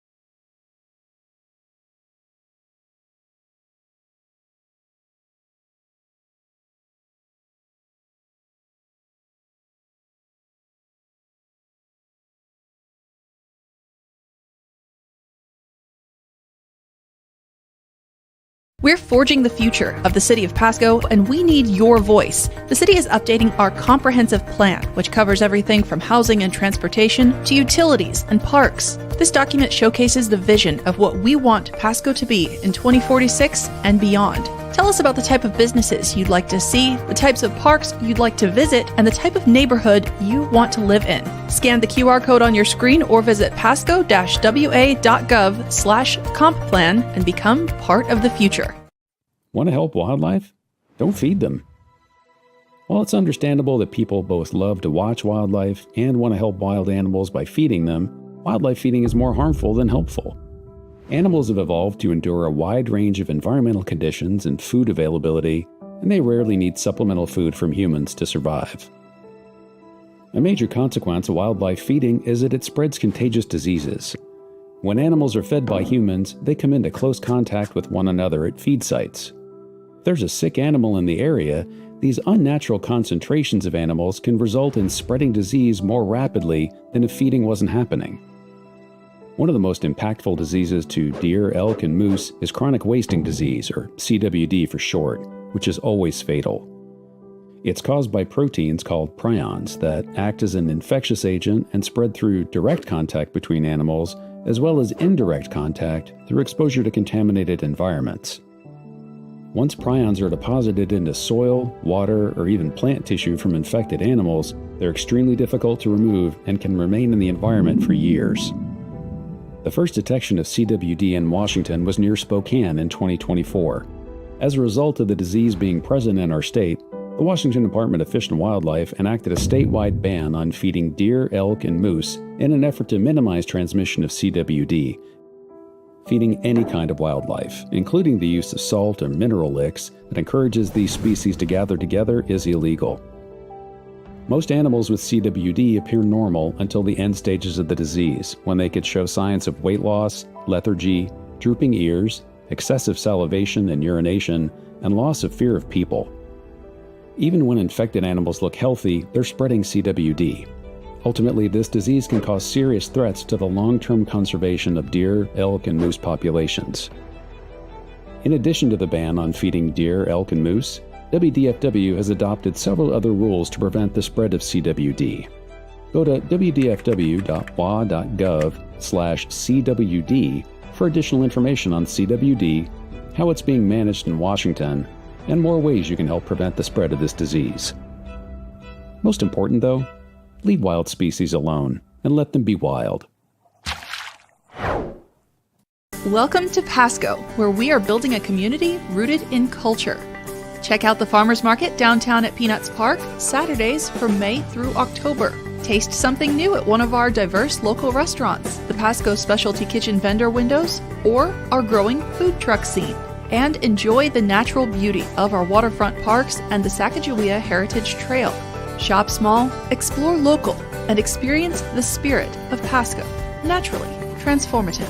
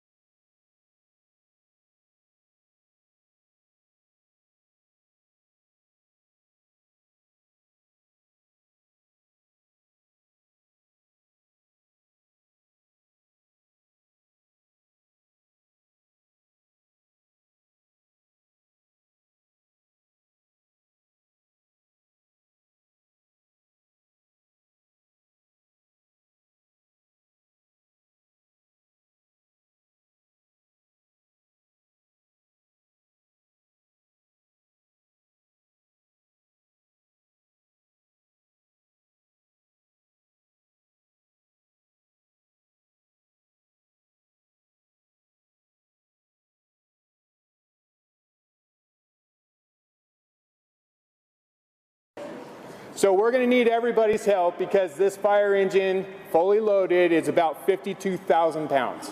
So a big effort, a big push will be greatly appreciated. So in the early 19th century, when we had horse-drawn wagons that would respond to fires, when they came back, they would unhitch the horses from the wagons and they would manually push the wagon back into the firehouse.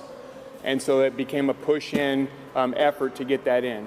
Now, as the fire apparatus became motorized, that tradition continued in order to honor those who came before us and continue the traditions that we respect within the service itself.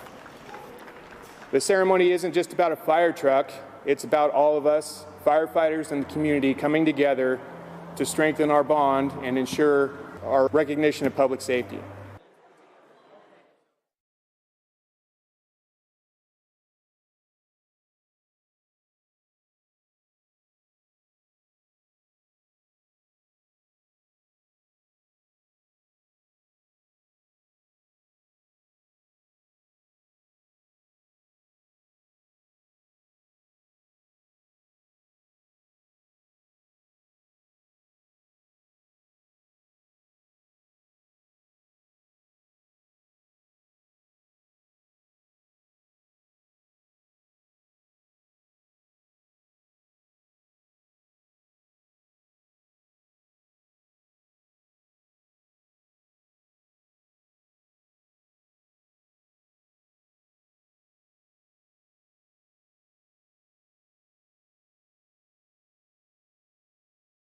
"2025 is your year to start a new business, and the City of Pasco is here to help. We have newly updated commercial kitchen space and vendor windows available at the Pasco Specialty Kitchen downtown. Mobile food vendors, we've made it faster and easier than ever to get permits and connect with customers, thanks to new citywide regulations for food trucks and hand carts.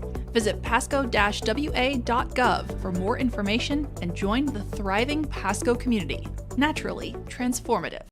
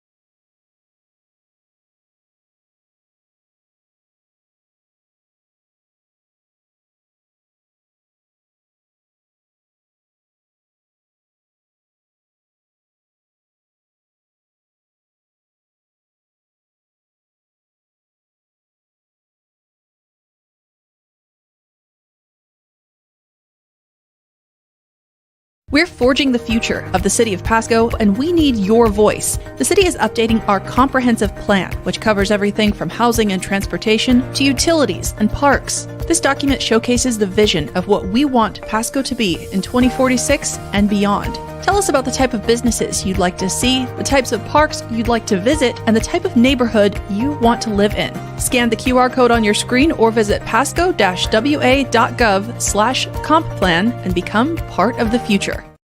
Want to help wildlife? Don't feed them. While it's understandable that people both love to watch wildlife and want to help wild animals by feeding them, wildlife feeding is more harmful than helpful. Animals have evolved to endure a wide range of environmental conditions and food availability, and they rarely need supplemental food from humans to survive. A major consequence of wildlife feeding is that it spreads contagious diseases. When animals are fed by humans, they come into close contact with one another at feed sites. If there's a sick animal in the area, these unnatural concentrations of animals can result in spreading disease more rapidly than if feeding wasn't happening. One of the most impactful diseases to deer, elk, and moose is chronic wasting disease, or CWD for short, which is always fatal. It's caused by proteins called prions that act as an infectious agent and spread through direct contact between animals, as well as indirect contact through exposure to contaminated environments. Once prions are deposited into soil, water, or even plant tissue from environment for years. The first detection of CWD in Washington was near Spokane in 2024. As a result of the disease being present in our state, the Washington Department of Fish and Wildlife enacted a statewide ban on feeding deer, elk, and moose in an effort to minimize transmission of CWD. Feeding any kind of wildlife, including the use of salt or mineral licks that encourages these species to gather together, is illegal. Most animals with CWD appear normal until the end stages of the disease, when they could show signs of weight loss, lethargy, drooping ears, excessive salivation and urination, and loss of fear of people. Even when infected animals look healthy, they're spreading CWD. Ultimately, this disease can cause serious threats to the long-term conservation of deer, elk, and moose populations. In addition to the ban on feeding deer, elk, and moose, WDFW has adopted several other rules to prevent the spread of CWD. Go to wdfw.wa.gov/CWD for additional information on CWD, how it's being managed in Washington, and more ways you can help prevent the spread of this disease. Most important, though, leave wild species alone and let them be wild. Welcome to Pasco, where we are building a community rooted in culture. Check out the Farmers Market downtown at Peanuts Park, Saturdays from May through October. Taste something new at one of our diverse local restaurants, the Pasco Specialty Kitchen vendor windows, or our growing food truck scene. And enjoy the natural beauty of our waterfront parks and the Sacagawea Heritage Trail. Shop small, explore local, and experience the spirit of Pasco. Naturally transformative.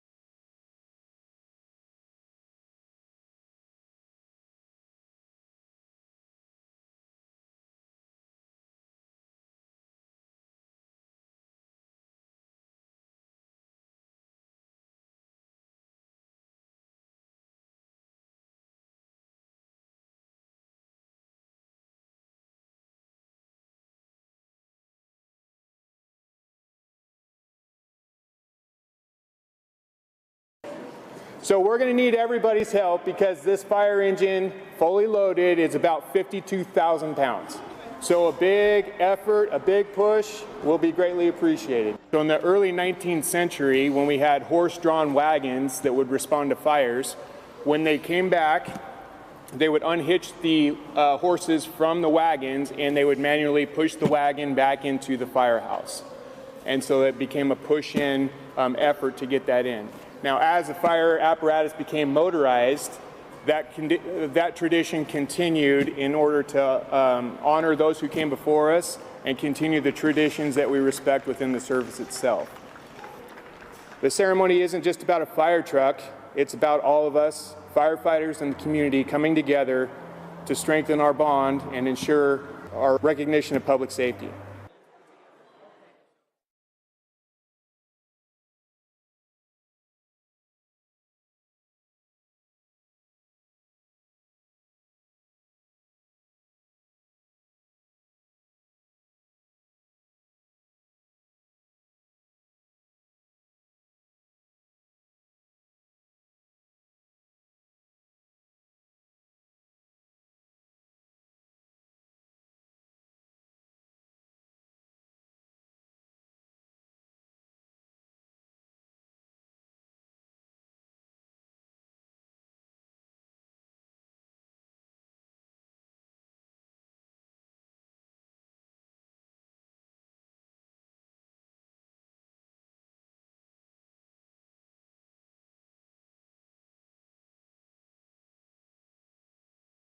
"2025 is your year to start a new business, and the City of Pasco is here to help. We have newly updated commercial kitchen space and vendor windows available at the Pasco Specialty Kitchen downtown. Mobile food vendors, we've made it faster and easier than ever to get permits and connect with customers, thanks to new citywide regulations for food trucks and hand carts.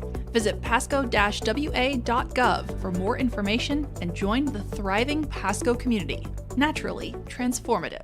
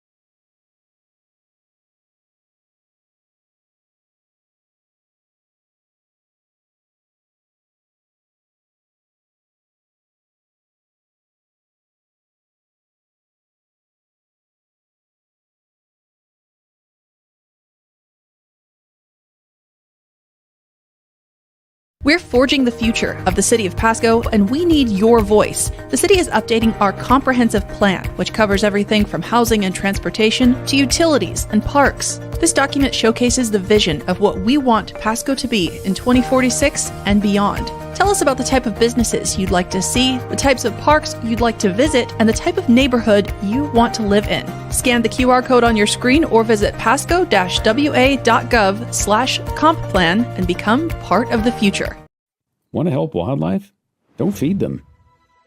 While it's understandable that people both love to watch wildlife and want to help wild animals by feeding them, wildlife feeding is more harmful than helpful. Animals have evolved to endure a wide range of environmental conditions and food availability, and they rarely need supplemental food from humans to survive. A major consequence of wildlife feeding is that it spreads contagious diseases.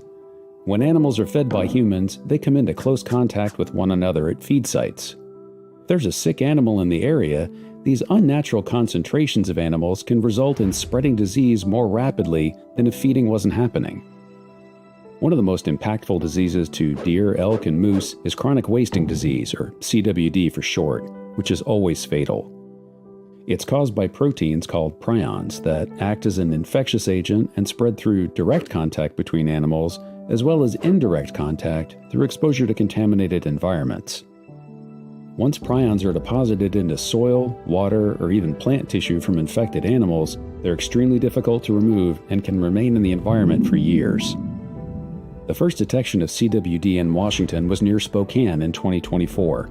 As a result of the disease being present in our state, the Washington Department of Fish and Wildlife enacted a statewide ban on feeding deer, elk, and moose in an effort to minimize transmission of CWD. Feeding any kind of wildlife, including the use of salt or mineral licks that encourages these species to gather together, is illegal. Most animals with CWD appear normal until the end stages of the disease, when they could show signs of weight loss, lethargy, drooping ears, excessive salivation and urination, and loss of fear of people. Even when infected animals look healthy, they're spreading CWD. Ultimately, this disease can cause serious threats to the long-term conservation of deer, elk, and moose populations. In addition to the ban on feeding deer, elk, and moose, WDFW has adopted several other rules to prevent the spread of CWD.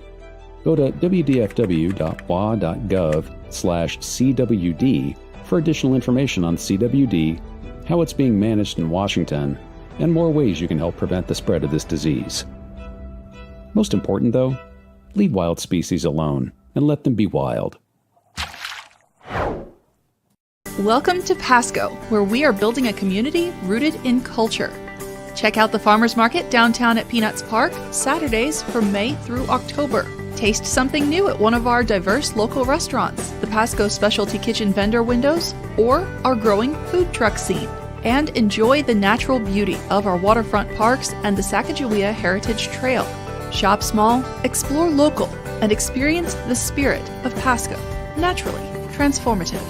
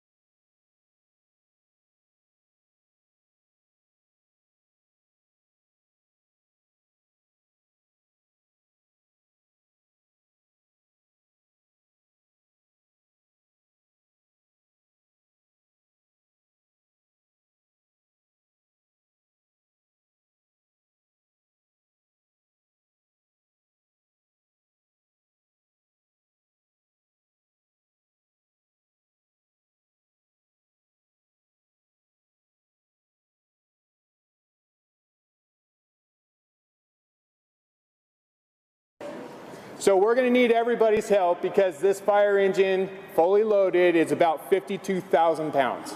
So a big effort, a big push will be greatly appreciated. So in the early 19th century, when we had horse-drawn wagons that would respond to fires, when they came back, they would unhitch the horses from the wagons and they would manually push the wagon back into the firehouse. And so it became a push-in effort to get that in.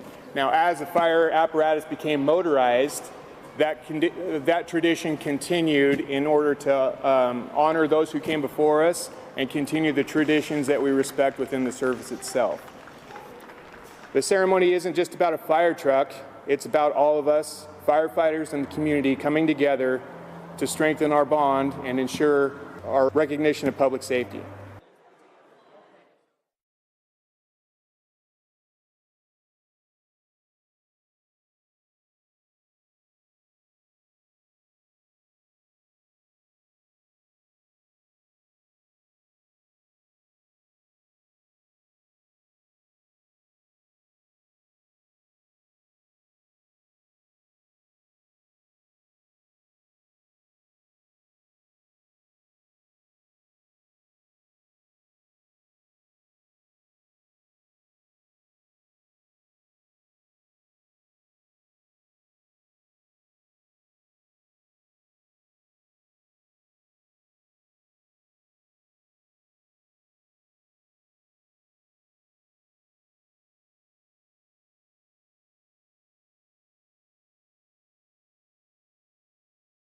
"2025 is your year to start a new business, and the City of Pasco is here to help. We have newly updated commercial kitchen space and vendor windows available at the Pasco Specialty Kitchen downtown. Mobile food vendors, we've made it faster and easier than ever to get permits and connect with customers, thanks to new citywide regulations for food trucks and hand carts.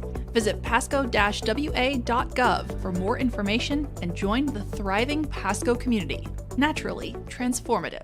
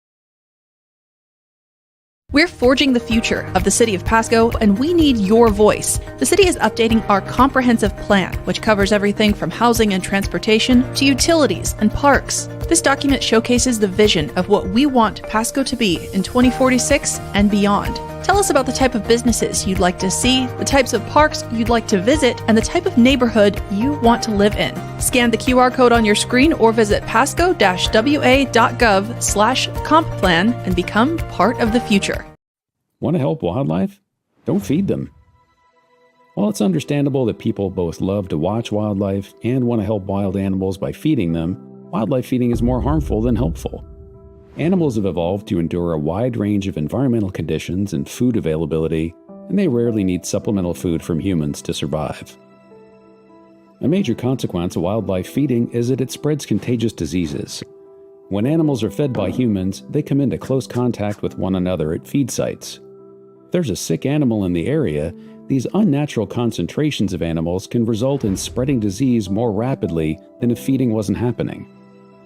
One of the most impactful diseases to deer, elk, and moose is chronic wasting disease, or CWD for short, which is always fatal. It's caused by proteins called prions that act as an infectious agent and spread through direct contact between animals, as well as indirect contact through exposure to contaminated environments. Once prions are deposited into soil, water, or even plant tissue from infected animals, they're extremely difficult to remove and can remain in the environment for years. The first detection of CWD in Washington was near Spokane in 2024. As a result of the disease being present in our state, the Washington Department of Fish and Wildlife enacted a statewide ban on feeding deer, elk, and moose in an effort to minimize transmission of CWD. Feeding any kind of wildlife, including the use of salt or mineral licks that encourages these species to gather together, is illegal. Most animals with CWD appear normal until the end stages of the disease, when they could show signs of weight loss, lethargy, drooping ears, excessive salivation and urination, and loss of fear of people. Even when infected animals look healthy, they're spreading CWD. Ultimately, this disease can cause serious threats to the long-term conservation of deer, elk, and moose populations. In addition to the ban on feeding deer, elk, and moose, WDFW has adopted several other rules to prevent the spread of CWD. Go to wdfw.wa.gov/CWD for additional information on CWD, how it's being managed in Washington, and more ways you can help prevent the spread of this disease. Most important, though, leave wild species alone and let them be wild. Welcome to Pasco, where we are building a community rooted in culture. Check out the Farmers Market downtown at Peanuts Park, Saturdays from May through October.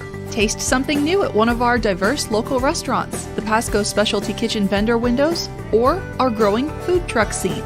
And enjoy the natural beauty of our waterfront parks and the Sacagawea Heritage Trail. Shop small, explore local, and experience the spirit of Pasco. Naturally transformative.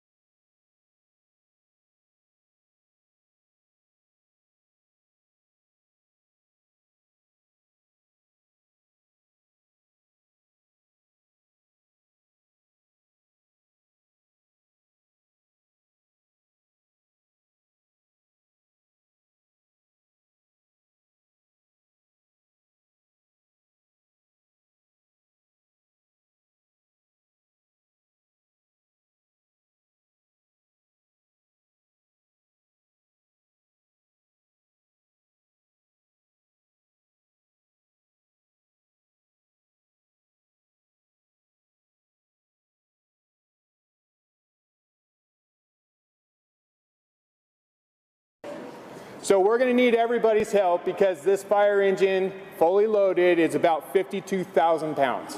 So a big effort, a big push will be greatly appreciated. So in the early 19th century, when we had horse-drawn wagons that would respond to fires, when they came back, they would unhitch the horses from the wagons and they would manually push the wagon back into the firehouse. And so it became a push-in effort to get that in. Now, as the fire apparatus became motorized, that tradition continued in order to honor those who came before us and continue the traditions that we respect within the service itself. The ceremony isn't just about a fire truck, it's about all of us, firefighters and the community, coming together to strengthen our bond and ensure our recognition of public safety.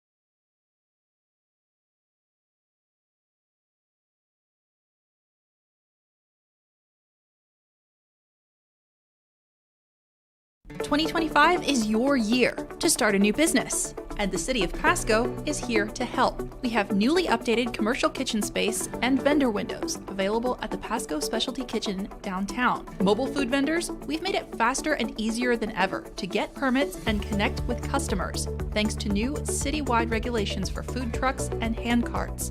Visit pasco-wa.gov for more information and join the thriving Pasco community. Naturally transformative.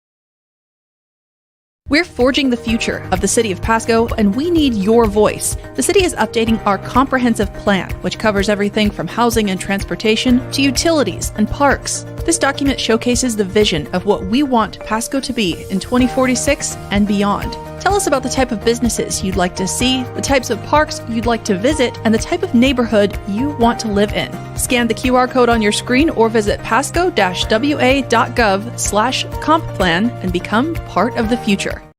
Want to help wildlife? Don't feed them. While it's understandable that people both love to watch wildlife and want to help wild animals by feeding them, wildlife feeding is more harmful than helpful. Animals have evolved to endure a wide range of environmental conditions and food availability, and they rarely need supplemental food from humans to survive. A major consequence of wildlife feeding is that it spreads contagious diseases. When animals are fed by humans, they come into close contact with one another at feed sites. If there's a sick animal in the area, these unnatural concentrations of animals can result in spreading disease more rapidly than if feeding wasn't happening. One of the most impactful diseases to deer, elk, and moose is chronic wasting disease, or CWD for short, which is always fatal. It's caused by proteins called prions that act as an infectious agent and spread through direct contact between animals, as well as indirect contact through exposure to contaminated environments. Once prions are deposited into soil, water, or even plant tissue from infected animals, they're extremely difficult to remove and can remain in the environment for years. The first detection of CWD in Washington was near Spokane in 2024. As a result of the disease being present in our state, the Washington Department of Fish and Wildlife enacted a statewide ban on feeding deer, elk, and moose in an effort to minimize transmission of CWD. Feeding any kind of wildlife, including the use of salt or mineral licks that encourages these species to gather together, is illegal. Most animals with CWD appear normal until the end stages of the disease, when they could show signs of weight loss, lethargy, drooping ears, excessive salivation and urination, and loss of fear of people. Even when infected animals look healthy, they're spreading CWD. Ultimately, this disease can cause serious threats to the long-term conservation of deer, elk, and moose populations. In addition to the ban on feeding deer, elk, and moose, WDFW has adopted several other rules to prevent the spread of CWD. Go to wdfw.wa.gov/CWD for additional information on CWD, how it's being managed in Washington, and more ways you can help prevent the spread of this disease. Most important, though, leave wild species alone and let them be wild. Welcome to Pasco, where we are building a community rooted in culture. Check out the Farmers Market downtown at Peanuts Park, Saturdays from May through October. Taste something new at one of our diverse local restaurants, the Pasco Specialty Kitchen vendor windows, or our growing food truck scene. And enjoy the natural beauty of our waterfront parks and the Sacagawea Heritage Trail. Shop small, explore local, and experience the spirit of Pasco. Naturally transformative.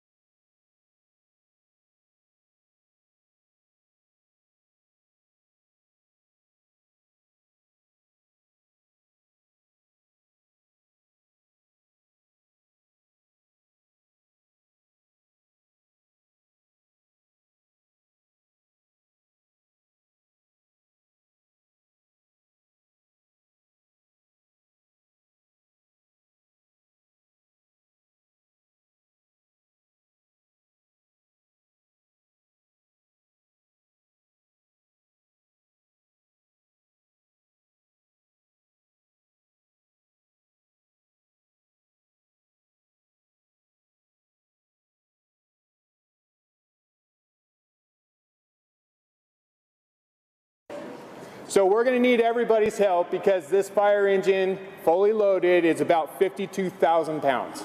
So a big effort, a big push will be greatly appreciated. So in the early 19th century, when we had horse-drawn wagons that would respond to fires, when they came back, they would unhitch the horses from the wagons and they would manually push the wagon back into the firehouse. And so it became a push-in effort to get that in. Now, as the fire apparatus became motorized, that tradition continued in order to honor those who came before us and continue the traditions that we respect within the service itself. The ceremony isn't just about a fire truck, it's about all of us, firefighters and the community, coming together to strengthen our bond and ensure our recognition of public safety.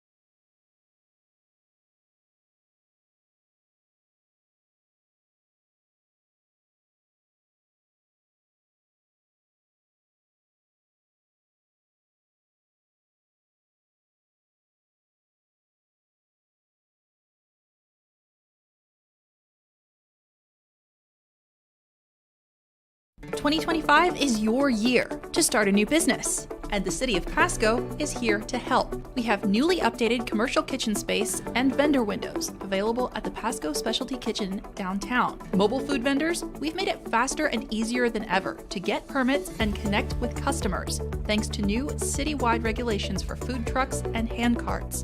Visit pasco-wa.gov for more information and join the thriving Pasco community. Naturally transformative.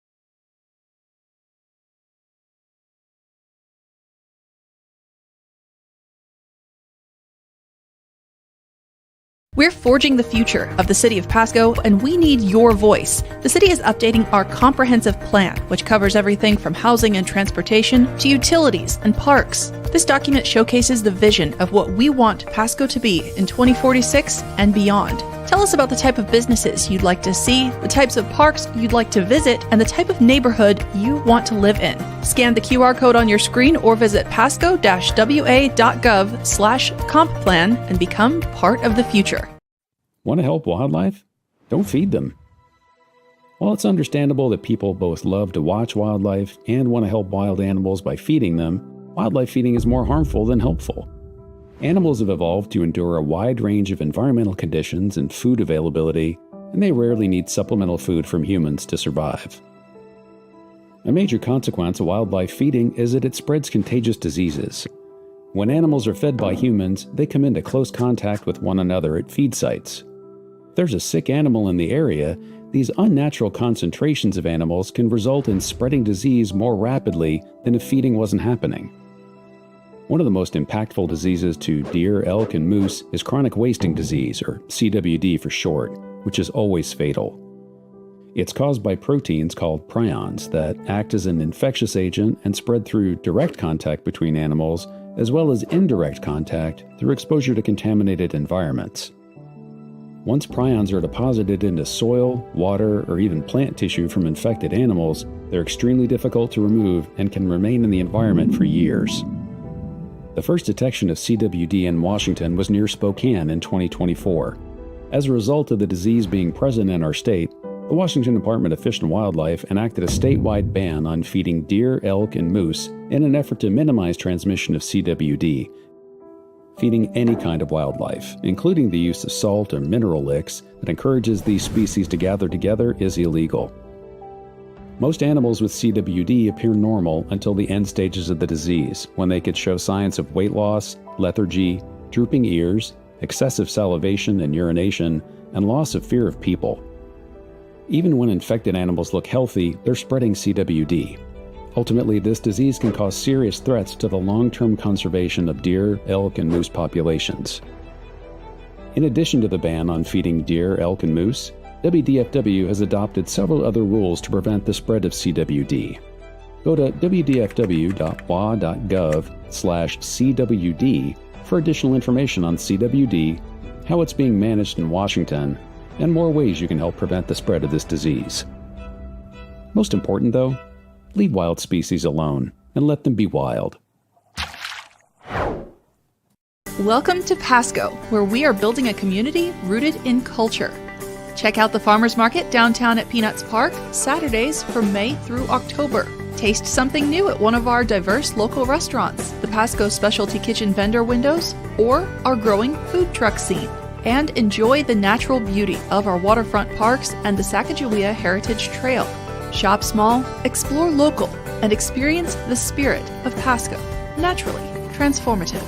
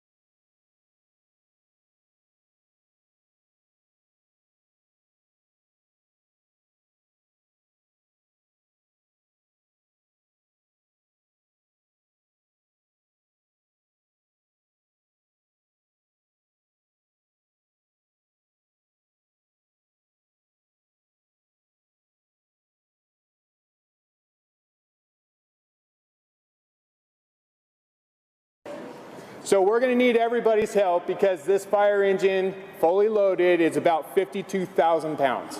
So a big effort, a big push will be greatly appreciated. So in the early 19th century, when we had horse-drawn wagons that would respond to fires, when they came back, they would unhitch the horses from the wagons and they would manually push the wagon back into the firehouse.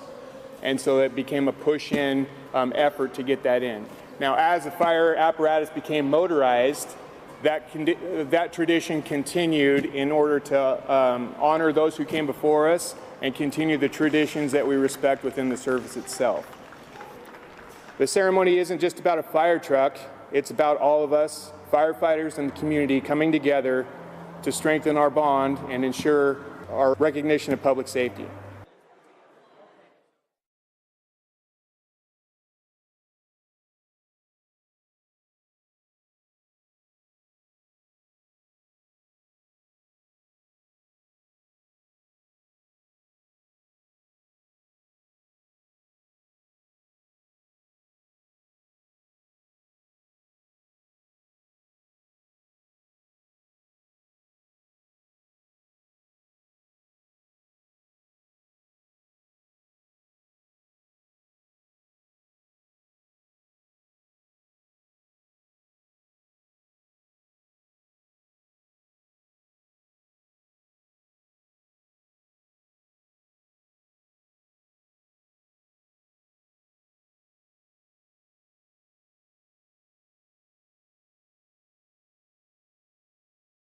"2025 is your year to start a new business, and the City of Pasco is here to help. We have newly updated commercial kitchen space and vendor windows available at the Pasco Specialty Kitchen downtown. Mobile food vendors, we've made it faster and easier than ever to get permits and connect with customers, thanks to new citywide regulations for food trucks and hand carts. Visit pasco-wa.gov for more information and join the thriving Pasco community. Naturally transformative.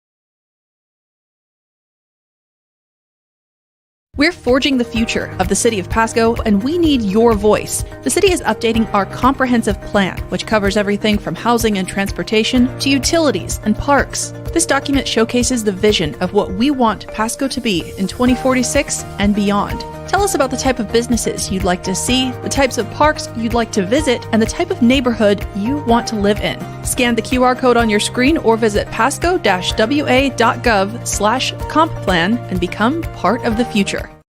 Want to help wildlife? Don't feed them. While it's understandable that people both love to watch wildlife and want to help wild animals by feeding them, wildlife feeding is more harmful than helpful.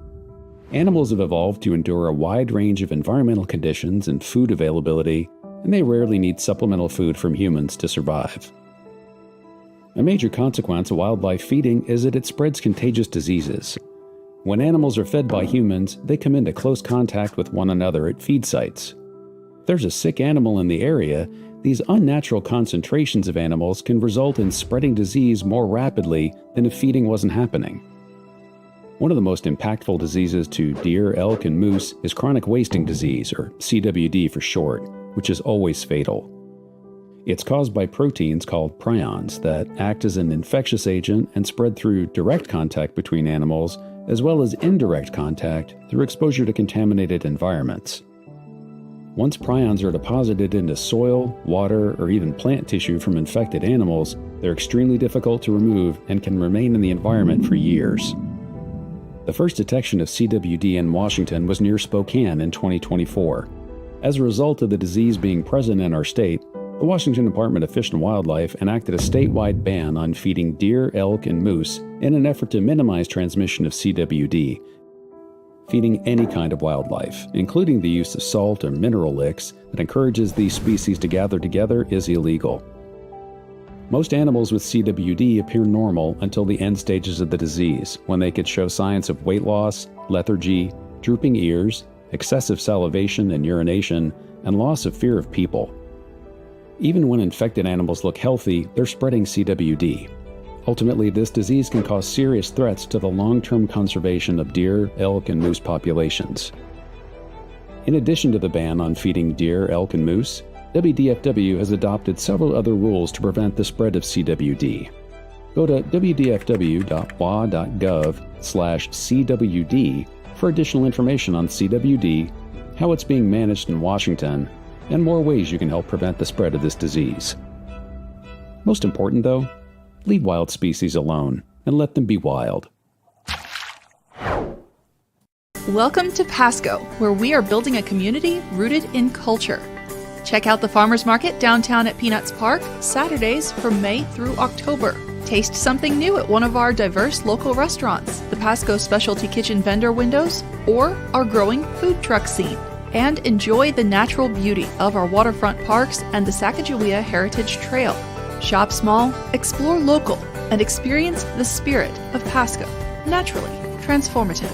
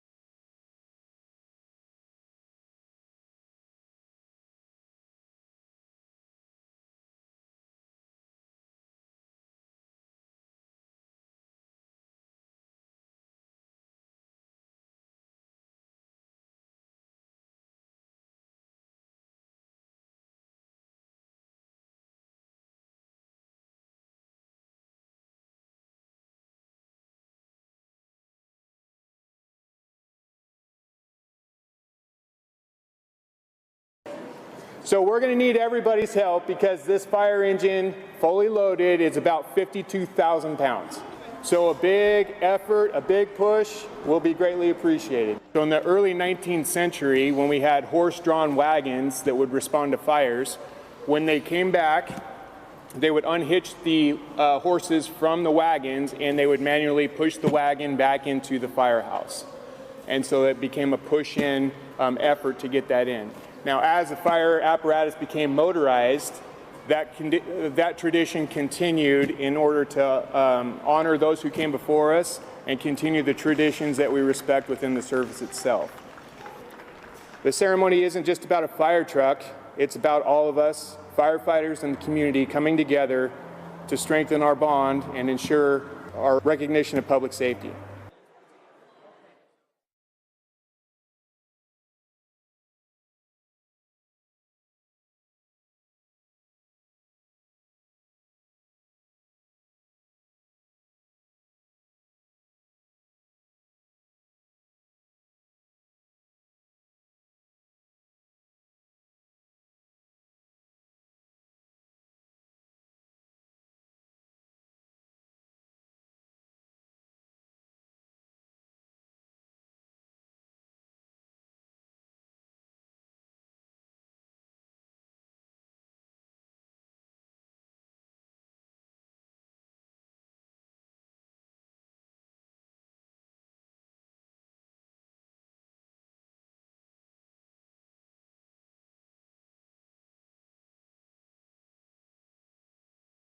"2025 is your year to start a new business, and the City of Pasco is here to help. We have newly updated commercial kitchen space and vendor windows available at the Pasco Specialty Kitchen downtown. Mobile food vendors, we've made it faster and Welcome to the City of Pasco Council regular meeting of Monday, April 7th, 2025. Thank you to those who are joining us both live and on the television. City Council really thanks you for being a part of our government. At workshop, I don't know why I've got that one.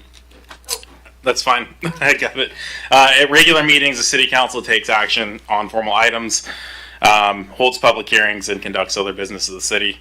Agenda packets are available for those following along online at www.pasco-wa.gov/agenda. For those present, there is a table in back and a sign that says agendas. This meeting is being televised on PSC-TV channel 191 on Spectrum Cable in Pasco and Richland, and is streamed on the city's Facebook page, website, YouTube channel, and via Microsoft Teams webinar. This and previous council meeting video is available on the city's website. Lastly, the public may submit their comments or ask questions by contacting the city manager, city clerk, or by using the Ask Pasco app. With that, Ms. Clerk. Councilmember Barajas. She is excused. Thank you. Councilmember Blaisdell. Present.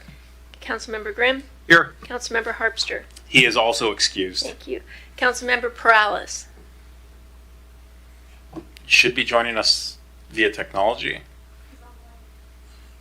Leo, can you hear us?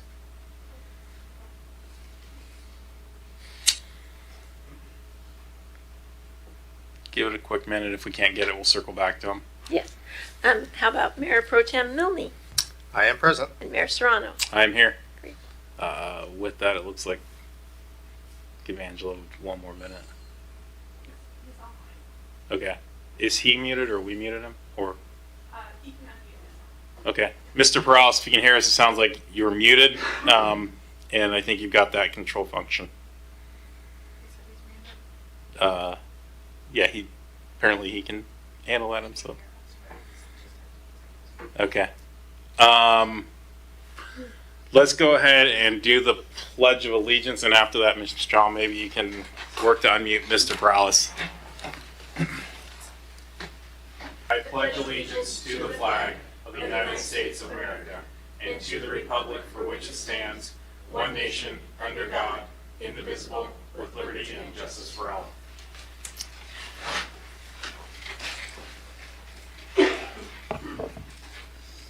We'll sit tight 1 second for Mr. Perales.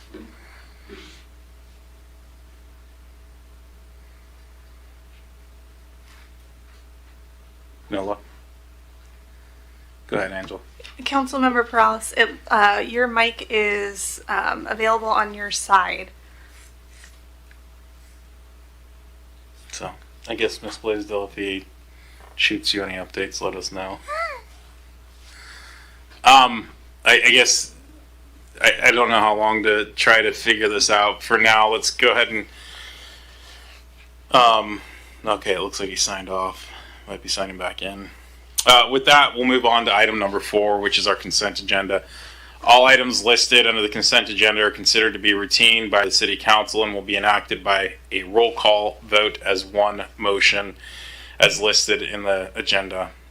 There will be no separate discussion of these items. If further discussion is desired by council members, the consent agenda may be removed from the item may be removed from the consent agenda to the regular agenda and considered separately.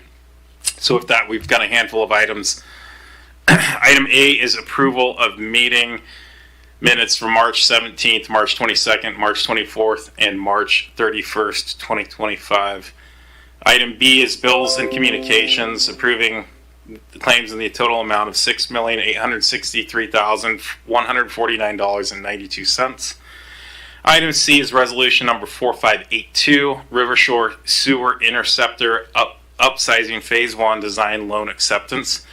Item D is resolution number 4583, professional services agreement with Consor North America Inc. for design services for the Sylvester Street Overpass pedestrian bicycle path pedestrian bicycle access project, excuse me.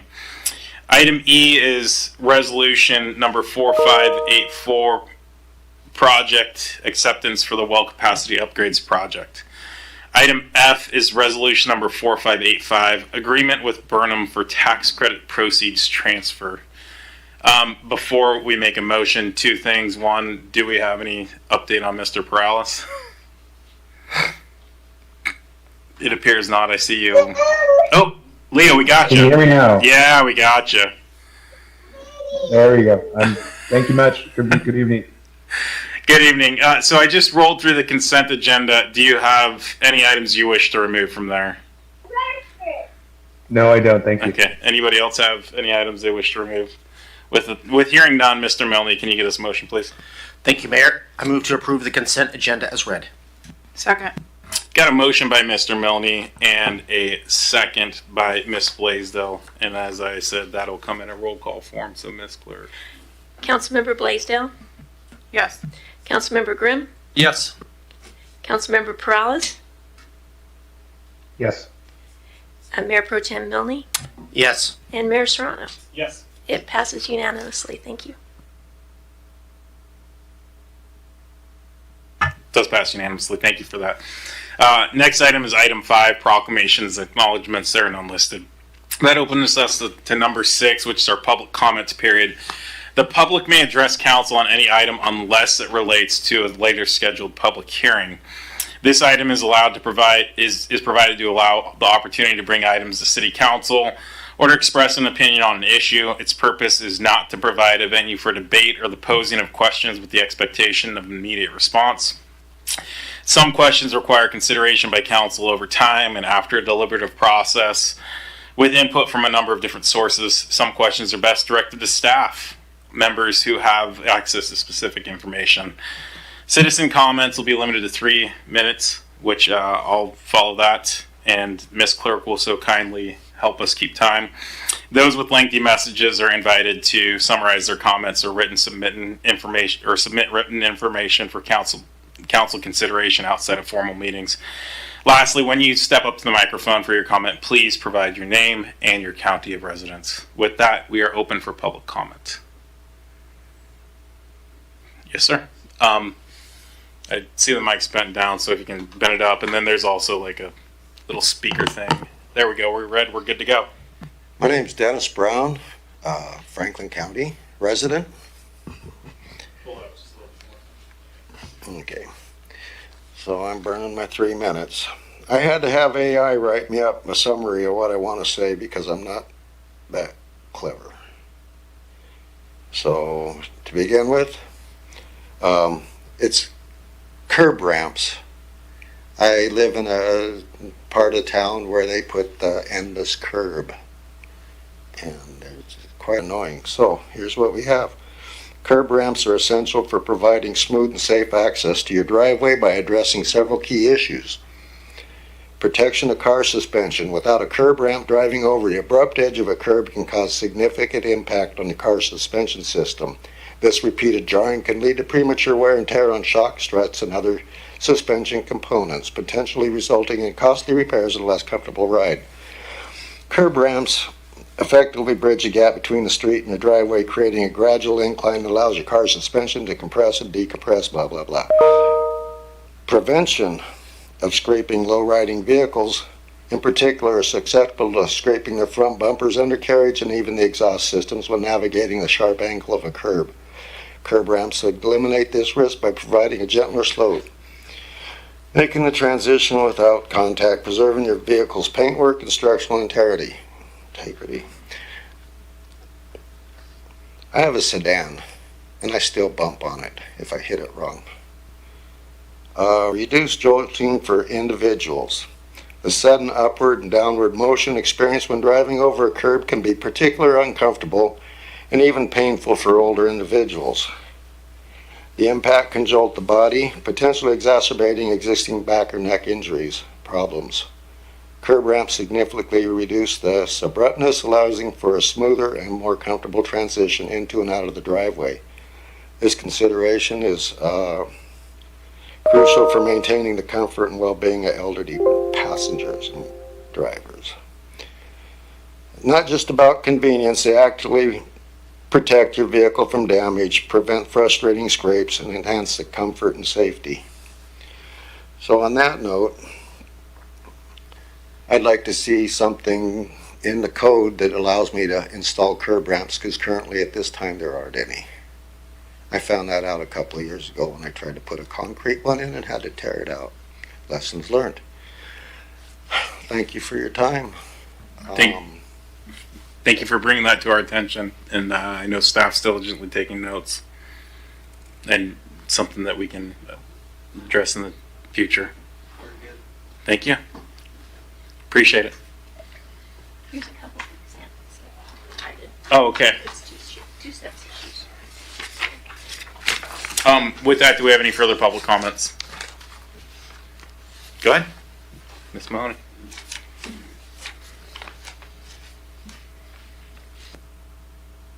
Can you make sure the mic's on? Looks like it's off.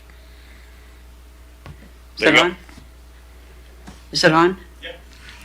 Mary Mahoney, Pasco resident, 2 Pasco, RCW 42.56.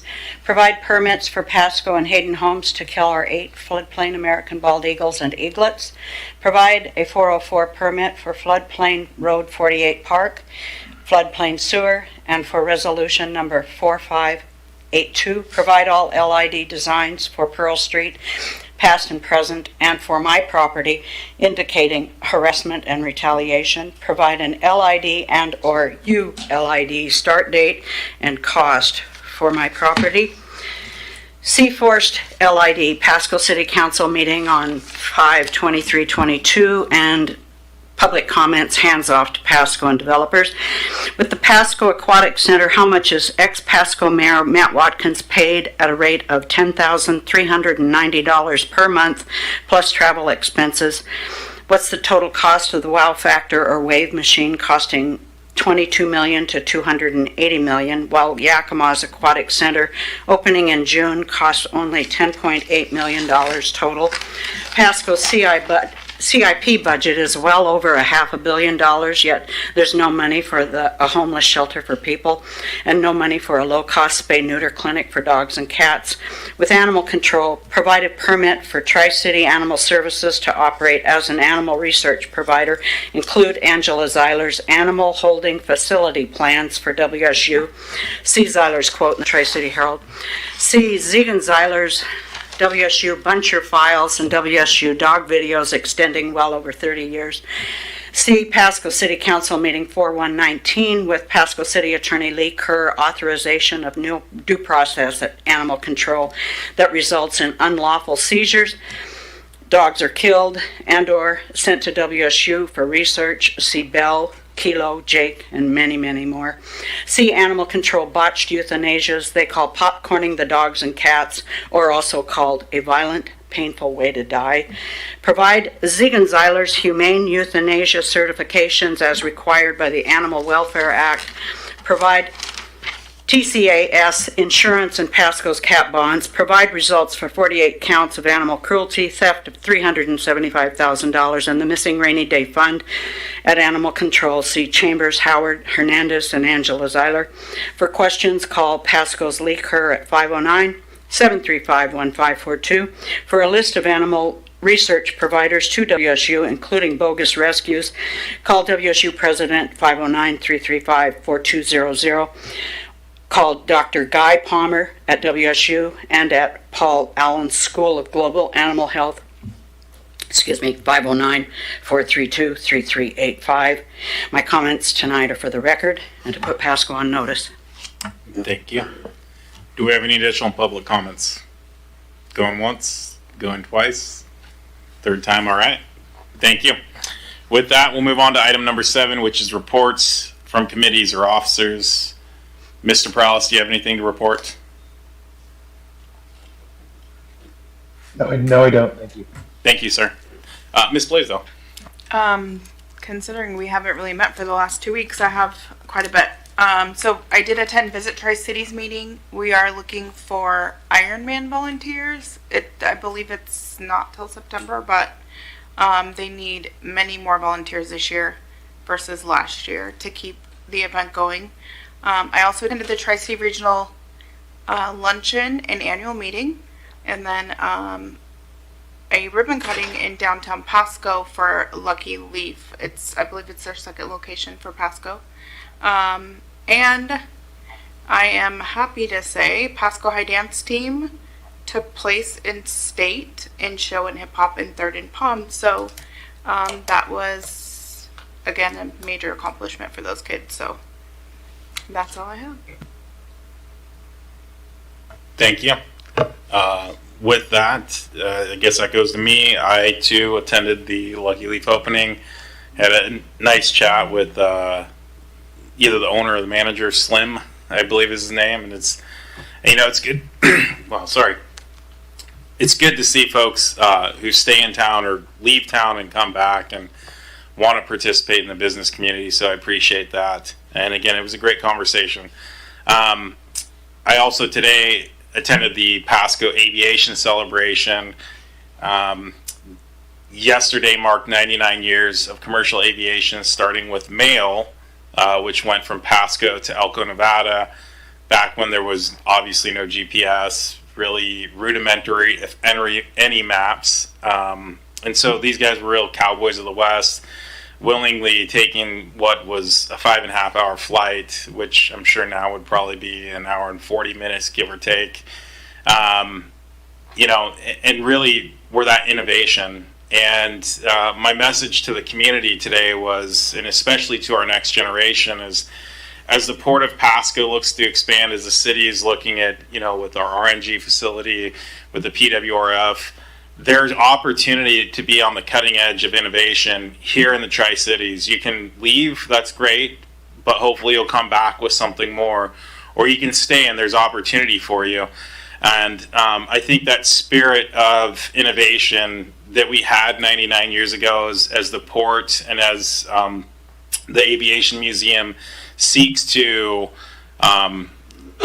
share that 100-year flight over the course of the next year, hopefully that spirit of enthusiasm, excitement, and innovation, and maybe a little bit of Wild West cowboy resides in, the leadership here, as well as the next generation. And I'm hopeful that our kids can get that message that, sure, go ahead and go off, but come back and bring something, or again, stay here and be on that cutting edge as we look to expand what the city offers. So I'm excited to see what the Aviation Museum is going to do over the next year. The culminating events will be April 6th of 2026, as well as May 15th and 16th.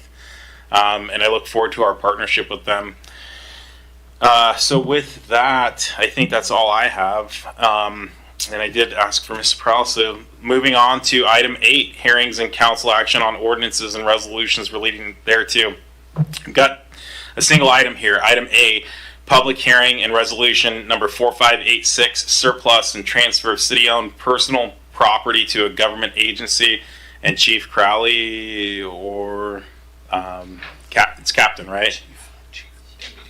Deputy Chief. I'm sorry, Mort. That's okay. I just like Mort. Deputy Chief Mortensen. I apologize. That works too.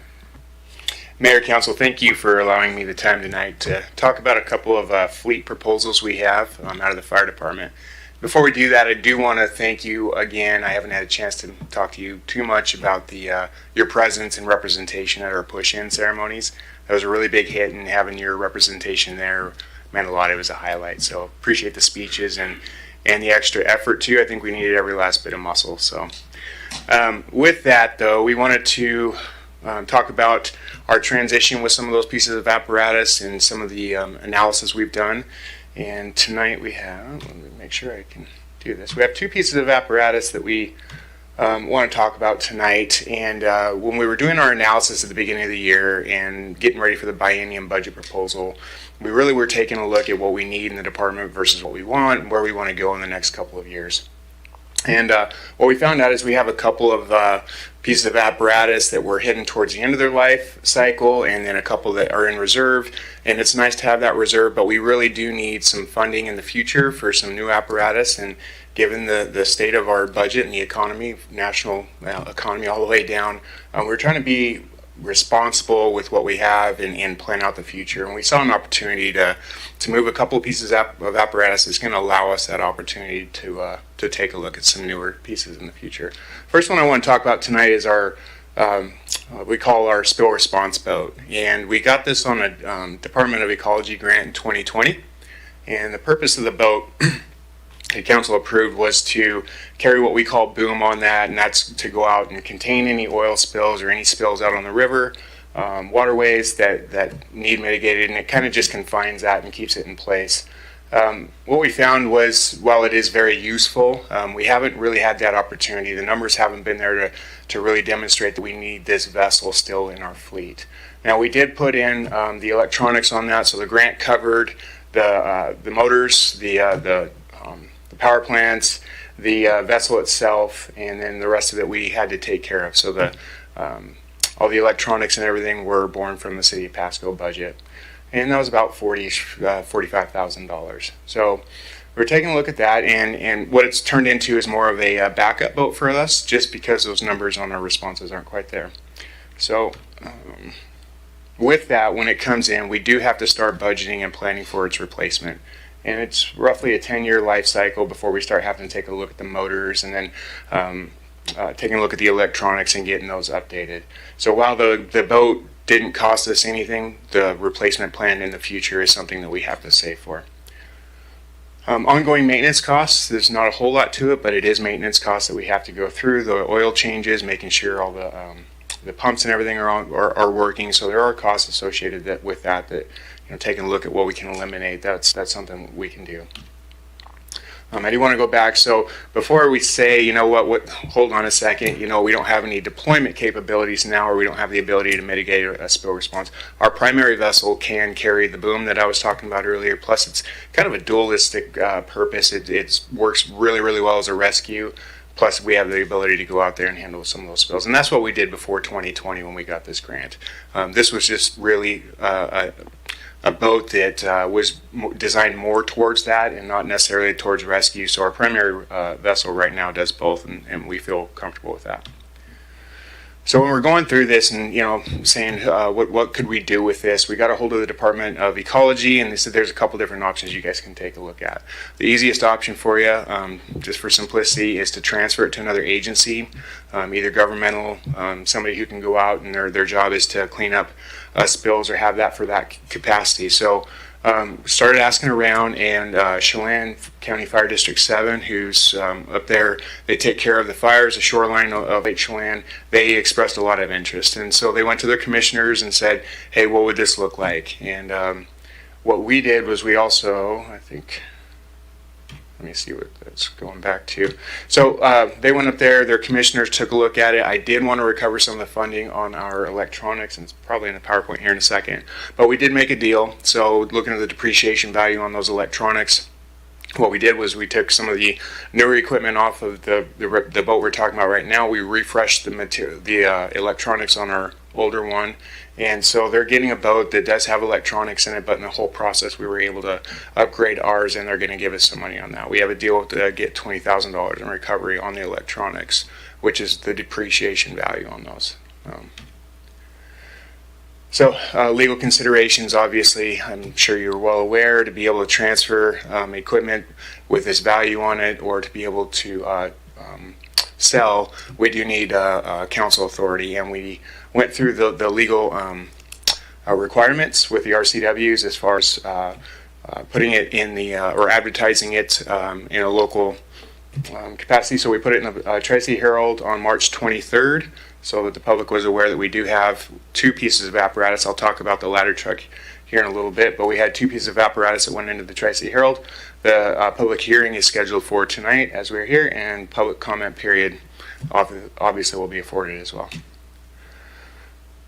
Fiscal impact, like I said, there's no value. We're not going to be gaining any money from the vessel.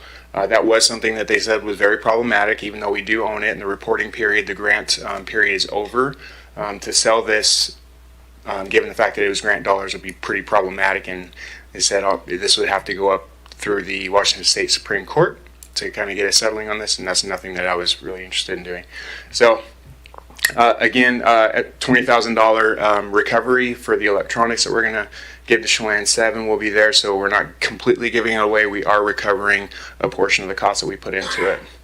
And then the funds that we are collecting, we are asking that those be put back into our equipment reserve to cover some of the fleet expenses, which I'll talk about briefly coming up.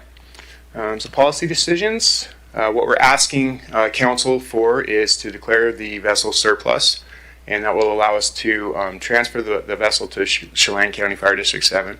Their commissioners have already met, and contingent upon your decision tonight, they've accepted the transfer and the monetary displacement back to our fund. So I'd like to ask you to authorize the city manager to execute and negotiate the transfer after we're done, and allocate the proceeds from the electronic equipment towards the Fire Fleet Fund. I'll move forward. In addition to the vessel, do I need to pause for that, or can I roll both pieces of apparatus together? I can keep going. Okay. Okay. In addition to the transfer of the boat, we are also looking to sell our reserve ladder truck. And just a little bit of history on this. This was purchased about 4 years ago. Deputy Chief, I think we need to take public comment separately. So with that, I am going to open the public hearing on the first vessel, which is the boat. I'm going to call it that. Do we have any public comments on this? The declaration of surplus of this vehicle? Going once, going twice, third time. With that, we can move on to the second vehicle, or second item of surplus. Thank you, Mr. Mayor. The second item that we want to discuss tonight is our reserve ladder truck. In a little bit of history, we purchased this reserve approximately 4.5 years ago, and it is served in a reserve capacity. We do have our primary ladder truck. Sit tight, I'm getting some side eye here. Were we supposed to conduct the hearing and then take action on each? Okay. So with that, now that the hearing is closed, I will declare the hearing on the first vessel closed with no public comment. I guess, Mr. Milne, can I get a motion on that? Sorry about this. All right, you can, Mayor. I move to approve resolution number 4586 declaring certain city-owned personal property as surplus, approving the method of disposal, and further authorize the interim city manager to transfer the property to another government agency. Second. Got a motion and a second. All in favor, say aye. Aye. Aye. Aye. Any opposed? Oh, thank you. Sorry. That was an aye, correct, Mr. Prowse? Yes, sir. Okay. Since we've all spoken, I'll still say any opposed, say nay. Passes unanimously. Okay. With that, we'll move on to the second. Thank you, Mr. Mayor. So a picture here of our reserve ladder truck, and again, I'll just go back through that. We've had it for about 4.5 years. It serves as our reserve ladder truck in the event that our primary ladder truck needs maintenance, has a mechanical issue of that nature, so it'll go into its place. The reserve ladder truck is 20 years old, and about that time frame, NFPA is advised. Deputy Chief, I apologize. So this is listed under resolutions with no public hearing for this one. That's correct? Okay. Hold on. Let me make it formal. So we're going to move on to item number 9, which is ordinances, resolutions not relating to hearings. There's a single item, item A, which is resolution number 4587, surplus sale through consignment of city personal property. This is going to stay with the Deputy Chief. I apologize for these fumbles here. But here we are. You can move back into your presentation. No problem. Sorry about that, sir. No problem at all. Thank you. So again, here's our reserve ladder truck, and again, when we were going through our fleet and considering the outlook and the future and what our needs are going to be, we realized that we are going to be needing a new ladder truck within the next 4 years. Our current ladder truck is going to be reaching the end of its life cycle, which for the NFPA is about 20 years. So this vehicle, this ladder truck is 20 years old. The maintenance costs on it are increasing as they naturally do with age. So we have two. What we need to do is try and focus on the purchase and acquisition of a new ladder truck. And right now, talking with our manufacturer, the build time on that is about 3.5 to 4 years. So if we ordered it today, we wouldn't see it until about 2028. So at hopefully the earliest. And they are rising in costs. Our equipment replacement fund is healthy in that reserve right there. We have about $1.6 million in the bank. Now, don't have a heart attack, but the ladder trucks right now, the newer ones are going for about 2.4. So we have a gap there to cover. And what we found is that we believe if we were able to sell our backup ladder truck, and right now the average on what we're seeing would be around $300,000. We still think that we could collect on the ladder truck even with its age. That would close that gap just a little bit closer, so that when we do need to go through the sales agreement for a new ladder truck and actually begin the build, we're that much closer, and then we can work with the financing options on what that looks like. So again, this is a 20-year-old ladder truck. We're feeling comfortable not having a reserve at this point. Richland and Kennewick run their cities without a reserve, and what we really rely on is that master mutual aid agreement, which helps us in the event that we need a ladder truck to come into our jurisdiction. If the current one has a mechanical failure or needs maintenance or anything like that, we do have that ability to pull from different agencies within the region. So we feel comfortable after an analysis with Chief Crowley and Deputy Chief Harkins. We feel comfortable that we will have the operational capacity from our neighbors if we need it. Our current ladder truck, it is incurring some more maintenance costs, which is going to be normal, but we feel pretty comfortable that the one we have right now is going to carry us through for the next 3 or 4 years until we can get a newer one put in its place. So with that, my ask and proposal tonight is to put this through the sales process. We want to use a company, it's a consignment company, to assist us with this sale. What they'll do is advertise it nationwide and then work through the sales process with us. But that's the request we have for tonight, is the ability to sell our reserve ladder truck as well to close the gap on the purchase of a new one. Thank you, Deputy Chief. Do we have any questions or comments from council? Mr. Prowlis?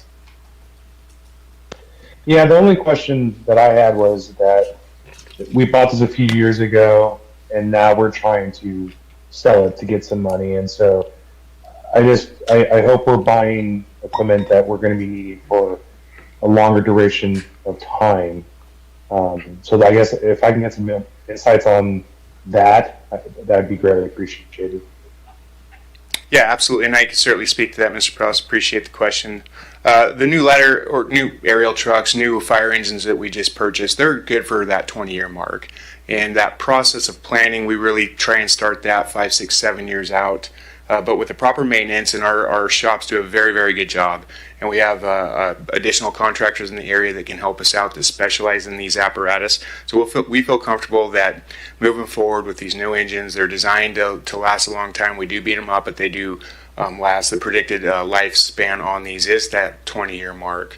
And when we go through, like I said, we're taking a look at technology, what will last, and we sole source with Pierce. and it's the biggest name in the industry, and you know they're workhorses, so we know we can rely on them. But well understood, and I think going forward, the next ladder truck is going to last us quite some time. Thank you. Mr. Prowlis, that satisfy?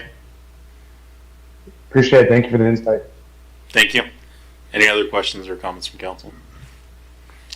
Seeing none, Mr. Milne.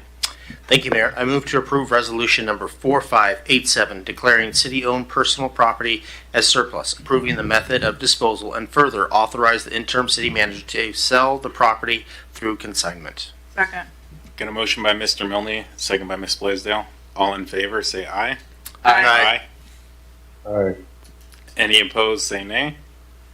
Hearing none, that too passes unanimously. Thank you, Mr. Mayor. Thank you, council. Thank you. With that, that moves us on to item number 10, which is unfinished business. See none, and I don't see a light from staff, so I'm assuming there is none. Then that moves us on to number 11, which is new business. Again, not seeing any lights from staff, so I assume we're good there. And that moves us on to item number 12, which is miscellaneous discussion. I do see Mr. Zabel's light on. So good evening, Mayor, Council. Apologies there on 8A and 9A. The difference between those is the boat was a value of over $50,000, and you were transferring it to another agency, so it required the public hearing. The other one is just an outright sale, the engine itself, so that's why the difference. So, and then secondly, a couple of things. I did get a note out earlier today, but all of you may not have received it, but the contractor's been hired to work on downtown cleanup. That work started today, already making an impact downtown, and I know that's something council had expressed concern about in recent weeks, so staff's been working on pulling that together. Thank you to Director Rice. And then secondly, city participated in the State Department of Agricultural Japanese beetle spray program, so all of our city properties, or a number of our city properties, were sprayed with the beetle containment area on late last week. So, in case you get a question from a community member or what have you, so that's all I had. Thank you. Do we have any, Mr. Prowlis, do you have anything? No, I don't. Thank you. Thank you. Anything else from council? I'll just simply note that I do know that in a couple weeks we have an Easter egg hunt coming up. I don't have those details right in front of me. I know it's the 19th, I believe, at noon, one of the parks.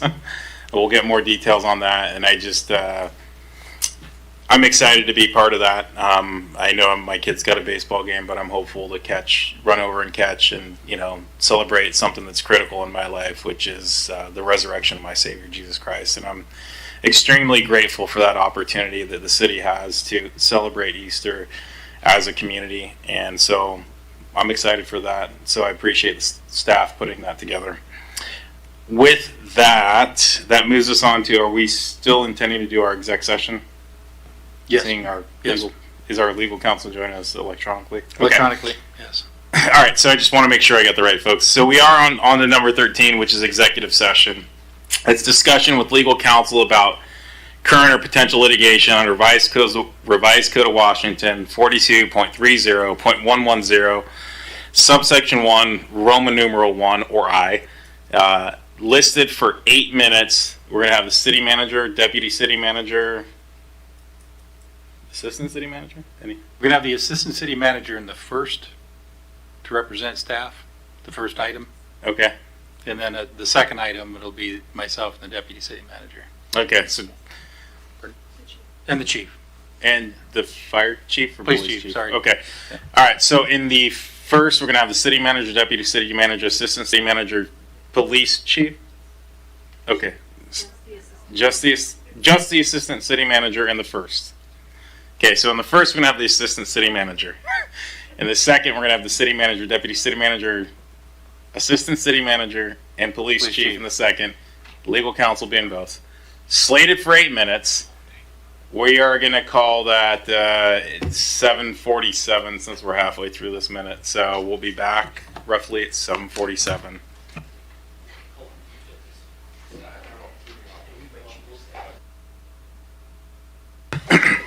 It is 7:55. We have returned from executive session with no action taken. And with that, our meeting is adjourned. Thank you for joining us.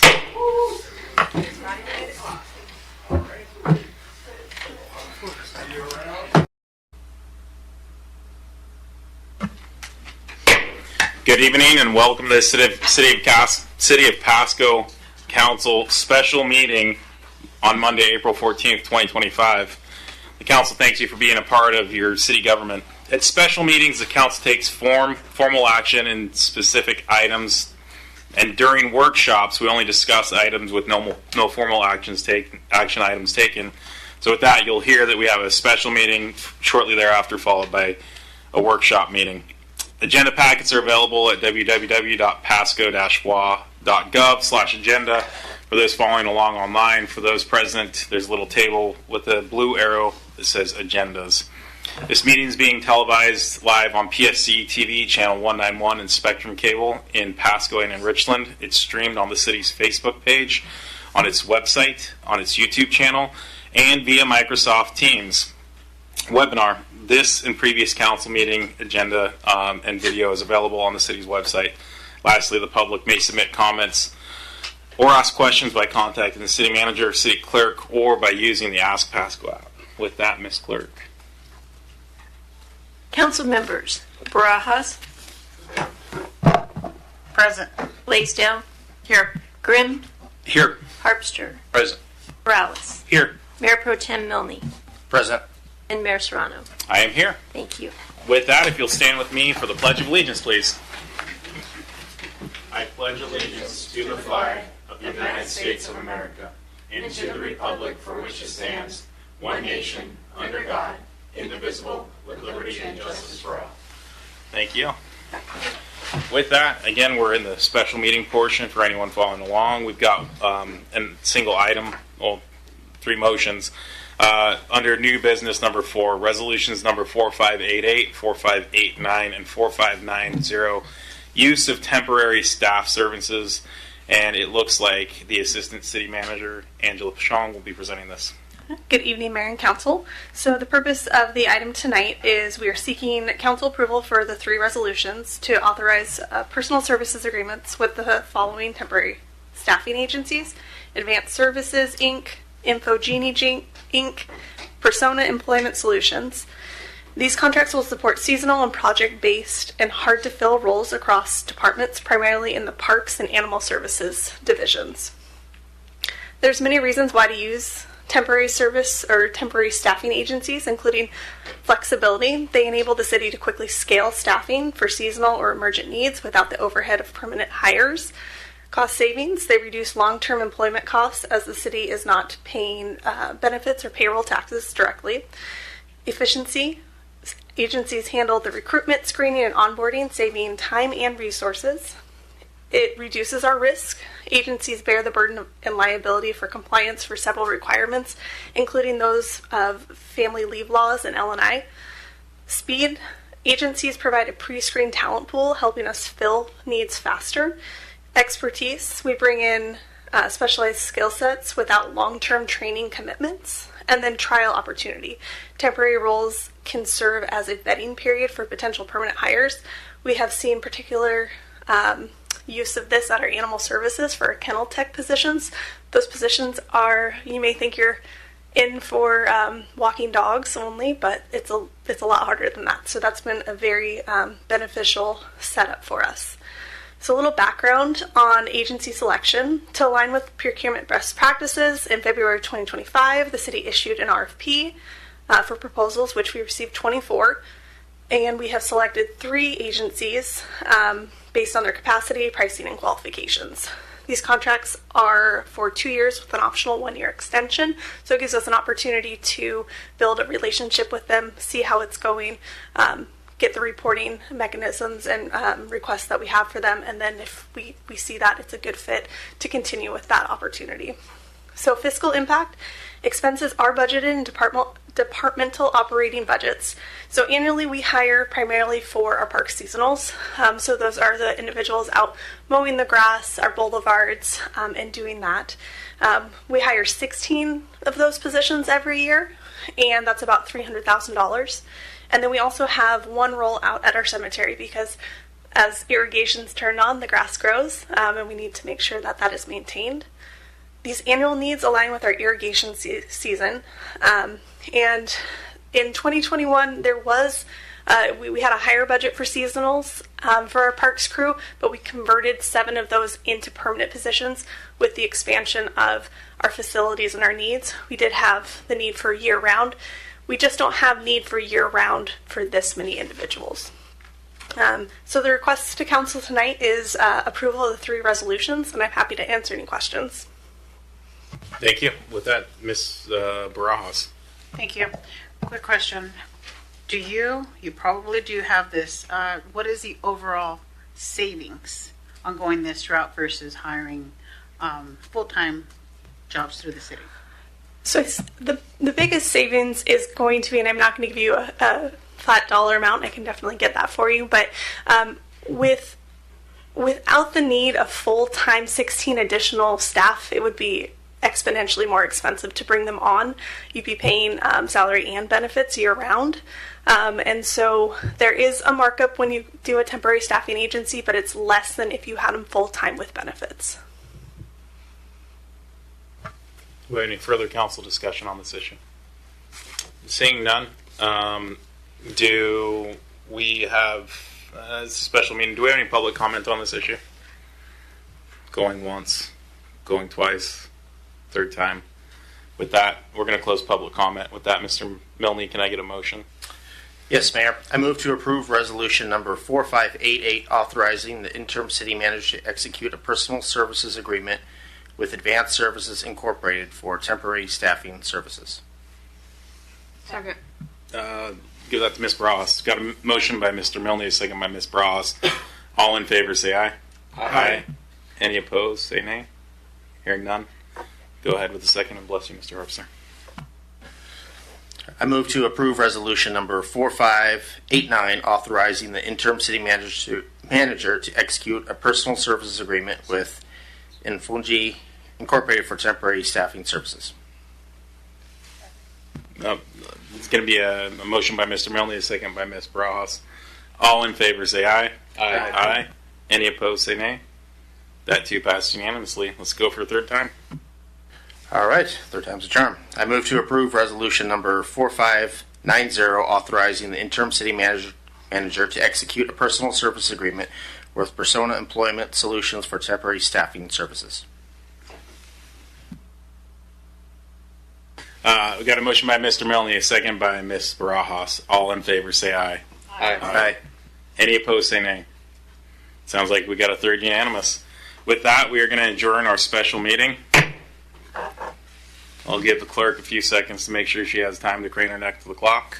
I think we're good. Okay, did I see the signal? We're okay to roll. With that, I am going to open our workshop meeting. It was listed for 7:05. We're 3 minutes late, so Chief Roski, I apologize. We've consumed that extra 3 minutes. I'll make it up by skipping items 1, 2, and 3 and moving on to item number 4. Do we have any verbal reports from council members? Mr. Grimm. Thank you, Mr. Mayor. I attended the Benton Franklin Transit Board of Directors meeting. We talked about the strategic plan and ridership and had a lively discussion about trip costs per person, management of the fleet, and it was really a fruitful discussion, fruitful meeting. The day before, myself, Councilmember Barajas, and Councilwoman Blaisdell all attended online the Tri-Cities Public Facilities District meeting, where the group voted me secretary of the board. The interesting thing about that is they had not called a meeting in nearly 2 years. It was, I believe, March or April of 2023 was the last time they had called a meeting. And there's various reasons and things going on, but that is something for me really to dig into in coming weeks and months and find out, well, what are we doing if, we don't need to meet that often? And I know the idea is obviously to serve as a regional public facilities board, but once again, I have a lot to learn, a lot to dig my teeth into, Mr. Mayor, and I also joined the Mayor Pro Tem today at the Pasco Chamber of Commerce lunch with a fair amount of staff, where we got to hear our own Fire Chief Crowley give an update about really the fire department. And it was the first time that anybody knows the fire department ever presented at the lunch. So it was really good to have one of our own heart and soul there talking just the core of Pasco. So anyways, thank you, Mr. Mayor. Thank you, Mr. Grimm. Mr. Prowse. Thank you, Mayor. I attended my first night with the Pasco Police Academy last Tuesday. Very informative. I was pretty impressed. I've done a couple of them, not for the Pasco, but for other municipalities, and just the breadth of knowledge and the presentations was really well done. So yeah, I'm really excited for the next couple weeks. Then I attended the JoJo's freeze-dried goodies ribbon cutting. I wasn't there for the ribbon cutting initially, but I ended up going about an hour after. A lot of people already had left, and I talked with Sarah, and she had some really good treats, and it's cool to see that she has stuff in the White House. I thought that was really interesting, and really, should make us all proud that something like that is actually making that much of an impact.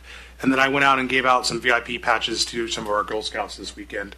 I think Sunday was the last day for them to sell cookies. So that's all I have to report. Thank you, Mr. Prowse. Mr. Milne. Yeah, thank you, Mayor. I was there for also the JoJo's freeze-dried goodies, and phenomenal stuff. I can't say enough about it. I didn't think that a freeze-dried pickle would taste so good, but it it was really good. All the stuff she had was really good. They had a lot of candies and freeze-dried, was it this pickle Skittles? I didn't think that was good, but it was actually pretty good as well. So I would recommend people that if it's by the the Berkshire Aircraft is on the back side and the railway yard is on the front side, but it's that whole row, and it's just some unique places in there. So I'd recommend if you get a chance to go check it out. And then I also did have a COPA meeting also on Friday, and they talked a lot about how to move the organization along, but not asking for the city for money at the moment. And one thing they're talking about doing is fundraising. When October, some students from Kalima will be coming and visiting the Pasco. And again, just different ways that we in the COPA organization can make it better for Pasco and for these kids, the cooperation between Kalima and Pasco. So it was a good meeting. Thank you. Thank you, Mr. Milne. Mr. Harpster. I thought somebody else would have mentioned this, but I attended a council retreat on Saturday and saw a few of you there. Just want the public to know your council's doing work on Saturdays and discussed our priorities and spent a lot of time on budget. So again, appreciate staff's time that was there and everybody else's time up here. Thank you. They were certainly well prepared and well armed with information. So hopefully we'll be able to nail some things down here over the next few months, and we appreciate that.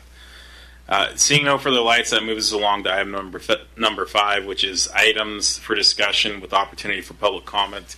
The public comment is limited to an aggregate of 8 minutes. It's going to be 2 minutes segments, pro and con.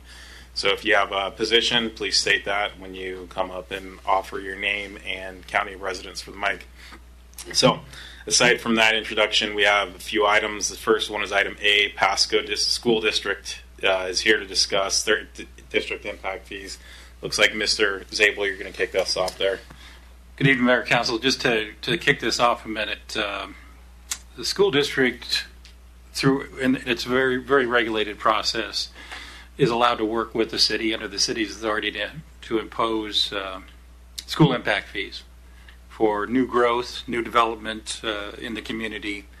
And in the case of Pasco, that's been occurring since 2012. Back in March of 2012, city imposed ordinance 4046, which set rates for single family and multifamily residences $4,700 per unit and $4,525 per unit each. And those have been in place since. Annually, or I think semi-annually, is it? Yeah, semi-annually, the district's been to us, and part of that process is a capital facilities plan. So the district goes through a very public process, has consistently invited city officials to participate in that process. school needs for schools, and a process that accounts for growth, the impacts of growth. And through that, in a very, I think, a very tightly designed formula, you basically crank out an impact fee. And that's been a pretty steady thing throughout this school district. Just went through this process over the past several months, and this evening Denise Stiffarn, who is the legal counsel for Pasco School District, and Michelle Whitney, the superintendent, are here to talk about the results of their latest efforts. I believe they've already met with the school board and shared that, but want to share that with council. Ultimately, it'll be up to council to consider the input they hear tonight and make a determination on future impact fee schedule. So with that.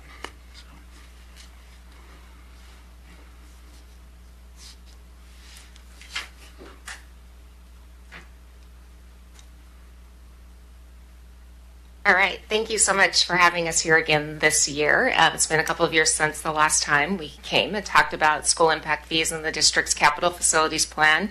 I appreciate the city manager's intro and also the staff report in your packet. And I'll try not to be too repetitive as I walk through, but just some history on why we're here, what the capital facilities plan is. So, there we go. So again, the school district has been preparing this capital facilities plan since 2012. The last time we were before you was in February of 2023 with the 2022 capital facilities plan. And just as some additional background, the school district's board of directors goes through a process, as the city manager explained. They go through a SEPA environmental review process, and then at the board adopts the capital facilities plan and forwards it on to the city council for review. So being back here this year establishes that 2-year review.